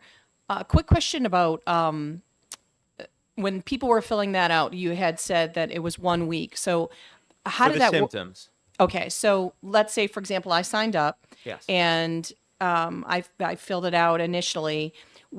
If I wanted to go back and give other information, was I cut off from that? Once you submitted, you would have to do it in the next reports. So it was every day for 7 days, including the symptoms, and then the other stuff I'm about to show you. And then once a week up to 6 weeks, and then at 3, 6, and 12 months. After each dose. Okay, thank you. Okay, so that was the first category of check the box data. I don't know why they bothered collecting it. And all the studies that they publish show those rates were crazy high and they don't care. Second category data. So here it is. This is the only other check the box data that they gathered. It was 3 things at the top there. Were you unable to work? Were you unable to do your normal daily activity? Or did you go get care from a doctor or other healthcare professional? If you checked that you needed medical care, it then would open up that other list of options that you can see on your screen. Did you need telehealth, outpatient, urgent care, emergency room, or hospitalization? And then you could check those, okay? So remember, this system is called VSafe. It's here to assess safety. So presumably, this is where they were going to assess safety. Where else would they assess it, right? So I assume then, and the most concerning one of these is seeking medical care. So you would assume there was a number, there was a level at which they said, okay, if we hit that number, problem with the product, we'll pull it. So 1 of 1,000 people say medical care, 1 in 100, 1 in 50, I don't know what that number is, but you would assume there's a number. I don't think there was a number, and I'll show you why. Okay? The CDC, while I was fighting with them for 2 years to get this data, this check the box data from those 10 million users, they published over 40 studies. They said COVID-19 vaccines are safe. These are the body of literature that the scientific community says they rely upon. And when they did that, in every one of those studies, this is what they did. They only reported the number seeking seeking medical care for the first week after the shot. That's it. That's it, just for the first 7 days. Even though they had the data for 2 week, 3rd week, 4th week, 5th week, 6th week. Why collect the data if they're not going to report it? Obviously, they did it because they know COVID injuries, vaccine injuries can occur with weeks after vaccination. Just like we talked about earlier. For example, if you're going to have an immune system dysregulation to a vaccine, it often takes a while for your immune system to have that issue, just like it takes it a while for it to develop, immunity that's intended to be created by the vaccine. Okay, and if you look at vaccine court, they know that issues from vaccines arise well after a week all the time. Known issues, accepted issues. But yet they only reported the first week. Like in this study, 5 to 11-year-olds, they reported that 1.2% needed medical care after dose 1 and 1.1%. By the way, I don't know why that's comforting. That's 1 in 100 kids who needed medical care after the shot. But apparently they thought that was okay. Here's the list of all the 40 studies. Each of those are hyperlinked. You get these slides. You can go and look at every single one of them. They're all there. Here's the deal. These were the 2 lawsuits we had to bring to get that check the box data. And when we finally got the data, what it showed was that 7.7% of VSafe users needed medical care. 7.7%. And on average, 2 to 3 times each. Okay? And 3 out of 4 of those instances were urgent care, emergency room, or hospitalization. That's what it showed. That is what the CDC, no doubt, did not want to disclose from the public. In the first 6 weeks, it was 4.2%. Remember, these were the vaccine enthusiasts. These 10 million Americans, the last place these folks, I think, wanted to go was to a hospital. They didn't want to leave their home, I think, typically. They wanted to wear their mask, stay at home. They were worried about COVID. To get them to go to an urgent care emergency room or hospitalized, they probably had something real serious.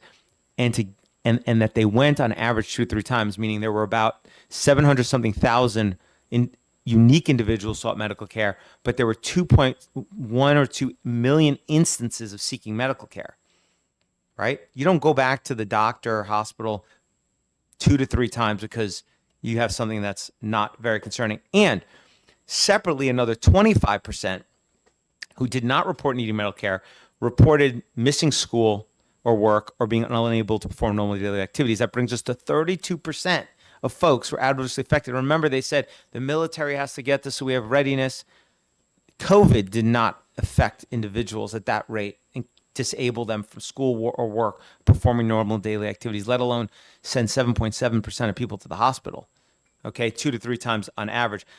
Right there is the link to this link you can use to go to look at this data yourself. ICANN has done an incredible job of taking all this data and putting it on their website. It's right here. We can just take a quick look at it. Anybody in the public can do this. You can go to icandecide.org/v-safe-data. It's taking a minute to load because I guess I'm tethering from my phone. But on this, you can, is all of the data. It's got the raw data there too, and it also has a dashboard where you can manipulate the data. While that's loading, I'll just tell you one or two other things about this. So after we broke this, and ICANN broke this, and I had the opportunity to go on national news and discuss this data, actually, Reuters reached out to me and said the CDC had spoken to the CDC about it. And they said, well, the 7.7% is something or other. And I said, I'm going to put it in writing, the 7.7%, 100% is accurate. And here's the raw data. And the CDC had to back off. In fact, I have a whole Substack I wrote just about that. It was incredible because they were hoping Reuters would just say it's misinformation without actually verifying it. It was actually incredible to watch it in action. So here it is. You can see right here, health impacts. Here's the 10 million individuals. You could see it on your screen. And if we limit it just to required medical care, you could see, again, 782,000 unique individuals and 2.1 million total health impacts. And you could break it down by vaccine, by anything you want. Okay, so I'll leave folks to go through that. The important point is that, again, that not necessarily even that the vaccine caused harm, but the fact that the CDC, they try to hide it from the public. And when they finally got caught with it and had to admit it, the number is really concerning. Just told you about Reuters. There's the link to the article where you could look at that. So just to put a fine point on this, if you're looking for the data, back to your question earlier, what percentage of Americans who got a COVID vaccine ended up in the hospital? That is the best data you're ever going to get on that question. The best data. It's not 30,000 people like in a clinical trial. It's 10 million. They're all filling out a standardized form.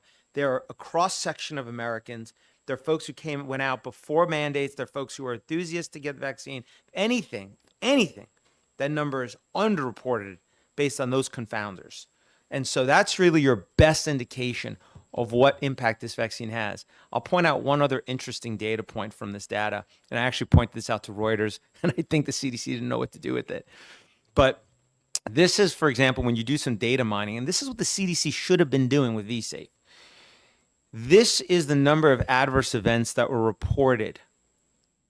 This is the number of, of individuals 3 and older from the first dose of the Pfizer vaccine that reported needing medical care, okay? This is not cumulative, which you're looking at on your screen, okay? And anybody can go and download the vSafe data from ICANN website and do exactly this. Between day 1 and 7, 0.32% of those who got the Pfizer vaccine reported going to the hospital or needing medical care or emergency or emergent care or telehealth. 0.32%. Then, in the second week after the first dose, 0.67% of vSafe users reported needing medical care. Again, not cumulative. It's not cumulative with the first week. And look at what happens in the third week. Look at the fourth week. Look at the fifth, and look at the sixth week. You have an increasing crescendo of individuals who reported needing medical care after the first dose of Pfizer's vaccine. Reporting only the first week is incredibly misleading, but that is what the CDC did in over 40 studies. And that data point that you're looking on your screen, that should have been terribly concerning and investigated. But I don't think that was the point of vSafe. I think the point of vSafe was to just confirm safety, unfortunately. which shouldn't be surprising because the CDC is not a medical organization. They're a policy organization. They're an agency. They have a policy. They set their policy just like any agency, and then they make sure everything conforms to that policy. Okay. That's V-Safe. Okay. Yes, please. Representative Potenza.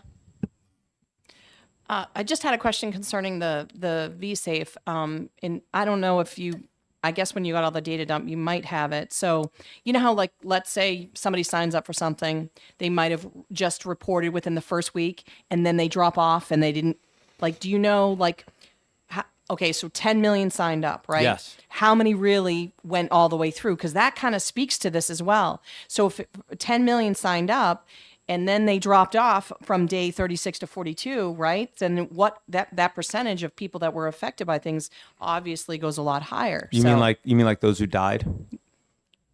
Correct. Right.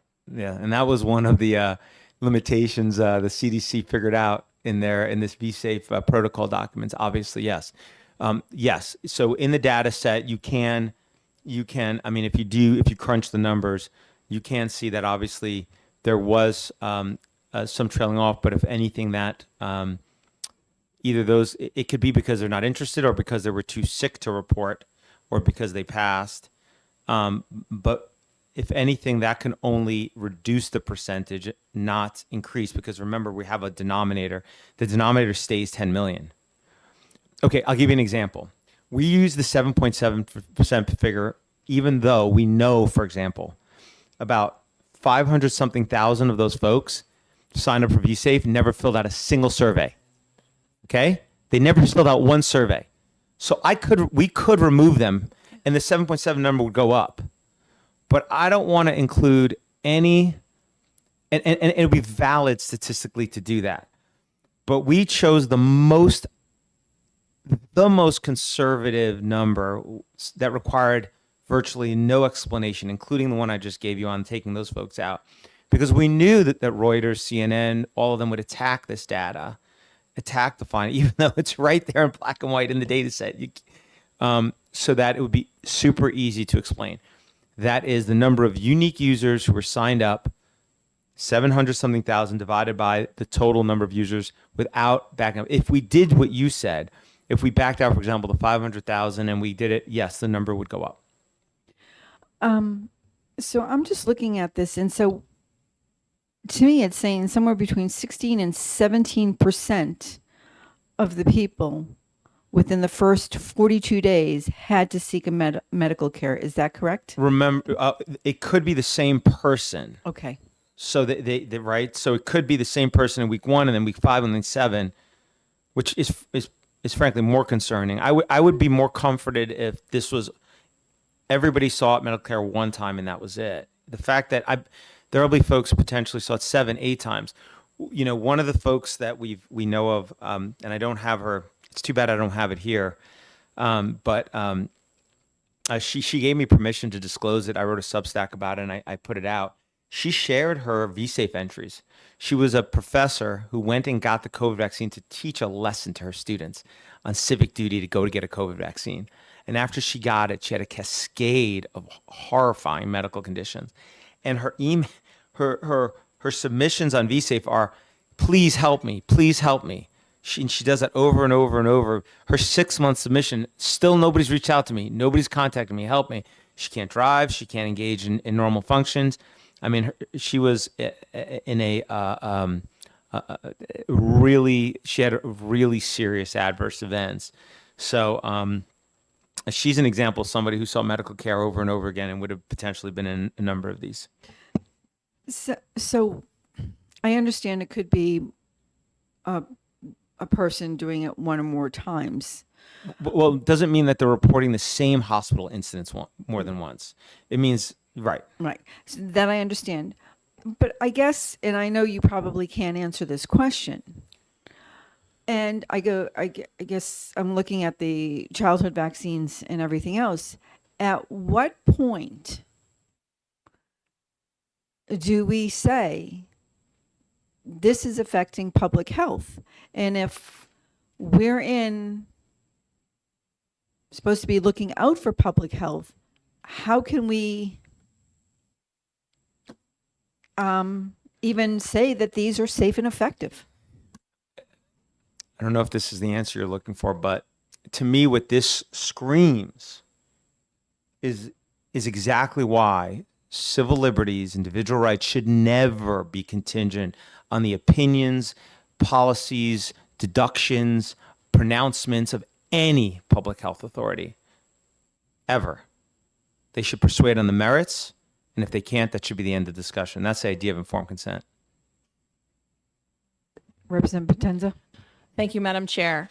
Now, of course, most of this was anecdotal, but being very involved when kind of the whole COVID thing was going on and the vaccine rollouts, there was so many people that that I talked to that missed work, and I'm talking about people in the medical profession as well as folks that were being pressured into it, whether it be from family members. And just in your time in research, the whole point was to get back, right? And I think that was so striking to me. And they asked that question. So I just thought that was, I can go on there and pull like specific data about like people, how they missed work. There were some friends of ours that were very sick, like people that had COVID and still ended up getting an injection, and they missed work for a long time. Some probably that have not gone back. So, just in your research, did you see that as well? Oh yeah. Again, the V-Safe data is going to be the absolute best data to show what that number is. 25, putting aside, remember it had those 3 categories where you could check, right? I'm going to go back to it. So you could check you're unable to work or school, unable to do your normal activities, or you saw medical care. 25% of people there were 25% of the V-Safe participants checked being unable to work or perform normal activities who didn't check needing medical care. So that's 25%. Add in, obviously, if you need medical care, you're also not able to do that. Add in the 7.7, 32% of individuals were needed medical care or unable to perform normal activities or would miss school or work. 32%. That is what the V-Safe data shows. And again, nobody needs to take my word for it. It's all right there on that webpage, all the raw data, as well as this incredible dashboard where you can run it. 32% schoolwork, unable to perform normal activities. So yeah, that is going to be your best indication. And yes, you're exactly right. The idea was, to get everybody back to work or to slow the spread, but this product had a lot of what they would call reactogenicity and potential issues. Of course, part of the thing that the federal health authorities would do is they would often look at a lot of things, if I can use that term, with regards to COVID vaccine, only after the 2 weeks after the second dose. So all that stuff, again, if I can use that term, between the first dose, the second dose, and 2 weeks after the second dose, just kind of fell into this like netherland. You could see it in the V-Safe data very clearly that they did not want the public to see and fought vigorously to hide. Representative Belcher. Thank you, Madam Chair. This has been some difficult testimony. Learning about all of this, I didn't even really know anything about V-Safe until today. As some of the people here have known, as I've divulged at least in part before, I received a single dose of Pfizer in April of 21. Within about 48 hours, I was unwell enough to seek urgent care. Within a week, I'd followed up with my primary. Within another week after that, roughly, neurology. It took almost 4 weeks before I was finally hospitalized. So obviously, I have that experience that you're seeing right here on this slide. But my question is actually, I'm not even sure you have this information, but it would be interesting to know. Do we have any indication on what date did the federal government, through CDC, FDA, or anyone else, know that the data exceeded a safety signal for the very first time for anything? I don't know the precise date, but I would suspect it was very early. For PRR, I mean, that's given the pace and the number of VAERS reports, that signal I wouldn't be surprised if they knew it within weeks of the rollout. In terms of vSafe, again, I don't think you had 10 million users, you had by, let's just call it 2 to 3 months. It's hard for me to imagine they didn't have this data in hand and analyzed. I'd like to just follow up on something we had touched on earlier, based on what Representative Belcher just spoke about. When we're talking about this data and when did they know, it would seem to me that they knew pretty early on, based on their November 2020 list of things that they omitted from the vSafe form of potential side effects, that these could be possible issues, or there would have been no reason to remove them. I'm just speculating here, but what are your thoughts? Yeah, the whole reason that this list exists is because that's the title: adverse events of special interest, pre-specified medical conditions. I mean, this is their list. This is the CDC's own protocol for designing vSafe. I mean, I don't know if it could get any clearer in terms of then identifying what the COVID vaccine what harms it could cause. It's right there on this list in their own design document for vSafe. And it follows on to this October list that they had, and there are other. Maybe you guys want me here for days. I don't know, but there are numerous studies that preceded this presentation and that support why the CDC listed these, that you can look at. They were, well, there it is right in front of you, clearly aware these were conditions of special interest that the vaccines could cause, but yet, the only place in vSafe that you could record those specific harms was in a free text field that they limited to 250 characters. And they fought like heck to not disclose that. And I can tell you that we actually just prevailed in a lawsuit 3 months ago. We finally got a judge, separate lawsuit than the check the box data. They really fought for the free text field data. And federal judges ordered them to produce it, all 6-point-something million free text entries over the course of 12 months. We've gotten the first 2 to 3, we got the first essentially, they've done the first 2 that when we've taken a look at those tranches, about 300-something thousand entries. It's an increasing number. We'll have all around 7 million entries by the end of about another 10 months from now. And there's a reason that the CDC really, really didn't want the public to see that. For example, what I told you earlier of that professor who's saying, help me, disclosing a crescendo of really, really concerning issues. And also they tell real stories of real people with real harm who all went out and thought they were engaging in their civic duty by going to get this product. And then when they went back to the same health authorities who told them it's safe and effective, you should go do this, pleading, begging for help, disclosing these harms, they were just ignored. Representative Polozov. Thank you, Madam Chair. So you testified that some of those symptoms are blamed on normal immune response expected and desired reactogenicity. So what is the expected period for normal reactogenicity? I would think it was supposed to be limited to just a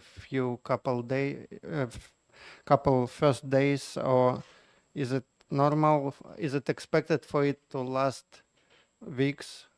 No, it's supposed to completely resolve within the first week.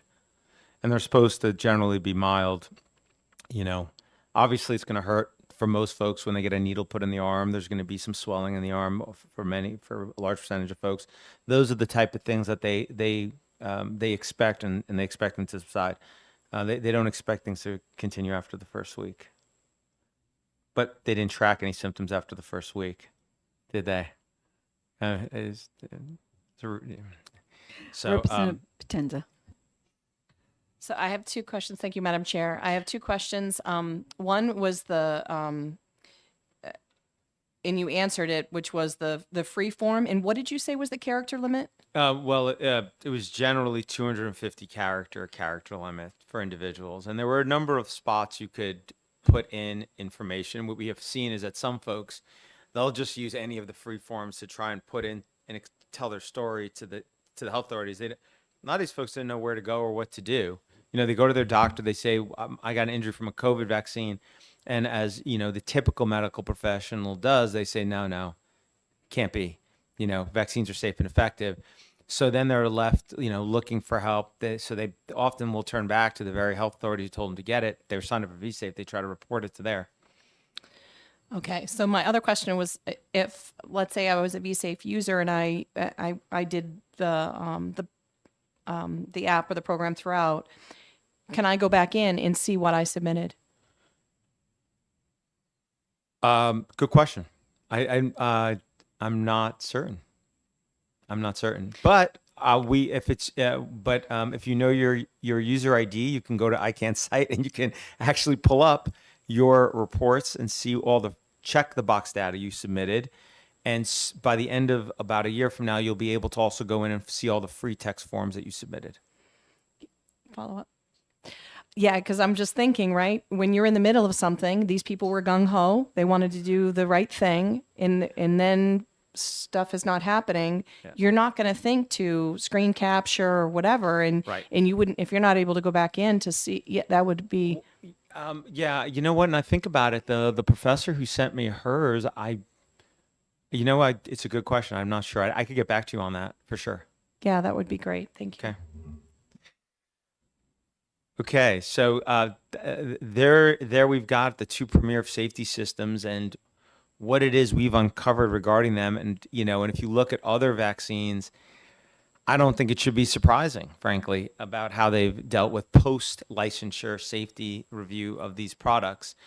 In many ways, religion comes in all forms, and I really do have religious beliefs with regards to these products. I find a lot of the folks who engage in promoting them on the federal level in particular.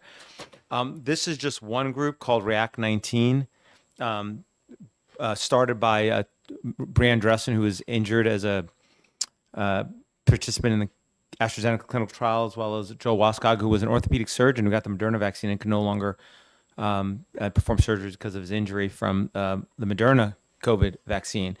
That group, that one group in America, says it has over 36,000 Americans who are seriously injured from COVID-19 vaccine. They're an amazing organization. Their focus is to help people injured with COVID-19 vaccines. And I know that they have regular calls and been trying to interact with the federal health agencies and trying to get help. So I use that as an example of, again, just one group that is out there and to show this, the scope of the potential issues. Our firm as well, we don't bring claims for COVID-19 vaccine injuries because it's not really any place to file a claim that's worthwhile. But we get calls all day long, email submissions and forms from folks injured by COVID-19 vaccines. And then ICANN as well gets, folks injured with COVID vaccine contacting them all day long. I mean, we're just, two nonprofits and one law firm. And between us, the number of seriously injured individuals with COVID-19 vaccine is, equates to a cascade of pain and suffering crossing the entire country. That brings us then to the issue of transmission. And obviously the whole reason that they said the underpinning argument for why they had to mandate COVID vaccines was to stop transmission. That's typically the argument for why they have to require any vaccine. And so, because if you think about it, heart medicine, for example, heart disease is the #1 killer of Americans every year, 700,000 folks. Does that mean we mandate statins? Does that mean we mandate exercise? You name it. No, because we all intuitively get it that would just be incredibly destructive to individual and civil rights. Like, we have an intuitive understanding, but the moment for some reason you slap the word vaccine on something, it's like, oh yeah, well, you could throw all of your rights away now. I don't, there's and that's an ethos that has developed over time, in part from what I discussed earlier, decades of pharma having its way with no opposition with regards to these products. What's incredible to me, frankly, is that regulators acted surprised that COVID-19 vaccines do not stop transmission. And we'll go through that in a minute. And the question is, should they have been? Should they have been? Right? I want to be clear that even if COVID vaccines stop transmission, I want to be very clear. I don't take an ideological position about these products in terms of you want to get them, don't get them, don't get them. They're a product. But they should never be mandated, even if they stop transmission. That said, these products don't. And what's really interesting to me was that somehow the CDC director and all these folks seemed surprised when that information came out. And so, should they have been? Do all other vaccines stop transmission? What is it that they should have already been aware of with regards to other vaccines? And I think, again, we'll take a quick look at other vaccines as a backdrop on that question. So this is the New Hampshire school vaccine requirements. These are the vaccines required for school in New Hampshire. It's basically, you have 5 vaccines here that are required: DTaP, Tdap, polio, Hep B, MMR, and chickenpox. Okay, so I'll use those as the baseline, if I may. Let's start with polio. Okay, now, oral polio vaccine they used to be giving can stop transmission to a degree because polio proliferates in the intestinal linings. It's fecal to oral contamination. That's how it's transmitted. Okay. If a vaccine only creates immunity in the blood, IgG antibodies, and creates no immunity in your intestinal lining, IgA antibodies, not going to stop transmission. In America, the exclusive vaccine for the last 24 years given to children is the inactivated polio vaccine. It's injected. It does not create immunity in intestinal linings. It does not stop transmission. That might sound incredible, but I'm not going to say it. Let's see the CDC say it. Right here on your screen with the link to the CDC webpage, it says IPV protects people against all 3 types of polio virus. IPV does not contain live virus and cannot cause disease. It protects people from polio disease, but does not stop transmission of the virus. If you have only been injected with an activated polio vaccine, it is at best personal protection. That's all. It's like an asthma inhaler. Maybe we want you to do it, but should we crush your rights if you won't do it? So, and there it is right on the CDC website. That's because it only creates immunity in the blood. It maybe will stop the polio virus from going from your intestines into your blood and then getting to your spinal column and causing myelitis, damage to your spinal column, potentially. Can I just Yes. ask? I just want to make sure I understand this. Sure. So, if you get the polio, If you were infected with polio virus, right? If you're infected with the polio virus and you've had the inactivated polio vaccine. thank you, you necessarily won't get the polio, but you can actually transmit that to somebody who hasn't been vaccinated. 100%. It does nothing to prevent transmission. It's right there on the CDC website. Does not stop transmission of the virus, which is why the WHO and CDC guidelines that if polio virus were to return, everybody needs to get OPV vaccine. Everybody in America today who's 24 and younger, or longer than that because you're giving it older, has never received a vaccine for polio that prevents transmission. That's decades of kids in this country with no, they maybe will reduce symptoms. Now understand, 95% of people who are infected with polio virus are asymptomatic. They never show any symptoms whatsoever, CDC. Another 4% are polysymptomatic, a little bit of symptoms. 1% might have symptoms that are actually of concern, and a tiny percent or even more, can end up with an issue. With that said, yes, for, the vaccine is potentially can reduce the symptoms, the disease, as you would call it, but it doesn't stop transmission. I'm not making any judgment on get the product, don't get the product, but the point is one of civil liberties about individual rights. Should you crush people's rights for refusing a product that doesn't prevent transmission? And obviously, the reality is, and then separately, should Rochelle Walensky, the CDC director, been on CNN going, oh, nobody told me it couldn't stop transmission, maybe, right? Should she have been doing that? Or should she have maybe known, wait a second, we got a lot of vaccines that don't stop transmission, including ones with, so here is the Global Eradication Initiative, WHO, CDC, and they explain it in their own words. Again, there's the link down there. IPV induces very low levels of immunity in the intestine. As a result, when a person immunized with IPV is infected with wild poliovirus, the virus can still multiply inside the intestines and be shed in the feces, risking continued circulation. IPV does not stop transmission of the virus. The reason we don't use OPV anymore in this country is because it can cause paralysis, actually, the live attenuated version. So, okay, let's move on to the next vaccine on the schedule is diphtheria vaccine.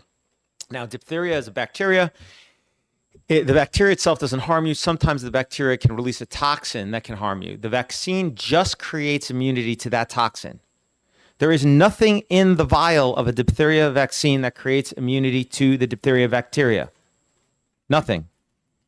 It's a toxoid vaccine. It only creates immunity to a toxin sometimes released by the diphtheria bacteria. Okay? So here's a CDC study explaining diphtheria toxoid helps prevent symptomatic disease, but does not prevent the carrier state nor stop the spread of infection. The bacteria will still multiply and proliferate in your body. The known importance of carriers in the spread of diphtheria and the demonstrated failure of toxoid to prevent the carrier state lead us to conclude that the concept of herd immunity is not applicable to the prevention of diphtheria. Here's tetanus. Tetanus is just like diphtheria vaccine. It is a toxoid vaccine.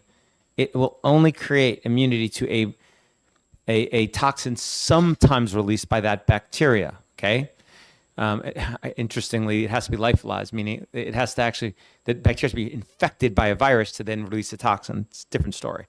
Separately, tetanus is not transmissible from person to person anyway, by the way, so it doesn't even matter. So the vaccine doesn't create any immunity to the bacteria, and the bacteria can't go from person to person in any event, so it doesn't matter. So we've now done polio, diphtheria, tetanus. Now we're going to do pertussis. Okay. Here's pertussis vaccine. Now, I think pertussis vaccine is the most instructive one, frankly, because it's kind of similar like COVID in the vaccine in the following way.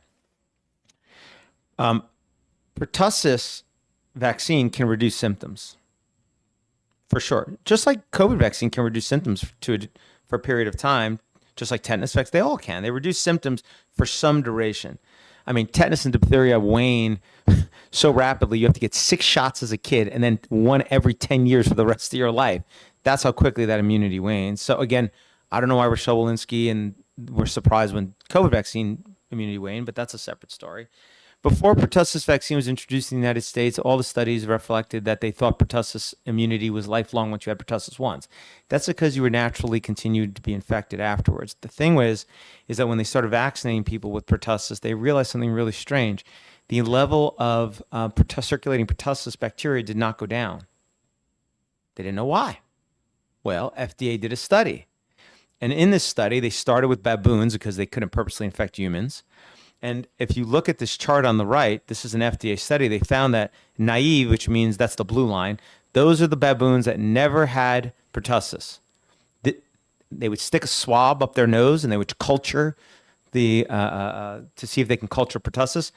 They were culturing pertussis from their nasopharynx for about 30 days. Okay. AP, that's acellular pertussis. That's the only pertussis vaccine used in the United States since 2000. Remember the DTP one that kills more kids than it saves? That they don't use that here. They were culturing pertussis from the nose of the baboons for almost 35 days. They were more infectious for a longer period of time because acellular pertussis vaccine actually will reduce symptoms, but it does not prevent the pertussis bacteria from being able to proliferate and multiply in your nasopharynx and for you to spread it. The FDA was shocked by this finding. And what's the most amazing part is that for decades, they claimed otherwise. That was followed on by an entire international convention of all the world leading vaccinologists and pertussis experts. And here's their conclusion in peer-reviewed study. They say acellular pertussis vaccine cannot avoid infection transmission. Pertussis vaccines do not prevent colonization. Consequently, they do not reduce the circulation of Bordetella pertussis and do not exert any herd immunity effect. If you take issue with that, talk to them, not me. That is what the data show. Yes. So I don't know. Maybe I'm just naive. Yes. But if it doesn't reduce the circulation, yes, and it doesn't exert any herd immunity, what is the point of it? It reduces symptoms.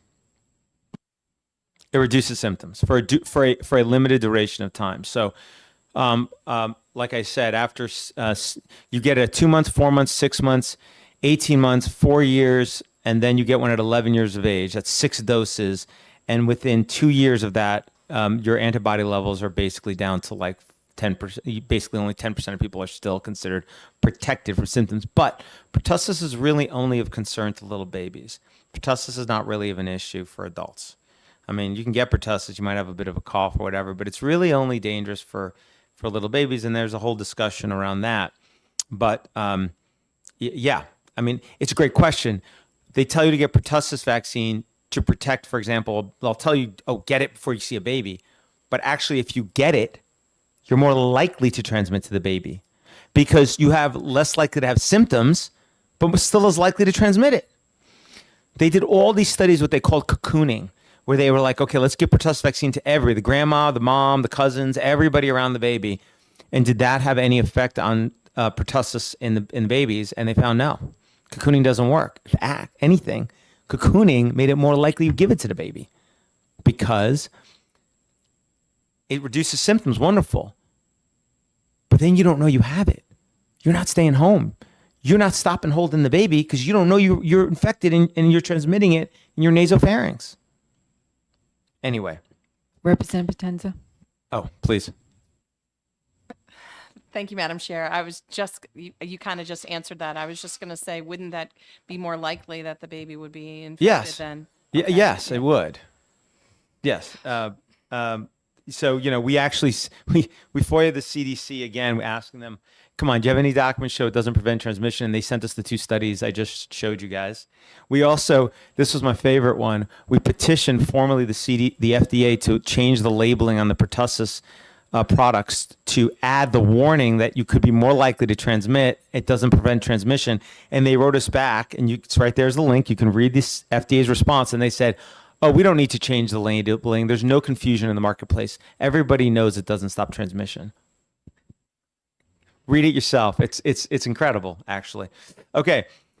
Just like what we said, reducing symptoms while remaining able to transmit makes one more likely to transmit. And, in this article, it explains that, the way that you know how much circulating bacteria there is you look at the interepidemic intervals, okay? The interepidemic intervals, meaning how many cohorts you have that are not folks who've never had it, basically, has either stayed the same or has gotten shorter.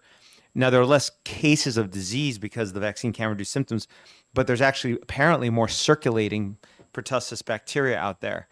And the problem is that the pertussis bacteria has about 3,000 antigens on its surface. The vaccine has only about 5 of those antigens in the vial. Okay, so it creates this defective form of immunity called linked epitope suppression. So the next time you're infected with pertussis, your body has a robust immune response to those 5 epitopes, but not to the other 2,995 approximately. So your defective immunity results in you actually being able to become infected over and over and over and over. And studies like this one have discussed this issue. And in fact, one of the premier vaccinologists on this issue, according to the medical community at UCLA, has proposed that the only solution, I think, apparently, is to make a vaccine that vaccinates you for the other 2,995 antigens. You don't have to fix your immunity that they've created, which renders you susceptible. If you've got pertussis, if you actually had pertussis once, now you have immunity and you do not transmit it. And we saw that in the baboon study. Done. One and done, except, the studies show that, like vaccine immunity, natural immunity, apparently, at least some of the studies reflect it too can wane, but if you're continued exposed to it, then it stays robust.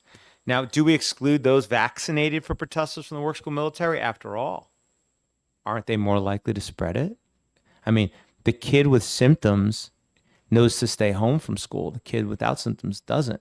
Does that mean we exclude vaccinated children from school who have pertussis because they're more likely to spread it? Of course not. Of course we don't. Because we shouldn't exclude anybody from making a personal medical decision. Okay. Those give us, we did polio and we did DTaP, Tdap. Those are just some. There are other examples. We could look at meningococcal vaccine and other ones, but let's just stop there. The point is that they really shouldn't have been surprised that the COVID vaccine couldn't stop transmission because that's true of many vaccines. Now, Measles vaccine can stop transmission. Chickenpox vaccine can stop transmission. But most of the vaccines required for school in New Hampshire, for example, do not stop transmission. As we noted earlier, they could have easily tested in the clinical trial whether or not COVID vaccines stop transmission. They just had to basically test everybody every week in the trial. That's just 30, 40,000 people. They were testing millions of Americans every week, every 5 days, every 3 seconds. But yet they couldn't do it in the trial? Come on. I think they knew there would be a problem, most likely. Here is the FDA itself saying the FDA's authorization and licensing standards for vaccines do not require demonstration of prevention, infection, and transmission. This is what they told us when we wanted to add indications in the labels showing that various vaccines don't stop transmission. They said, well, we don't license on that basis. And in fact, vaccines are not licensed on the basis that they stop transmission. They're just licensed on the basis of reducing symptoms for some period of time. And so they knew they did not have the support to say that COVID vaccines did not stop transmission, but that didn't stop them from saying it, did they? Because as I said earlier, there's religious beliefs around these products. Despite the evidence, despite what they even say themselves, they will often argue, well, we have to stop the spread. We got to stop. So we got to kick kids out. We got to do all these things. We got to, fire everybody from work who don't get a COVID vaccine. It's not really about trend. It's about an ideology to some degree. Okay. Here's Rochelle Walensky, August 5th, 2021. And she gets on CNN and she says, quote, our vaccines are working exceptionally well. They continue to work well for Delta with regard to severe disease, illness, and death. Let's put that portion aside. They prevent it. But what they can't do anymore is prevent transmission. Oh, she was apparently surprised. Why did she say that? She said that because this is a study from the CDC the next day. Amazed they published this, in which they went out and they carefully studied this outbreak of COVID. And what they found was in a place that had a 69% COVID vaccine coverage, 74% of people who were infected had COVID vaccine. So it was disproportionately within the vaccinated. And then they did the swabs like they did with the baboons. And they found that the vaccinated had on average more virus in their nasal cavities than the unvaccinated that were infected. That's the CDC's own publication. Amazing they actually published this. And then here's another study, just August 24, 2021, not long afterwards. They reviewed swab specimens from 24 counties, and they found a high viral load in 158, meaning of 232 unvaccinated. 68% of the unvaccinated had a high viral load in their nose. But 69% of the vaccinated had a high viral load in their nasopharynx. And they similarly, there was a high viral load of 7 to 24 unvaccinated, 29, and 11 of the fully vaccinated asymptomatic individuals. So the first black bullet point is for symptomatic individuals. The second one was for asymptomatic. And frankly, it's the second bullet point that should be the most concerning. Among the asymptomatic, they had no symptoms. So vaccine was doing great. It was reducing symptoms. But 82%, 9 of 11, 9, had a high viral load, unknowingly spreading COVID in the vaccinated, whereas only 7 of the unvaccinated, 29% amongst the unvaccinated had that asymptomatic spread.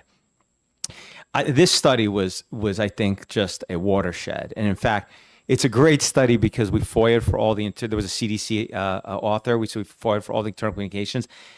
The internal communications on this study are incredible. The journals that didn't want to publish it, like they went round and round, and because they were like, "Why wouldn't it publish it? This is an important finding," because it didn't fit the policy. But they knew before they went out, and they went and crushed the rights of 100 million Americans with the OSHA requirements, kicking people out of the military, going down that road. They knew this product did not stop transmission. There was no public health imperative to do it. Yes, I'm sorry. Representative Vlekas. Recall very early on Fauci saying, no, you have to still wear masks because the vaccine won't stop transmission. Yes. Do you recall when that was compared to all of this? I think it was when Rochelle Walensky said this in August, I presume, because that's when the CDC, she said, oh, you can all take your masks off. We're all free. And then then they They had this study in Massachusetts, and then they all went and they went did a 180 on that. So I think it was very early. And actually, I have a little video. I happened to just find it on online last night on Twitter. It came in my feed, and I put it in here. And I think that's where, I don't know if it has a date. We'll see in a second where Fauci says that. This, by the way, those are just two early canary in the coal mine studies. There were large, giant studies that followed, all showing the same thing. We had a huge exchange with CDC on this point. It was clear as day this product would not stop infection. And what also made it super clear was just look at the rates of infections in highly vaccinated developing countries and other highly vaccinated countries versus the rate of infection in countries that did not participate in these products. It's incredible. Okay. So again, Representative Belcher. please.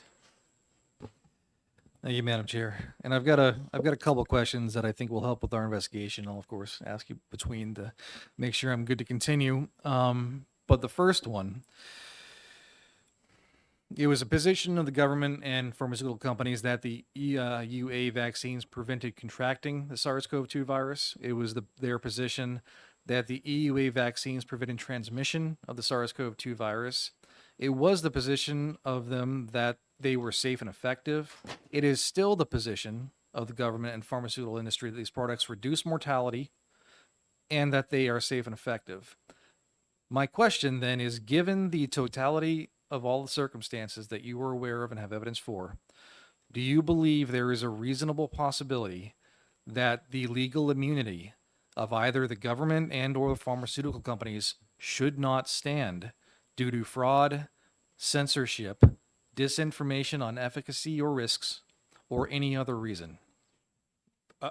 Politically, absolutely it should not stand. It shouldn't have been there to begin with because it just creates an incredible moral hazard. Hey, you know what? Well, let's go into business and we're going to create a product and the government's going to mandate it, really. What is the product? Oh, you inject it. Oh, what if it causes harm? Don't worry. You'll have immunity.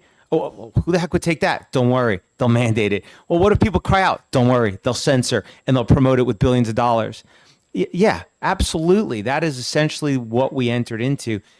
Politically speaking, it should never have been there, even absent fraud, if you're asking me. With what we know now, it absolutely should all be rescinded to the extent the government can. They contractually agree to the immunity. And these products should just be treated like any others. I mean, you could sue people, you could sue the maker of this pen for issues, but I can't sue companies that inject a product into babies over and over and over again that they swear to you are safe and effective? Really? How does that make any sense? They're so safe that they had to take away the ability to sue them for harm? I mean, if that doesn't create like cognitive dissonance, I don't know what does. It's like, your head's got to spin from it. So yes, politically, absolutely. Legally, that's a more complicated question, whether that is, it would need to most likely happen from an act of federal legislation. But there are things I think on the state level that can be done, and I'm happy to talk about those afterwards. Thank you. And if I may, Follow up. Please. I'm so sorry. That's all right. So the next related question is, the state of New Hampshire has a little bit of ambiguity with our current COVID childhood recommendations for injection. Currently, we hear there is no official recommendation. That is the position taken by the Department of Health and Human Services. However, the official website has a section on childhood COVID vaccination that directs the user to the CDC guidelines. They do so without explicitly stating those are CDC and not New Hampshire guidelines. And they do officially, the CDC guidelines that it directs you to, take a recommendation on childhood vaccination. So based on your legal expertise, would you agree that DHHS in New Hampshire, by linking directly to the CDC website, which recommends vaccines, under the New Hampshire website, where it talks about childhood vaccination for COVID, would you agree that they're taking no position, or do you believe that they are taking a position? Based on what you just said, they are, in my opinion, based on what you just said, taking a position that would promote the COVID-19 vaccine, because that's apparently, if a parent goes to their site and it leads them to the CDC's recommendation, most folks would assume that is the New Hampshire Department of Health and Human Services position with regards to that product. I don't see how it could be otherwise. Thank you. And if I may, I. Yes. Thank you. We've learned from previous testimony, and I'm going to ask if you're familiar with this and if you have anything to add to it. Let me preface it with this. Back when I was a paramedic years and years ago, I was trained to administer intramuscular injections, and part of that training process was to locate the injection site, spread the skin out, plunge the needle, syringe, aspirate to make sure I wasn't in a blood vessel before administering the shot. Now, this information changed at some point shortly before the COVID pandemic. And to my knowledge, the COVID-19 vaccine was the first that was issued official guidelines to not aspirate before plunging the syringe to administer the shot. Looking at the recommendations from the guidelines on this, I believe it was the CDC website, you can correct me if I'm wrong.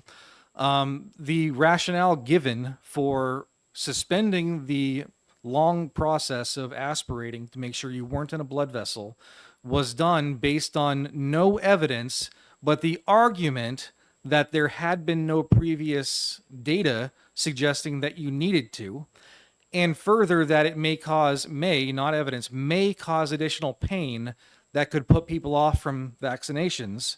So you should not do this practice. Is that something you're aware of or having comment on?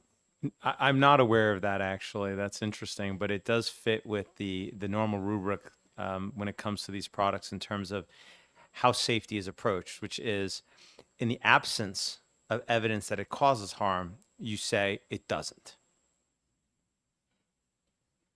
And if I may, one last. And you may be coming to talk about this, I don't know. But I want to ask you, is this something you're aware of? Because I've heard this. I don't think we've received testimony. I may be wrong again on that. But I believe that when these COVID vaccines became officially licensed as an approved by the FDA, the manufacturers continued to provide only the emergency use versions of them up until the point that they were adopted by the childhood vaccine schedule, which conferred a different legal immunity to them. So there was no period in which the FDA version was given where they might not had immunity. Is that something you're aware of? Yeah, I think there's a bit of confusion out there in terms of the applicable legal protections. The PrEP Act immunity applies whether the product is emergency use authorized or licensed. So it didn't matter whether it was on the childhood schedule or not, and whether the 86 Act applied or not. As it stands right now, you can't go into vaccine court for a COVID vaccine injury. You can't go into the VICP, the program created by the 86 Act. You need to go into the program created by the PrEP Act, the CICP. So the PrEP Act immunity applies whether it's authorized or whether it's licensed. In terms of after it was licensed, what was available, I can tell you that one of the regulations that's crystal clear is that the military is not allowed to mandate a product on its soldiers that are not licensed. And so there were lawsuits that were brought after the COVID-19 vaccine was authorized, because there still wasn't actually vials that were authorized vials. There were still emergency use, licensed vials. There were still only EUA vials in circulation. There was so much of it. That's pretty much what was available. And when the military was sued by a soldier saying, hey, you offered me an EUA product, the government responded by saying either one, you were offered a bioequivalent. There was a list that when the COVID vaccine was licensed, the FDA put out and said, these batches of EUA, not all of them, just these, are the same as the licensed and can be treated as licensed, and where the soldier was offered something not on that list, the military somehow magically produced an actual licensed vial. There were some that they had available, and they would then offer that to the soldier. And we encountered exactly that scenario. So, yeah, for the most part, for a long time, there was only, I actually don't know the state of affairs right now, because I know for a long time there was no only EUA product available in the United States. Yeah. Thank you for clarifying that. Okay. So reducing symptoms while remaining able to transmit makes one more likely to transmit. We've covered that, and that was true of COVID vaccines. Should states have crushed the rights of those that refuse this medical procedure? I think that's self-explanatory. Should never do that. As I pointed out earlier, they could have easily tested for whether it prevents transmission. They didn't do it. I think that this is the video I told you I had found, and I included it, though I should disclaim I didn't put this together. I just found this, but it looks authentic to me, so I'll play it.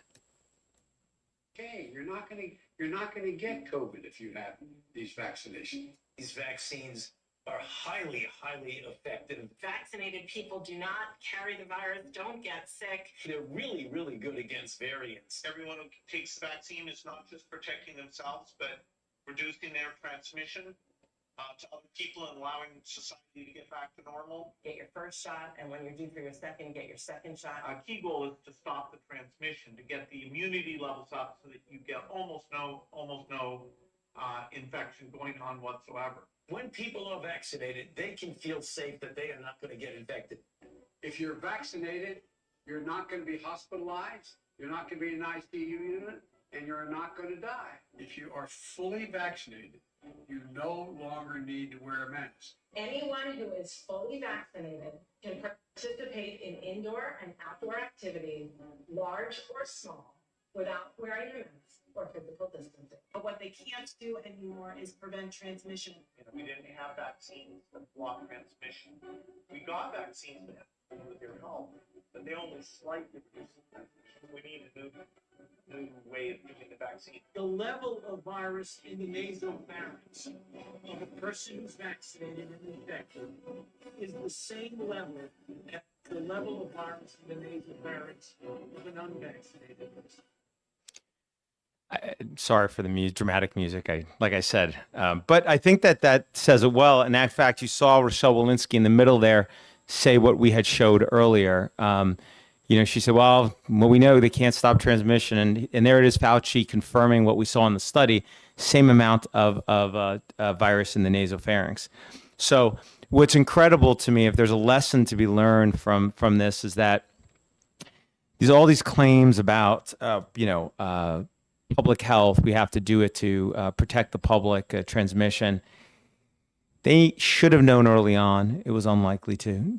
There's never been a respiratory virus I can think of that prevented transmission. Think about flu shot, think about pertussis vaccine, respiratory infections. If typically they do not stop transmission.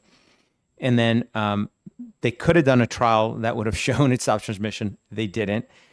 All the studies early on showed it didn't. All the big studies showed it didn't stop transmission. But yet with all that data in hand, and even with them admitting it, they went ahead with, on the federal level, the OSHA mandates, the military mandates, in the face of all of that. It just shows you that, we can't make civil rights, individual rights, the ability to participate in civil society contingent on what public health authorities say. That leads me to the final few slides. And, the other argument, and I'm going to go real quick because it's a little bit later, I think. But the other argument that they made about COVID-19 vaccines is that if you don't get it, everybody will die, right?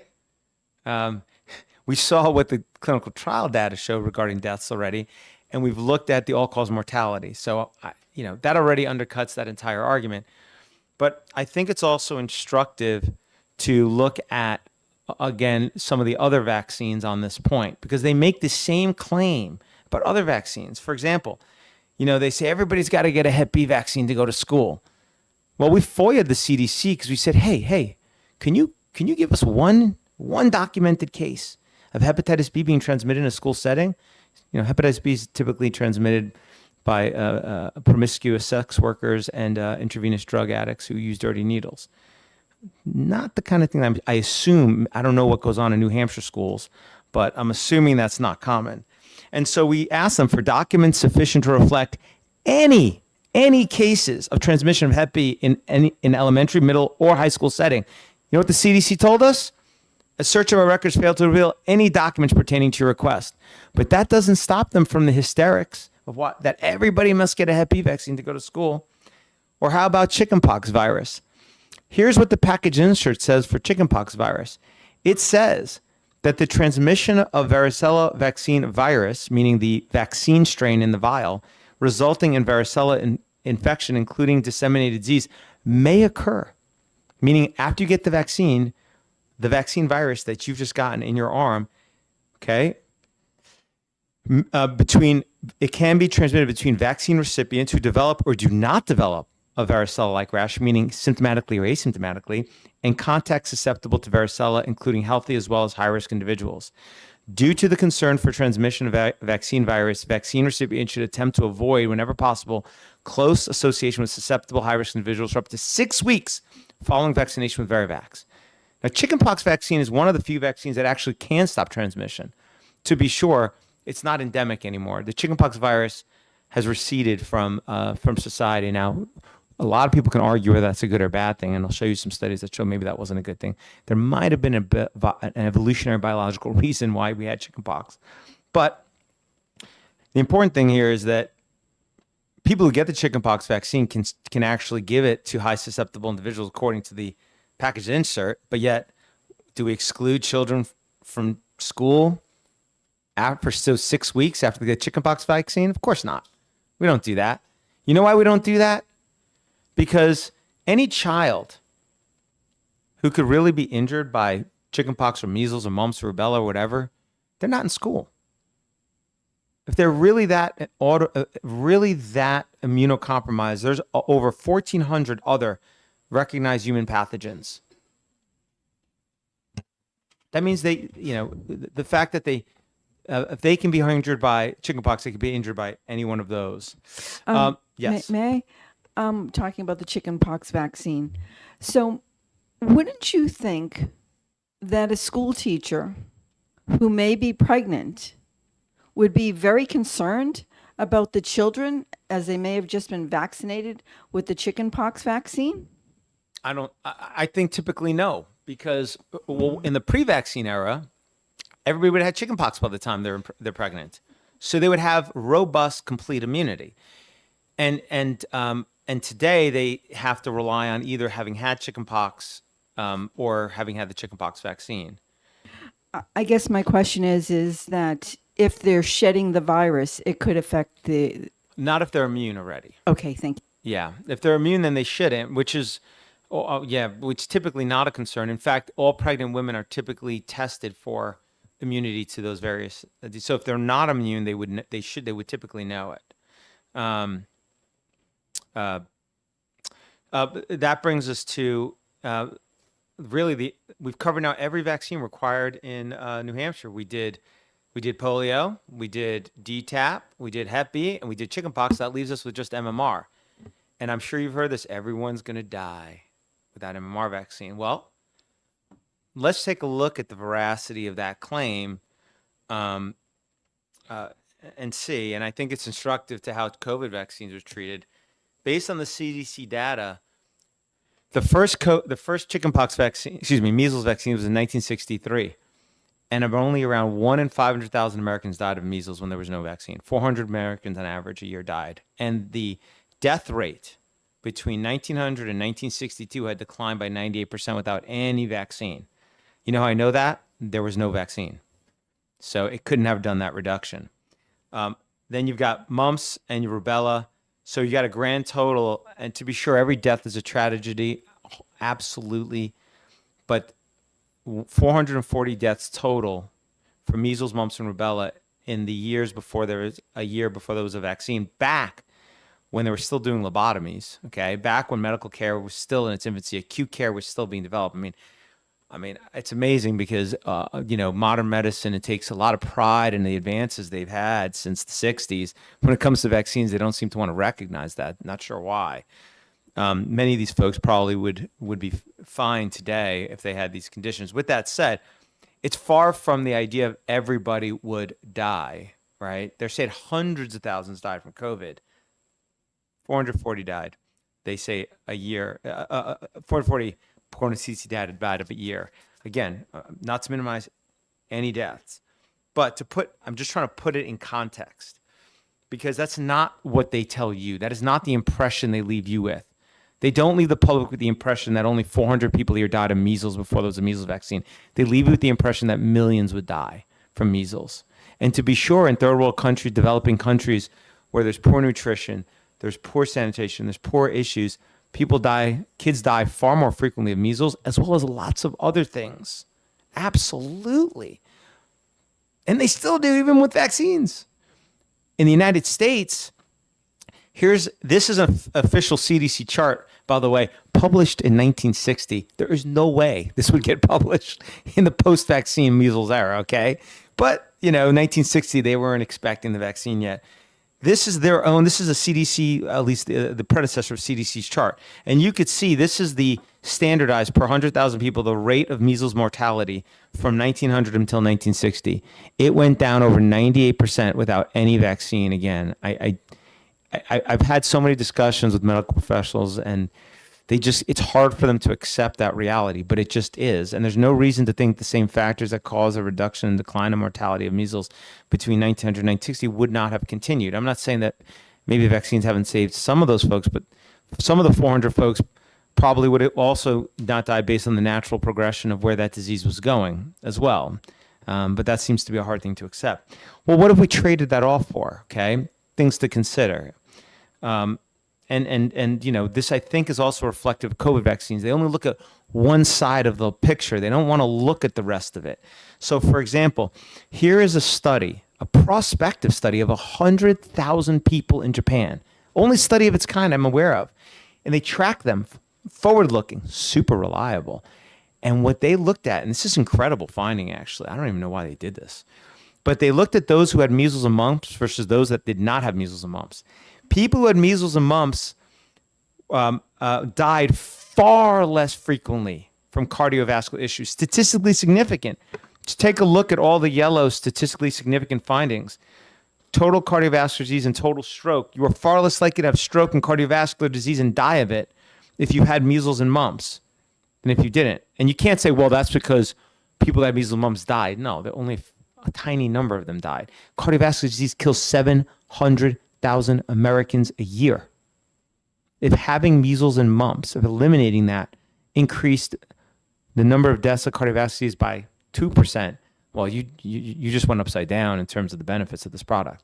I'm not saying that's the case. I'm not saying that's good science, what I just did.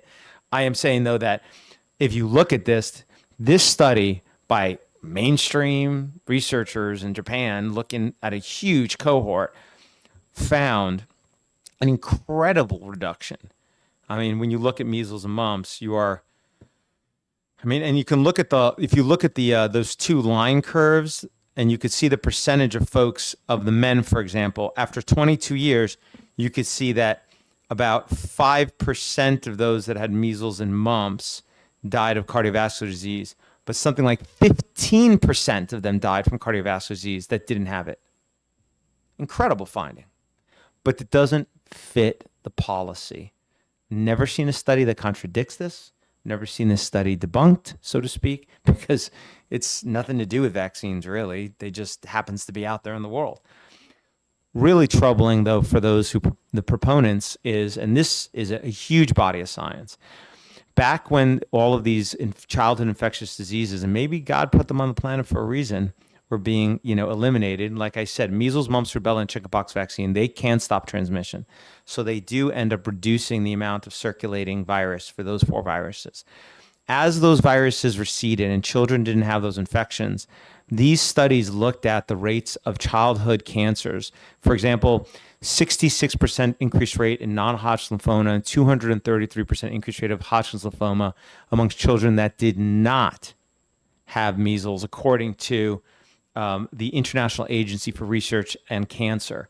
And then you can look through it. Ovarian cancer, double the rate of those who didn't have measles, and so forth. It's true of and what they find, these studies they're consistent, and they were all done often back in the 80s and then they stopped doing them.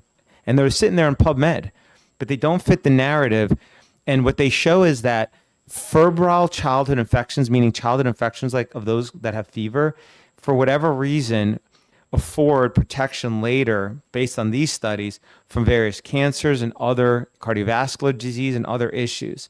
I'm not saying this, just to be clear. That's what these studies all reflect.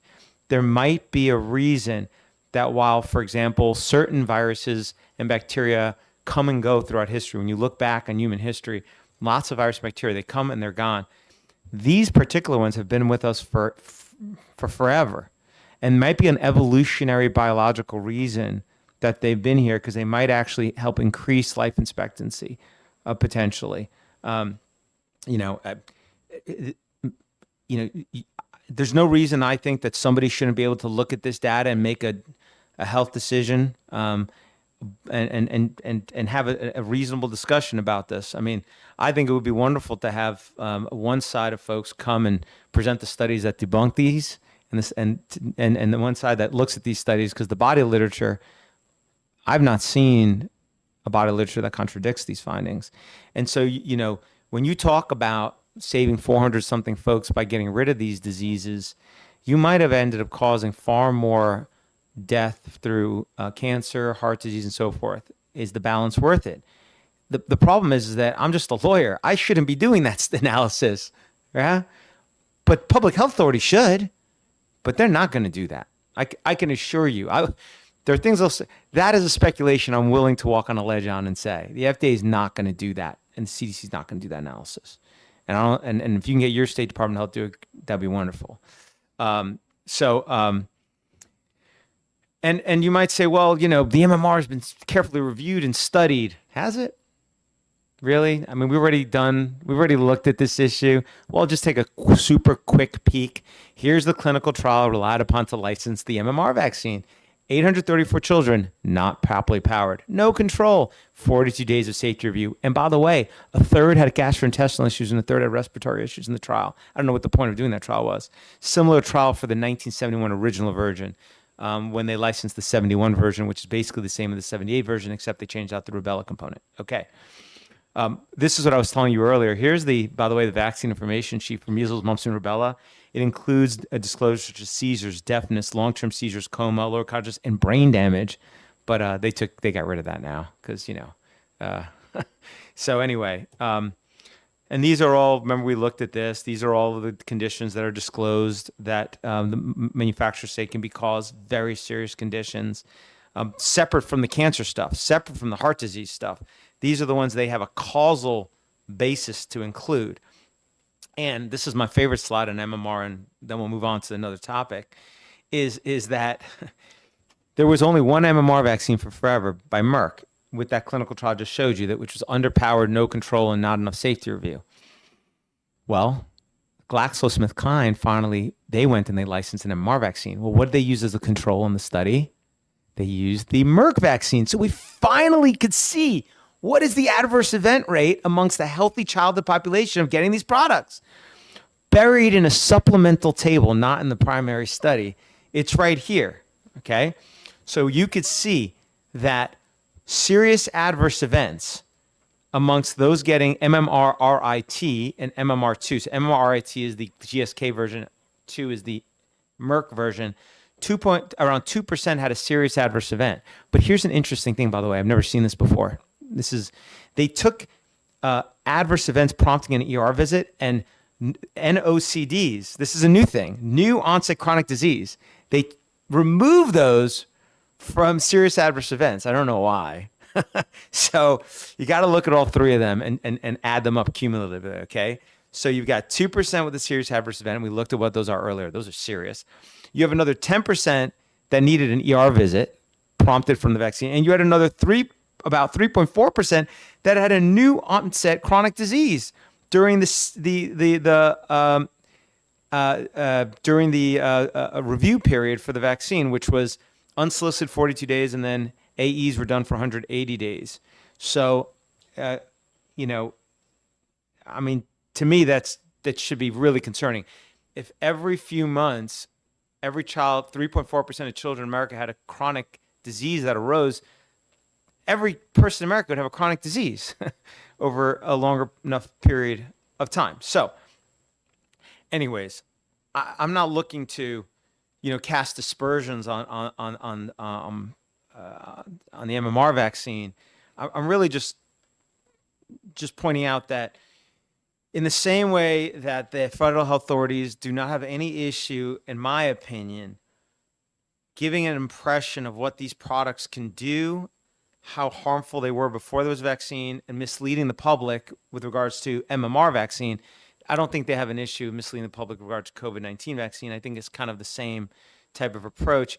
I should say, for what it's worth, I think most public health authorities and medical professionals are well-meaning.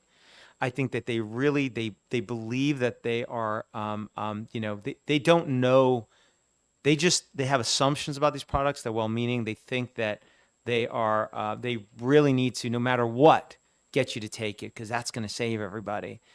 But, when you step back and you're not emotional or religious about these products and you just look at the data, they paint a very different picture. And it's unfortunate that we can't have those kind of objective discussions. So, as I point out, same hysterics apply to COVID-19 vaccine. I say, I'll say it again, everyone should be free to get one. Government should be free to persuade the public, but when they can't, that's where it ends. And think about it, after all, did our government tell us the truth about the deaths in the clinical trial of COVID-19 vaccines? No. I don't think they went and publicized that at all. Remember, here it is again, this. Yeah. Conflicted regulators, I feel like we've really covered this pretty well, so I'll just go super quick. Who's responsible for vaccine safety? Not pharmaceutical companies. They're immune. So all of that responsibility was transferred over to the Secretary of HHS. It's actually included in one section of the United States Code. This was part of the 1986 Act. It's called literally Mandate for Safer Childhood Vaccines. That's what it's called. It's got 3 simple sections. Section 1, make them safer. Section 2, form a task force, the head of the FDA, CDC, NIH, and make recommendations to the head of HHS on how to make them safer. And Section 3, every 2 years, submit a report to Congress describing how you made them safer. Okay? Well, guess what? Let's work backwards. Did they submit that biannual report to Congress as required by Section C? Never once. We sued them because they wouldn't give us any of the reports. Never once have they submitted this biannual report to Congress as required by the Mandate for Safer Childhood Vaccine, Section C. How about Section Department search did not look at any records. How about the task force? Well, again, we sued them. The task force was disbanded in 1998. So they had it for a while, but it doesn't exist. So they're not doing the easy stuff. If they're not submitting the biannual report to Congress and they don't have a task force on how to make it safer, you think they're doing the hard part of actually making it safer under Section A? I think the presentation up to this point probably answers that question. Why did they abandon safety? I would argue because they are conflicted. They're utterly conflicted. They're responsible for promoting vaccines as well as safety.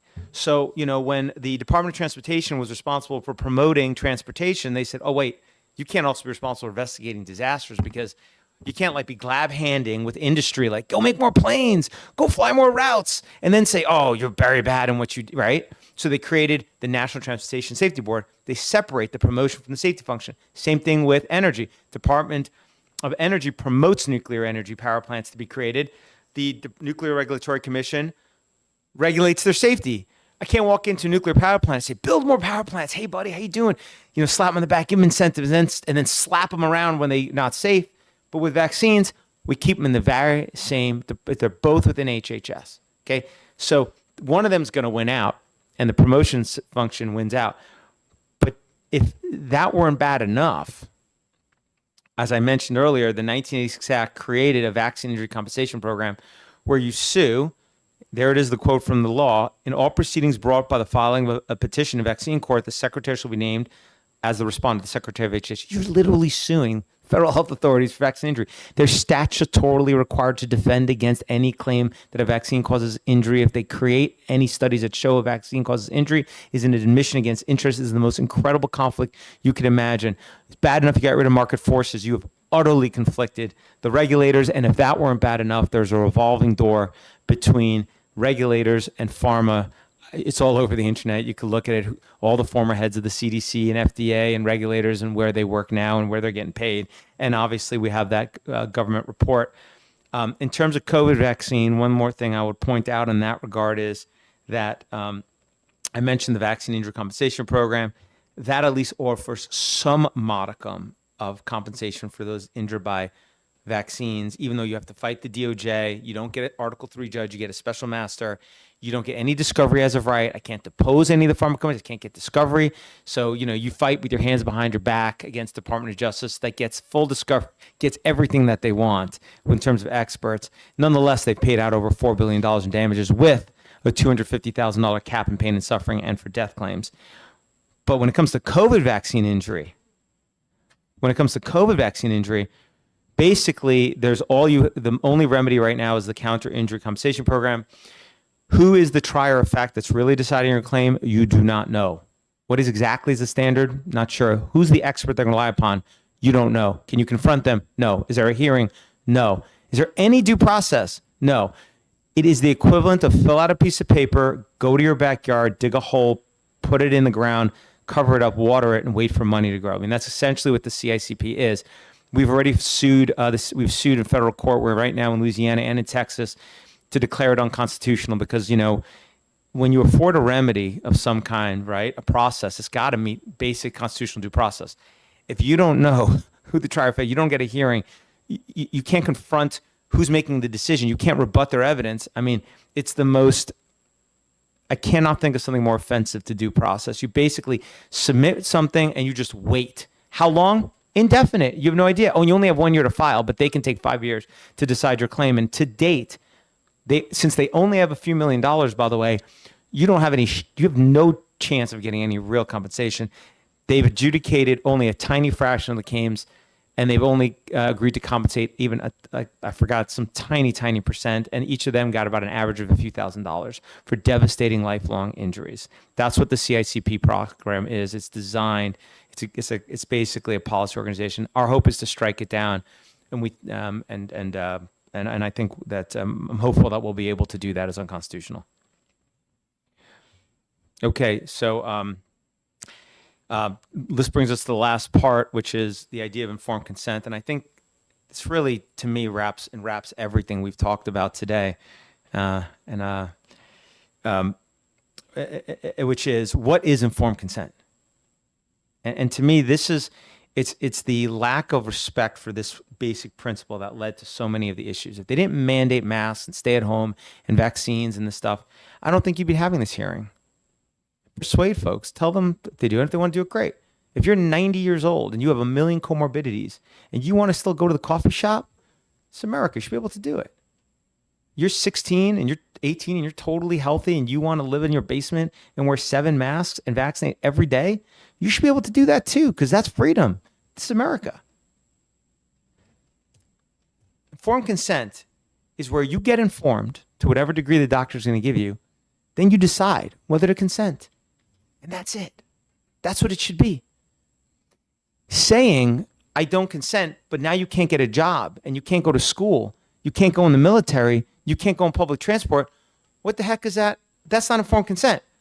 That's, I'm going to inform you and you better consent or else. That's what that is. That's not informed consent. That's not freedom. 7 basic questions that you would ask, I think, in my opinion, before you decide whether you should do a medical intervention and that the government should respect your right to do. One is, will the manufacturer stand behind its product? Does the manufacturer stand behind its product? And on this, thing. There are links where you can see which vaccines are covered by the 86 Act, which are covered by the PrEP Act, and a letter you can send to your pharmaceutical company asking them to waive that immunity. Because if they won't stand behind their product, do you think it's wise to inject it in your body? I don't know. Some people don't. And they should be free to make that determination in this country and say, you know what? If the makers of this product won't stand behind it and compensate me if I'm injured, why should I take that risk? 2, did his clinical trial prove it was safe? We've looked at that pretty closely. I should be able to say, that's not good enough to inject that product into me or my child with that kind of data. I want a better trial. And until you do it, no. Did the post-licensure studies prove it's safe? We reviewed that. Same principle. I should be able to look at that. I'm educated enough to look at PubMed and read the studies. You know, I shouldn't even say educated enough. They're in English. Anybody can read them. Anybody can figure this stuff out. I should be able to say no without penalty. Are the benefits? What are the benefits? Probably be able to look at them and decide it's not for me, for whatever reason. Can you determine if the risks outweigh the benefits? Well, if you don't know the safety profile, how do you do that? And a lot of these products, you don't know the safety profile. And I should be able to say I don't want it on that basis alone, whatever the benefits are. Until I know the real risk profile, I should be able to say no without penalty. Can you trust the people recommending the product? Can you trust Dr. Peter Marks at the FDA, who's going out making just a minute, everybody get the shot before it's even authorized? Don't worry, I won't have cognitive dissonance if I now tell you, oopsie, I just told you to take a shot that hurts you. Or how about Dr. Edwards, who's on the vaccinologist on the DSMB, who was a Pfizer consultant advisor right before she was on the DSMB. Or the members of the advisory committee that, you know, numerous reports, Congress and other reports have found are conflicted. I should be able to say, you know what, I'm not sure I trust those recommendations without penalty. And maybe you have a moral objection to the product. I'll show you one more video and I'm pretty much done. So you might say, listen, I don't want to participate. I believe abortion is murder. Some people think that. Some people don't. It's America, but it's free to their opinion. And for those who think that, maybe they don't want to participate in products that involve abortion. So let's take a look at one video it's a few minutes on exactly that topic. Your work related to vaccines, how many fetuses have been part of that work? My own personal work, 2. I'm going to hand you what's been marked Plaintiff's Exhibit 41. Okay.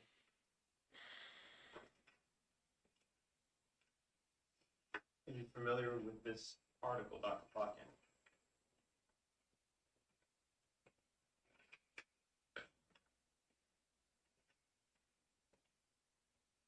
Yes. Okay. Are you listed as an author on this article? Yes. This study took place at the Wistar Institute, correct? Yes. You were at the Wistar Institute, correct? Yes. How many fetuses were used in the study described in this article? Quite a few. So this study involved 74 fetuses, correct? I don't remember exactly how many. Turn to page 12 of the study.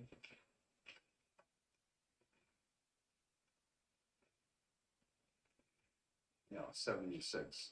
76.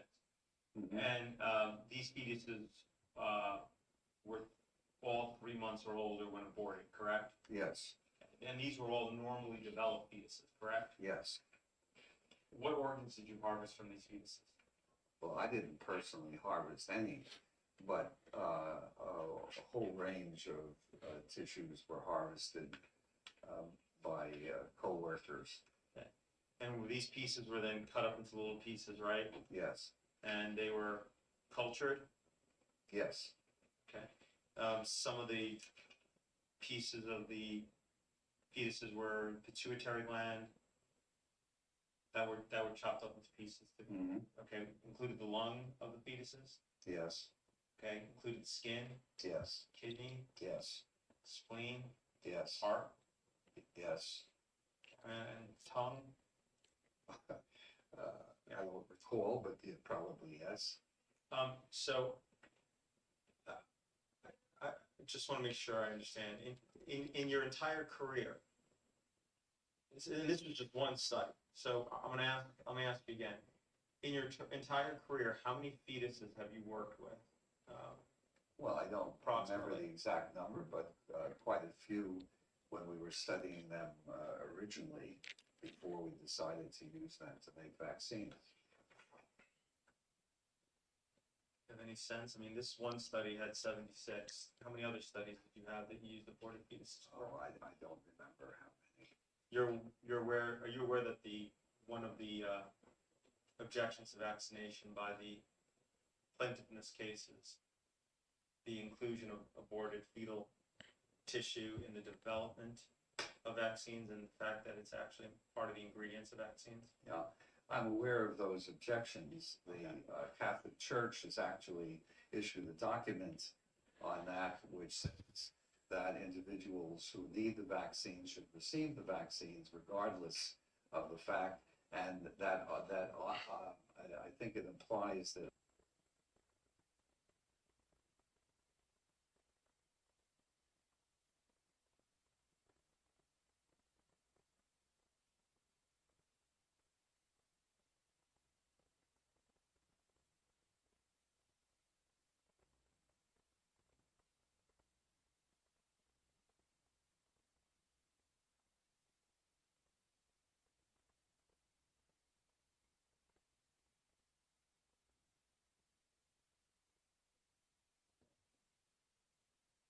The MMR vaccine and the chickenpox vaccine each have in each vial administered have millions of pieces, millions of cellular debris and DNA from the cultured cell line of aborted fetus. Every single dose. Some people have moral objection to that. They don't want to inject a vaccine into their child where the injection will result in the cultural cell line of aborted fetus, millions of pieces of cells and DNA from that baby being injected into their child. And they should be able to say no again without coercion. Yes. Representative Potenza. Thank you, Madam Chair. That is listed is it always listed in the ingredients? Sometimes you don't see it, but it's usually listed as MRC, correct? MRC-5, and then also WI-38 would be what it would be listed as. But sometimes actually for example, in the CDC's excipient list, it's explicitly stated as MRC-5. I believe it says DNA and cellular debris. I think it's actually something. I could pull it up if you want. Yeah, that'd be great. Yeah. Okay. Sure. Follow up. I just had a question about in regards with, I know in development and stuff that they can be used, but what about specifically do you know, for COVID, for the COVID injections? Yes. So for the COVID vaccines, the J&J vaccine had, I believe it was the J&J vaccine had in the vial itself, it had aborted fetal cell line cultured material. For the Moderna and the and Pfizer COVID-19 vaccines, there's nothing in the vial from the aborted fetal cell line, and it's not part of the manufacturing process. But when they were developing those two vaccines, they did use aborted fetal cells in the testing and development of the product. So they would use, so if they wanted to see how the vaccine would work within human cells, they used aborted fetal cell line cells, including in humanized mice. So they're, so they'll take aborted fetal cell lines and they will essentially inject them into mice.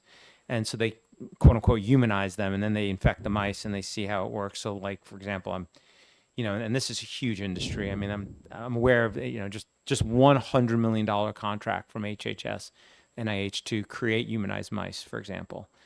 So there's, there's a whole industry around it, and it's a big part of the testing that occurs. There's also a lot of testing create new aborted fetal cell lines. You need to grow a virus in something, okay?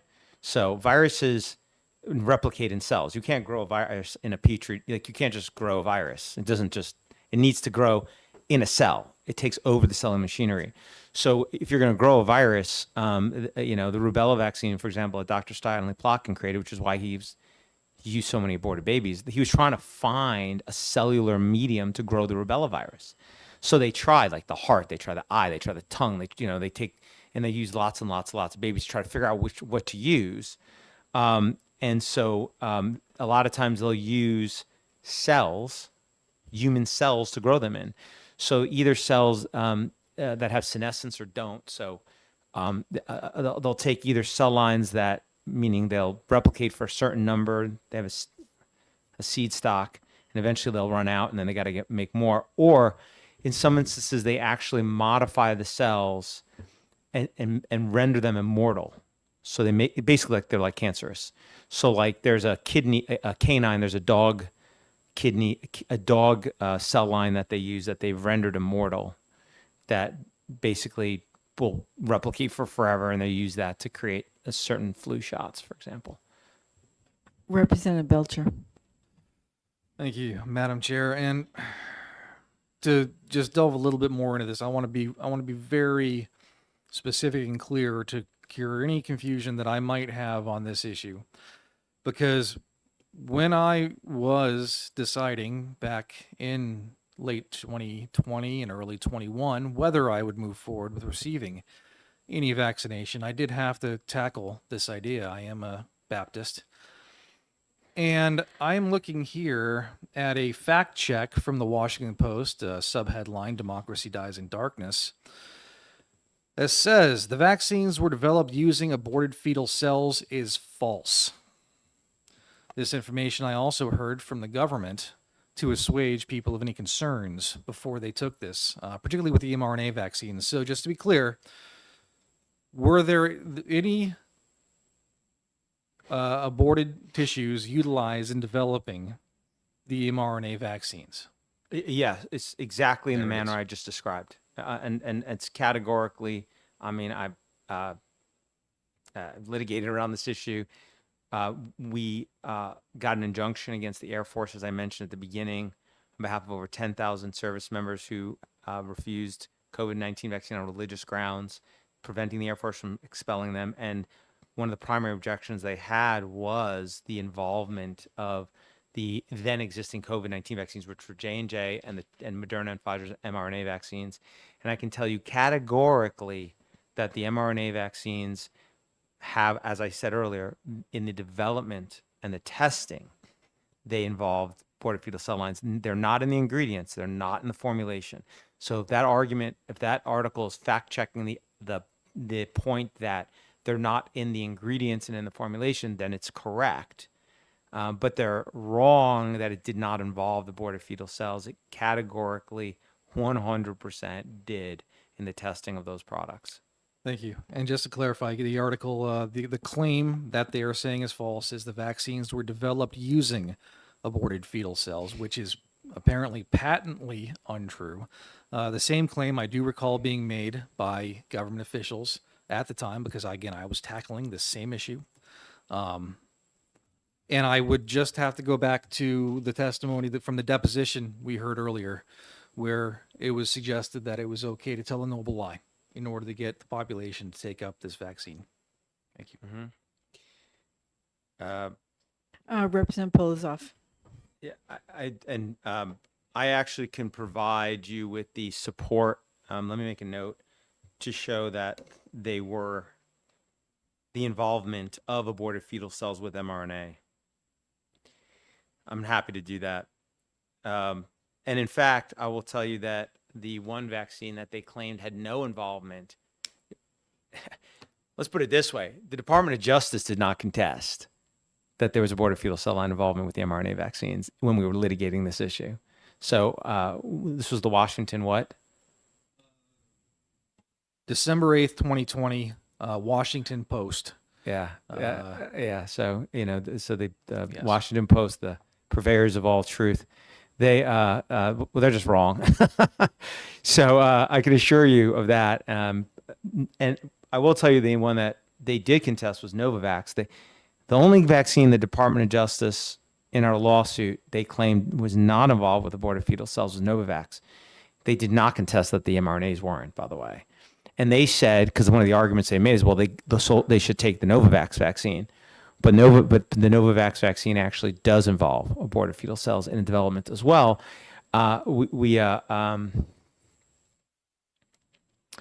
I need to look at what is subject to a confidentiality agreement in that lawsuit and what is not, and I can provide you with what isn't. But I am certain that in our publicly filed papers, I know we argued and explained that it does involve aborted fetal cell lines in its development, and that argument went away. So some of the soldiers were willing to actually fly overseas because there were certain vaccines that were not involved in aborted fetal cell lines, but they did none in the U.S. And so some soldiers did do that actually to make sure that they conform with their beliefs. You asked me to show you the excipient list. So here's the MMRV. It says MRC5 cells, including DNA and protein. They've sanitized it a bit, by the way. And then let's see with the varicella vaccine. Same thing. It says MRC5 human diploid cells, including DNA and protein. So those are that's the culture. So that's the sanitized version. I mean, if you just go simply online and you just search for MRC5, you can find basically, here you can buy some of it. Parent from this place, and they'll just usually describe what it is. Let's see if I happen to get lucky and pick the right one right out of the box. And so it's fibroblasts and characterization. It says right here, MRC Fetal line was derived from a normal lung tissue of a 14-week-old male embryo by J.P. Jacobs in September of 1966. So there it is right there on the internet for you, everybody to read. All right. Representative Polozov. I have a question about scientific paper about trials for Pfizer vaccine. Are you aware of whistleblower who came out from Pfizer and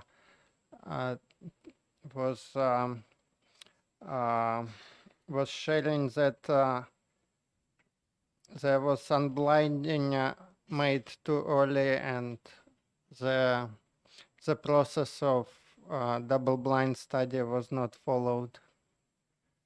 Do you have any information on Pfizer whistleblower? Yeah, I believe I know the case you're talking about, and there was a review of that evidence, also published actually in the British Medical Journal in an article. I am aware of that, but here's the thing. I mean, I would argue you don't even need to go and look at claims that are contested about these products.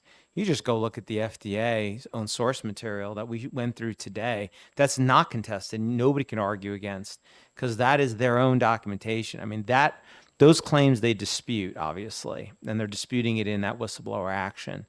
But some of the other stuff we've looked at is uncontestable. But yes, and obviously they're trying to get their product license as best and as easily and as quickly as they can. Follow up. Another question, if I may. You mentioned early data from England and Scotland that they were sharing some weekly data comparing different populations. Could you expand what it was and what the data was showing before they removed it? Yeah, absolutely. So the data was typically from some of these countries was standardized. So meaning, 5 in 100,000 wasn't just raw numbers. It was standardized on a population basis. And they were comparing the rates often of death, hospitalizations, and cases between the vaccinated and the unvaccinated, or the 1-dose or 2-dose and unvaccinated. And over time, for example, I believe it was in Ontario, Canada, initially they were just comparing those with no vaccines to those with who were vaccinated. Well, the case numbers for the vaccinated started exceeding the case numbers for the unvaccinated on a population, meaning on a standardized per 100,000 individuals. So that did not look good. So then they changed the definition. I have screen grabs of all this actually. I know this is not such a great source to use, but on my Twitter feed, I have I screen grabbed this as they were doing it, and so they're there. Then they changed the definition to make unvaccinated meant up until the second week after the second dose. So unvaccinated eventually became at least one dose, or maybe even 2 doses, compared to those who had 2 weeks after the second dose.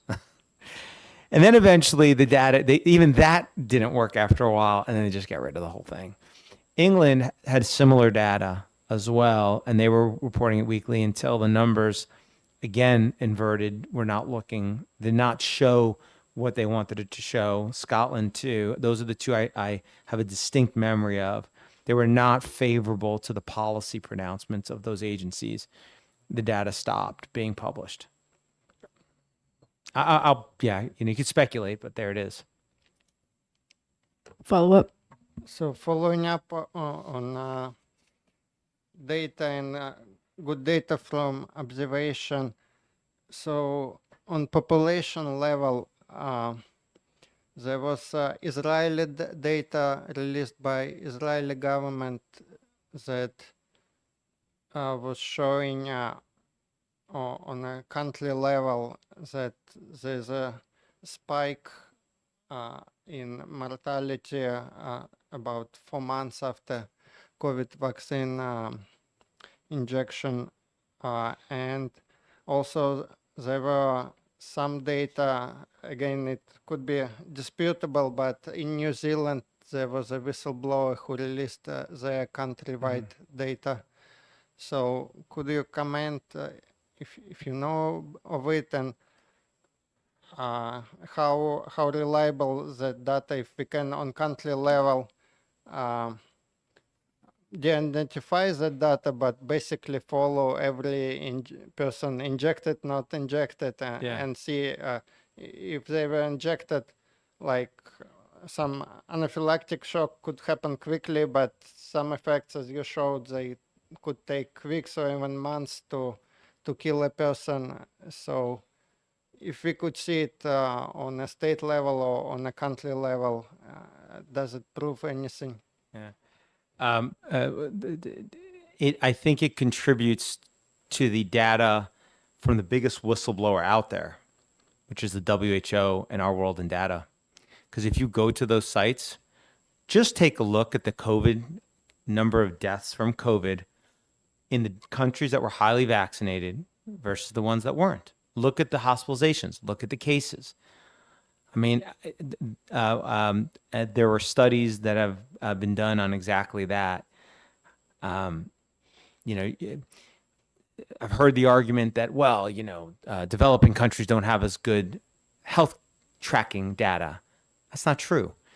They can tell you down to the 0.0001% the DTaP vaccination rate in their country, because unlike the United States, they have centralized healthcare.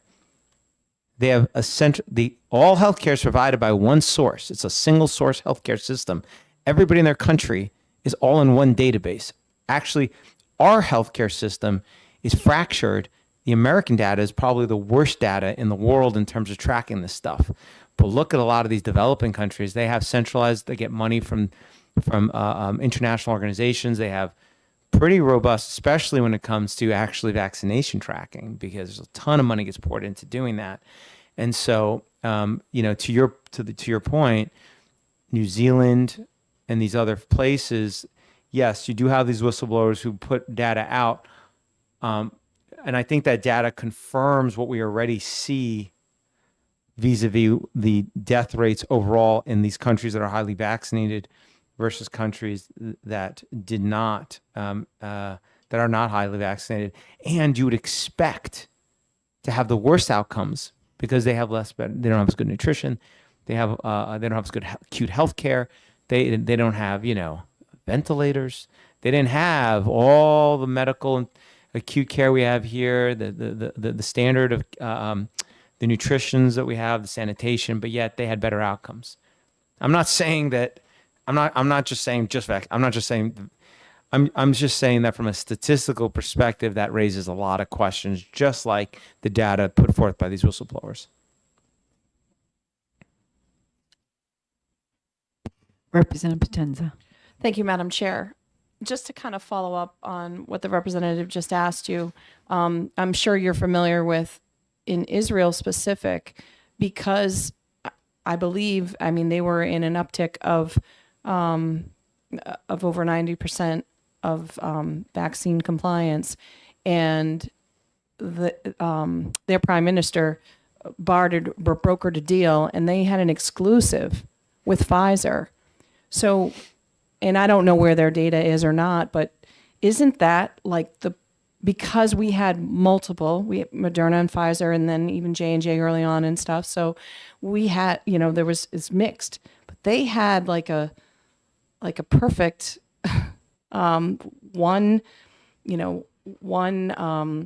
vaccine. And so I don't know what their data looks like, but that's a wealth of information, correct?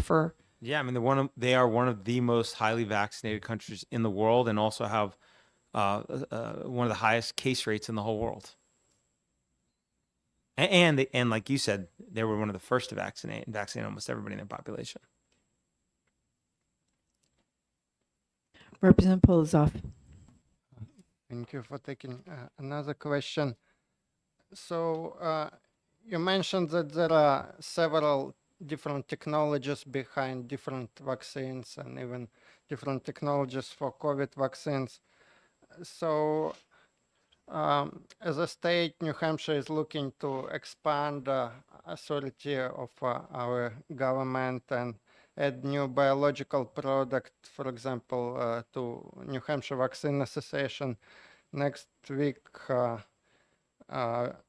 this body will probably approve adding RSV vaccine, which is not a vaccine, but more like monoclonal antibodies.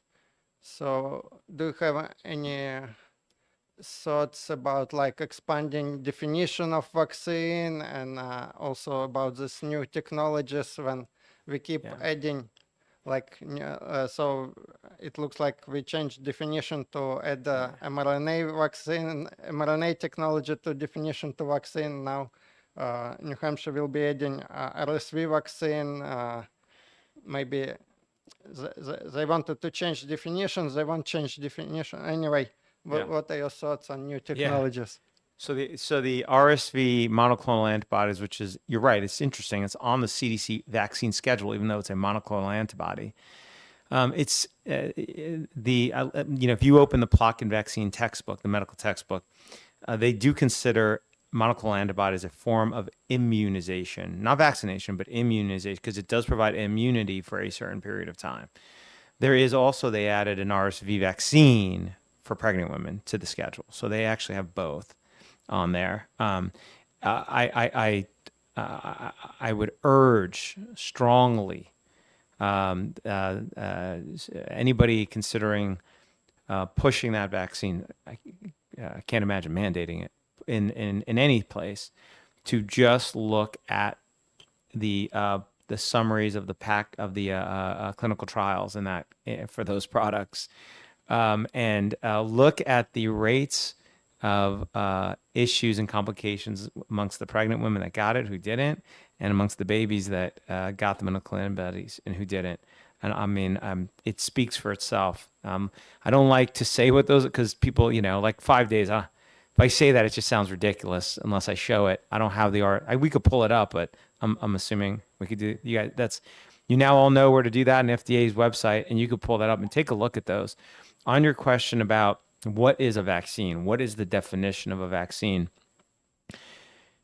In my opinion, a vaccine, what makes something a vaccine is really whether or not it falls within the framework of the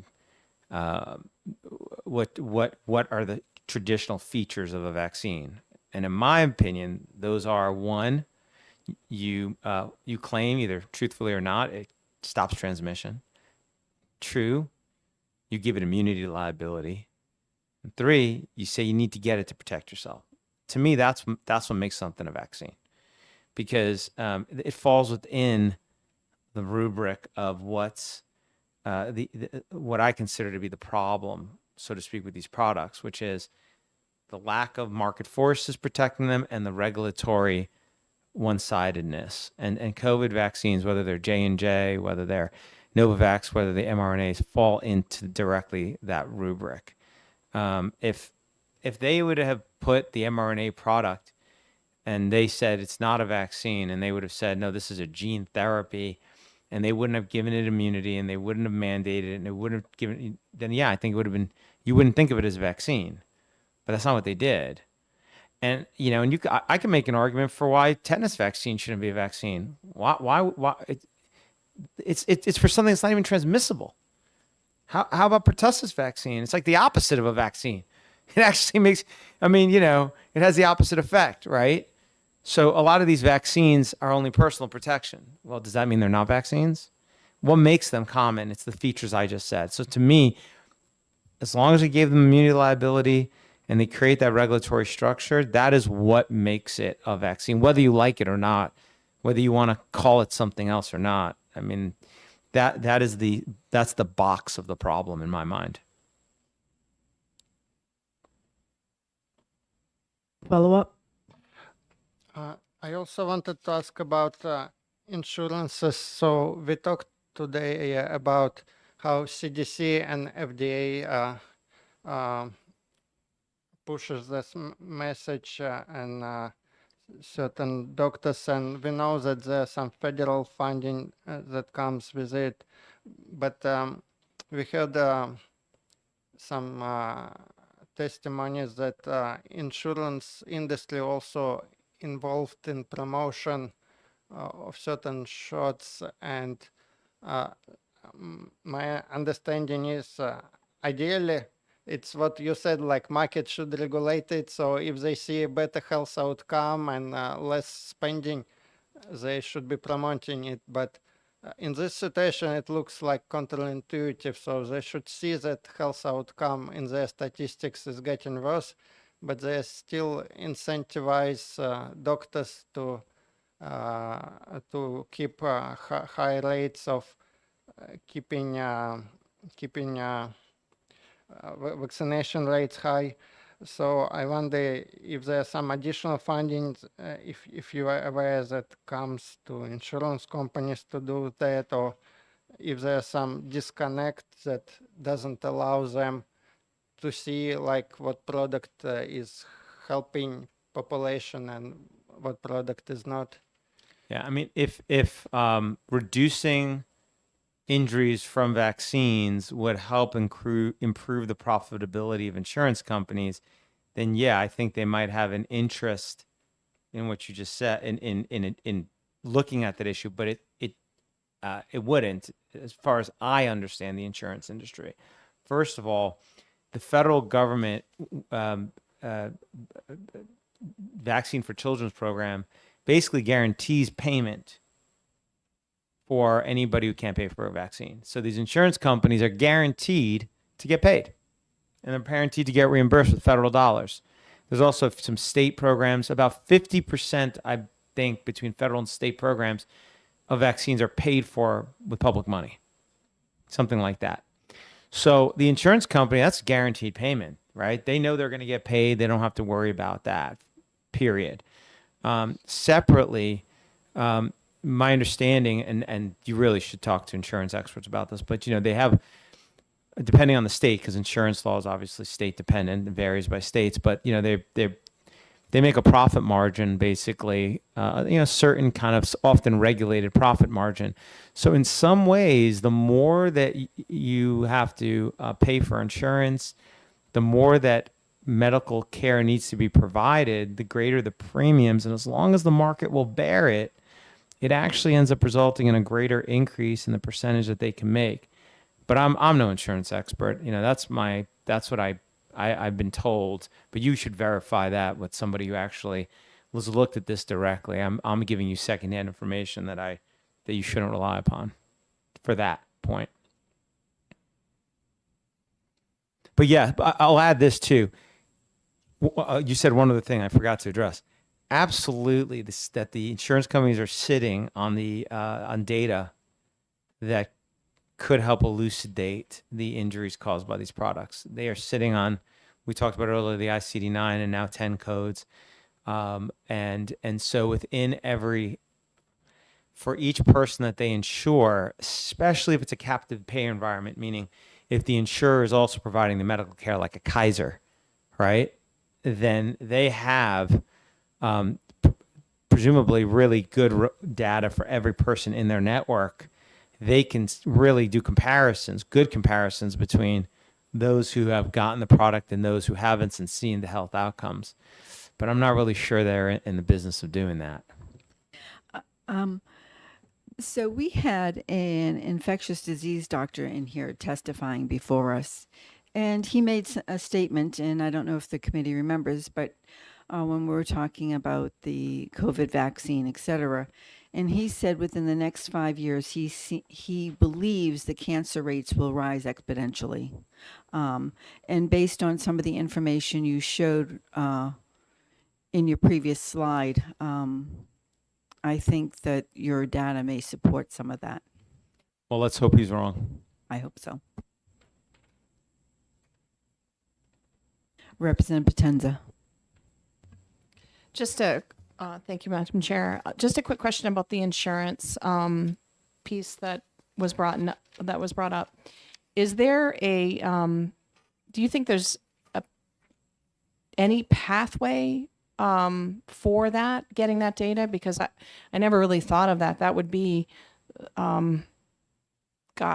that would be everything that we would need to know, because of course, especially the largest insurers in the country, you know, whether it be Blue Cross Blue Shield, Aetna, or whatever the largest are.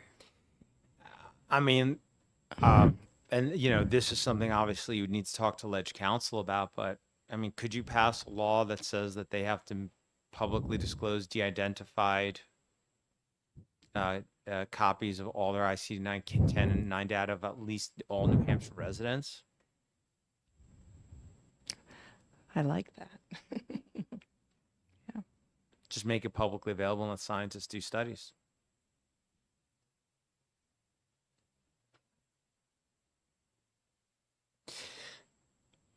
So, you know, we were going through informed consent, and you know, I said 8 questions. The 7th was maybe you have a religious objection. We did, you know, the good news is that right now there were 6 states where there were only medical exemptions, but now there's 5 because Mississippi has a federal judge has ordered, in a lawsuit that we were grateful to be able to bring, has ordered that Mississippi restore a religious exemption. In the same way that, you know, if you can keep Walmart open during the pandemic, you should let churches stay open.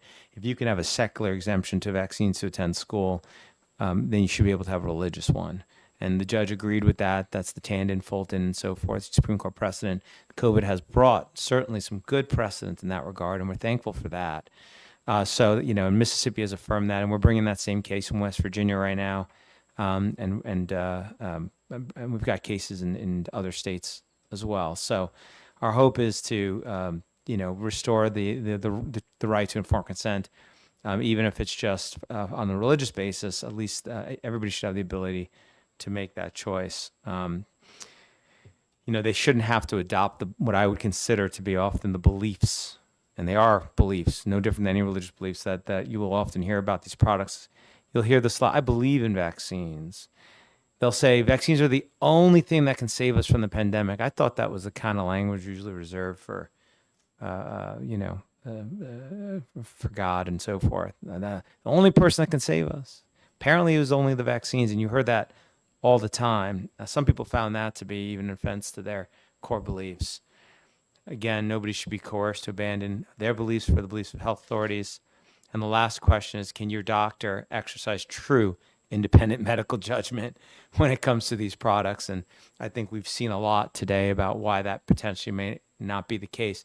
And in particular, when it comes to medical exemptions, and this is a true problem nationally, which that medical exemptions should be like all other medicine. It's based on clinical judgment. You let the doctor decide. Most of medicine involves clinical judgment. You go into your doctor, he reviews your symptoms, and he makes a judgment, or she makes a judgment call of what medicine to prescribe you, whether you should get a medicine, not get a medicine. Medicine, to be sure, involves a lot of science, but it also involves a lot of art. And that involves making a judgment call that we let doctors do every single day for virtually every single medical procedure that you get.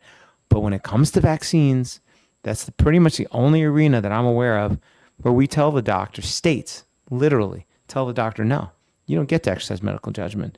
If you want to grant a medical exemption, it must meet the CDC's contraindication precaution list, a narrow policy-based list of what is or is not a contraindication and precaution. It should not be that way, and I urge all states to address that issue. So, wrapping it up, what's informed consent?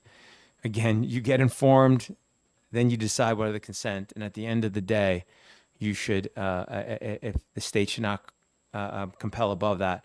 And this is my last slide. It's my own tweet. How about that? It's my pinned tweet because it's my favorite one, and I'll read it to you. It says, mandates are the tool of bullies, criminals, and dictators. If a patient refuses a medical product after being conveyed its benefits and risks, then that is called informed consent. They were informed and did not consent. Mandating over this objection is immoral and illiberal. And let me really drive this point home because I mean this, and I think of all the issues that we confront in society, this is probably one of the most important civil rights issue that we're going to face going into the next few decades, okay? Because your body is the commodity of pharmaceutical sales. Literally, your body is, right? Your body, your children's bodies are. And throughout history, to be sure, freedoms, we talked about this earlier, they come with their own risk. Freedom of speech comes with risk, freedom of assembly, freedom of religion, right? They can be risky. People can say things that are wrong. You looked at the website earlier that gave wrong information. Yeah, sure. It can lead people astray.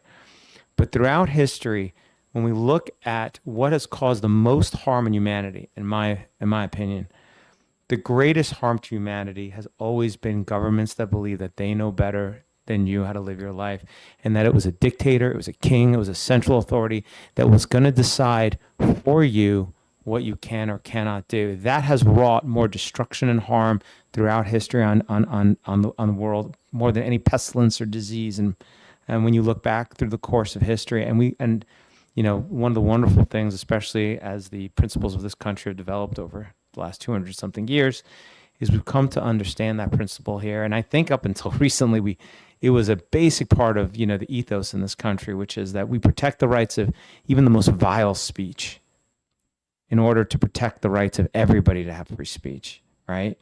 We let the neo-Nazis walk through Skokie, Illinois, Jewish community, because protecting their speech protect all of our speech, as reprehensible as we found that speech, right? As long as no violence is involved, we protect it. And how quickly that ethos was lost over the last few years, how quickly we abandoned the basic principle for a little bit of safety. And it was very scary for me personally to see happen. It was very heartened when it went the other way as well. But dictators and those throughout history, the resort to mandates, to censorship, to bullies always happens when you can't convince on the merits. You think dictators immediately just start beating you? No, they first tell you what to do. It's only when you don't listen that they beat you.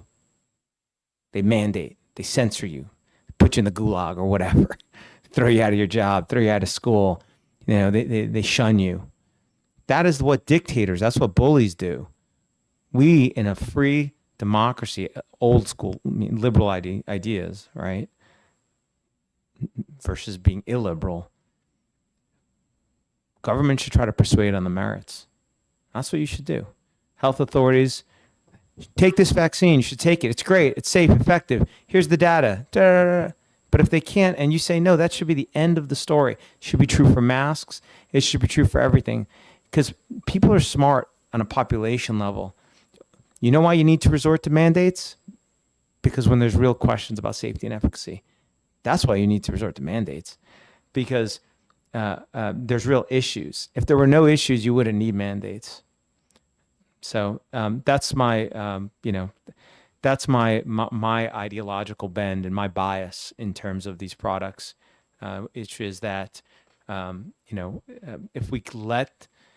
if if we let the pharmaceutical industry continue the lobbying efforts, I know they do in all 50 states, to get rid of exemptions, to get rid of to vaccines, to add more vaccines to the schedule. To first it was preschoolers, then it was elementary school, then it was high school, then it was college, then it was healthcare workers, then it's preschool teachers, right? Then during the pandemic, now it was going into a store. If that system could have, if that's stuck during COVID, and thank God it didn't, there's no doubt that you would load more products onto it. Why not? Right? Think about it. It's a mandated, guaranteed market, liability free. Why wouldn't you add more products to it? It'd be silly from a business perspective not to. And, and for all those out there who say, well, I love vaccines and I love masks and I love all those products, great. You should free to get them. But if everybody doesn't stand up and say the line is you can't mandate it, the day will come when maybe there's a product that person doesn't want. And now they can't get a job or go out of their home. So what rights do they have left? Right? So now they're home. They can't get a job. They can't go to school. They can't participate in civil society. So they got a right to freedom of speech by themselves, assembly by themselves, religion to the wall. That's why I really believe that this is such a critical civil rights issue, this idea that the government can tell you what you must inject or put on your body to participate in civil society. Whatever dangers it might present, not wearing a mask, the greater danger is letting the government have that authority, because I don't think that it will stop. And if you're going to do it, at least remove the liability protection. It's incredible that the products that have the most protections in terms of being able to sue the pharmaceutical companies are the ones that you would mandate. So in any event, that's in terms of New Hampshire's approach to COVID vaccine, which was far better than most states, and to be commended for that, for sure. That would be my what I would testify to in terms of thoughts going forward, in terms of reflecting back on what did happen during COVID, and in the future in terms of what should be thought of as the primary issue to avoid, which is really don't mandate, just let people choose. Representative Polozov. Thank you. So I agree with your assessment on proper role of government and civil liberties, but we hear from the opposite side that we need to consider benefit to society, and if too many people experience symptoms and get sick, it put too much pressure, for example, on medical industry. And similarly, one example is smoking and indoor smoking. People used to smoke inside New Hampshire State House, but now government stops it, so you don't get secondhand smoking here. So the same argument that sometimes some government intervention and some mandate is needed to prevent pressure, for example, on medical industry. Oh, I appreciate those two comments, actually. I think they're great points, and let me address both of them. In terms of the first one, the idea that, well, we have to reduce the burden on the medical care system. First of all, if you accept that argument, I want to remind you that the number one killer during the entire pandemic was not COVID in America. Number one killer was heart disease. It's heart disease. That was the greatest burden on our medical system. So is the argument that in order to reduce the burden on the medical system, we're now allowed to mandate statins? Should we be allowed to mandate exercise? Should we be allowed to mandate folks from eating too much saturated fat? I mean, if you're going to argue that we could take away civil liberties in order to reduce the burden on the medical system, then then there's nothing that the government really can't mandate. Again, I'll say it again. Absolutely. There might be some harms in giving people freedoms, right? Maybe it's true. Maybe it would have been a bit more of a burden on the medical system if we let people choose the COVID vaccine. Remember, it doesn't mean you can't get it. It just means for those that don't want it, you can't coerce them. That's what it means. Persuade them. If it's so great, if the product is so good, then why can't you persuade people to take it? Do I need to persuade you to eat, to drink water, to go to sleep? No. Why? Because there's really no question about safety and efficacy. You don't need to mandate me to engage in basic functions. And if the medical intervention is going to be one that really will have a cost benefit that's far better, then wonderful, persuade on the merits. This idea that you have to crush civil liberties in order to protect the medical system is a very dangerous, slippery slope. And I don't think it holds up to scrutiny, because what it does is it means that they can mandate anything. Second, I do not view prohibiting smoking the same as mandating a product. That is saying you can't do something. That's totally different. You can't equate saying you can't smoke in the State House building with you must get an injection of this product into your body to come into the State House building. Or you must wear a mask on your face to come into the State House building.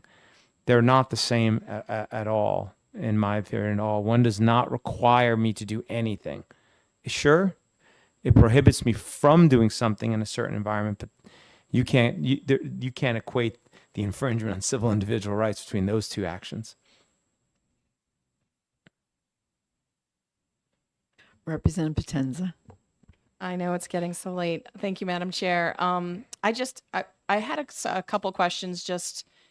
I know you must be familiar, and I'm on the CDC website right now in regards with the COVID-19 vaccines. So you have the 2023-2024 formula for ages 6 months to 11 years. But that formula, even though it's weird because all the documents that go with it, and I've been reading them since I've been here, are all say that they still have EUA on it, even though then they say authorized. So they're still using, of course, the EUA formula. So it's not approved, correct? For that group, 6 months to 11 years. Yeah, it depends. Yes. So depending on the age and the product, and whether you're talking about the initial version, the bivalent version, the new updated version, some are EUA authorized, and then some are licensed, and some are now being basically treated like a flu shot. I'm sure you're aware of that, where they're going to update it now annually and release it. I mean, I essentially, if you look at the guidance, we're going to have a new COVID vaccine every year at this point. It's going to be treated like a flu shot, and they're now developing a single dose flu plus COVID vaccine that they're intending to give to everybody. Follow up. Thank you, Madam Chair. Yes, I'm familiar with that dual shot. And so when we were going through some stuff here in New Hampshire in regards with, mandates that were coming down really from, what we consider private business, even though, hospitals, they're open to the public, they're taking in tons of government money. I know that argument. There's not really any such thing as a private business anymore. But one of the largest hospital in the state sent out a memo to all of their employees, because a lot of the arguments were this is not it's EUA, so it is, of course, it's hasn't been approved yet, and the CEO of the hospital sent this out to the employees, and it stated, hey, you don't have to worry about it anymore. This was when, and I can't pronounce it, Comirnaty, or I call it Comirnaty. Everybody pronounces it differently. Okay, Comirnaty, had been approved. But lo and behold, that got approved, but there weren't any of them. And there weren't any of them that were going to be out and be ready to be injected in anybody's arms for months. And that wasn't talked about at all. So it was kind of like, oh, you don't have to worry about it anymore. Everybody that's concerned, it has been authorized, go get it. But when they were going to go get it to be able to keep their jobs, they were actually still getting the same exact thing. So, I just, that misinformation lies in a sense to encourage people to have that uptick was really for all of these healthcare workers was huge. Did you see that type of things happening? Because you're in Arizona, that happened a lot in New Hampshire, especially in our medical field. Yeah, it happened across the entire country because the CMS mandate, the federal CMS mandate on healthcare workers was upheld by the U.S. Supreme Court. If you remember, there were two cases that went up. The oath one, which we also we filed it on behalf of a car dealership that had more than 100 employees, where all the other car dealerships were less than 100 employees. We were one of the cases up in the Supreme Court on the oath, but I didn't. And then there was the CMS case, which we weren't involved with. And then the CMS case, the Supreme Court upheld that mandate on healthcare workers. When you think about what I was saying earlier about religious beliefs with regards to these products, here is the medical profession for a product they knew did not stop transmission nonetheless, and was saying we can't overburden the healthcare system, was willing to throw out doctors, nurses, and healthcare professionals over a product that was at best personal protection. I mean, it requires a leap of faith to do that because it makes no logical sense. It's not logical. It only makes sense if you're making emotional, belief-based decisions that don't comport with, just reason, logic, or evidence. So, yes, we did see that all over the country. Now, the CMS mandate did not annul the potential to get a Title VII religious exemption under federal law. So Title VII requires employers nationally to give accommodations for religious beliefs, and different states and different employers were more or less accommodating during the pandemic. Our firm helped hundreds, thousands, I don't know the exact number, thousands overall. I don't know how many of our healthcare workers can get exemptions to the COVID-19 vaccine mandates on Title VII grounds, on religious objection grounds, often because of interaction with aborted fetal cells, despite the Washington Post's claim from December of a number of years ago. So yeah, that we did see that, and I would suggest to you that a potential solution could be that if you wanted to, if there were a New Hampshire law that said that upon the receipt of an exemption for a religious accommodation, it cannot be questioned, that it just must be accepted, then that would create the exceptions in that scenario for those medical healthcare workers. Actually, in Arizona, a bill went all the way, went through on that, and I believe it ended up getting, unfortunately, vetoed by the governor, but it did pass to create what I just said, to protect those healthcare workers who wanted to make evidence-based decisions. Representative Lekis. Are you familiar with any cases, and do any people have standing who actually tried to get medical exemptions and were denied when they could show that they were actually verifiable, religious exemptions, such as for the aborted fetal cells, et cetera? Oh, yeah. Oh, we have lots of cases. So obviously our case against the Air Force and the Army, we didn't do the Navy or the Marines. We did the Air Force and the Army, and we got injunctions in both those cases for individuals in both branches of the military who, on religious grounds, did not want a vaccine. We represent, we also have an employment practice at the firm, and our employment practice is heavily focused on representing individuals who have been fired for refusing a COVID-19 vaccine on religious grounds. Actually, that's almost all our cases. We have numerous class actions against employers around the country. They're all Title VII cases. So we have lots of those. And obviously we brought the case in Mississippi to restore religious exemption. So we do a lot of work in that area. I mean, listen, the first freedom under the Constitution and in the Bill of Rights in the First Amendment, and the first freedom in the First Amendment is the freedom of religion, right? I mean, that is what this country is founded on, was the idea that you can come here and you can live out your convictions. And, back when that amendment was written, religion was something far broader, I think, than most Americans think of it today. People think of religion today as like Sunday, but really back then it was how you lived your life, right? It was, you'd be able to come to this country and be able to live your convictions, right? And that's not just going to church on Sunday.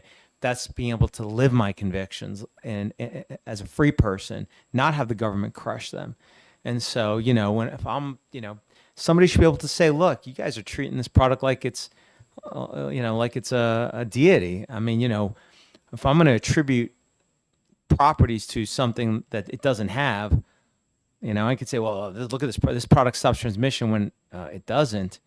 I mean, I'm not saying that's idol worship, but I'm saying that it's akin to taking something that's just an inanimate object and giving it properties it doesn't have and saying this is the only thing that will save us. Some people will say,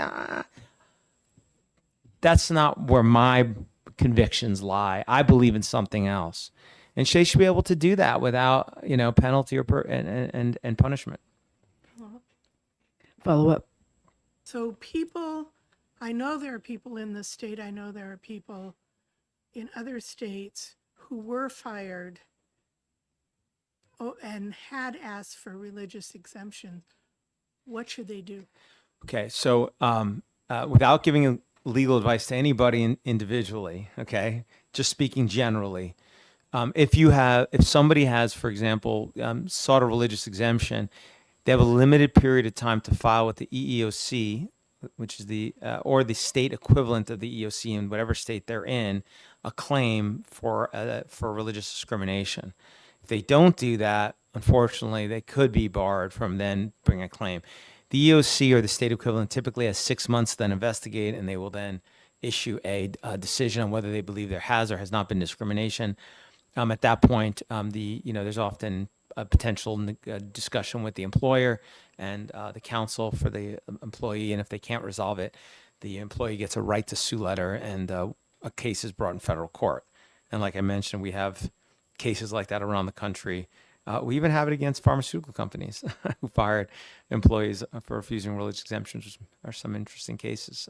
So absolutely, I mean, employees should be well aware that Title VII protects their right to have a religious, to live their faith, to live their beliefs. And if they have a religious objection to vaccination, Title VII requires their employer to provide them a reasonable accommodation, which was thankfully recently clarified by the U.S. Supreme Court to be, they really have to try and accommodate those individuals. I mean, some of the folks that got fired are so ridiculous that we represent. Like, they work from home.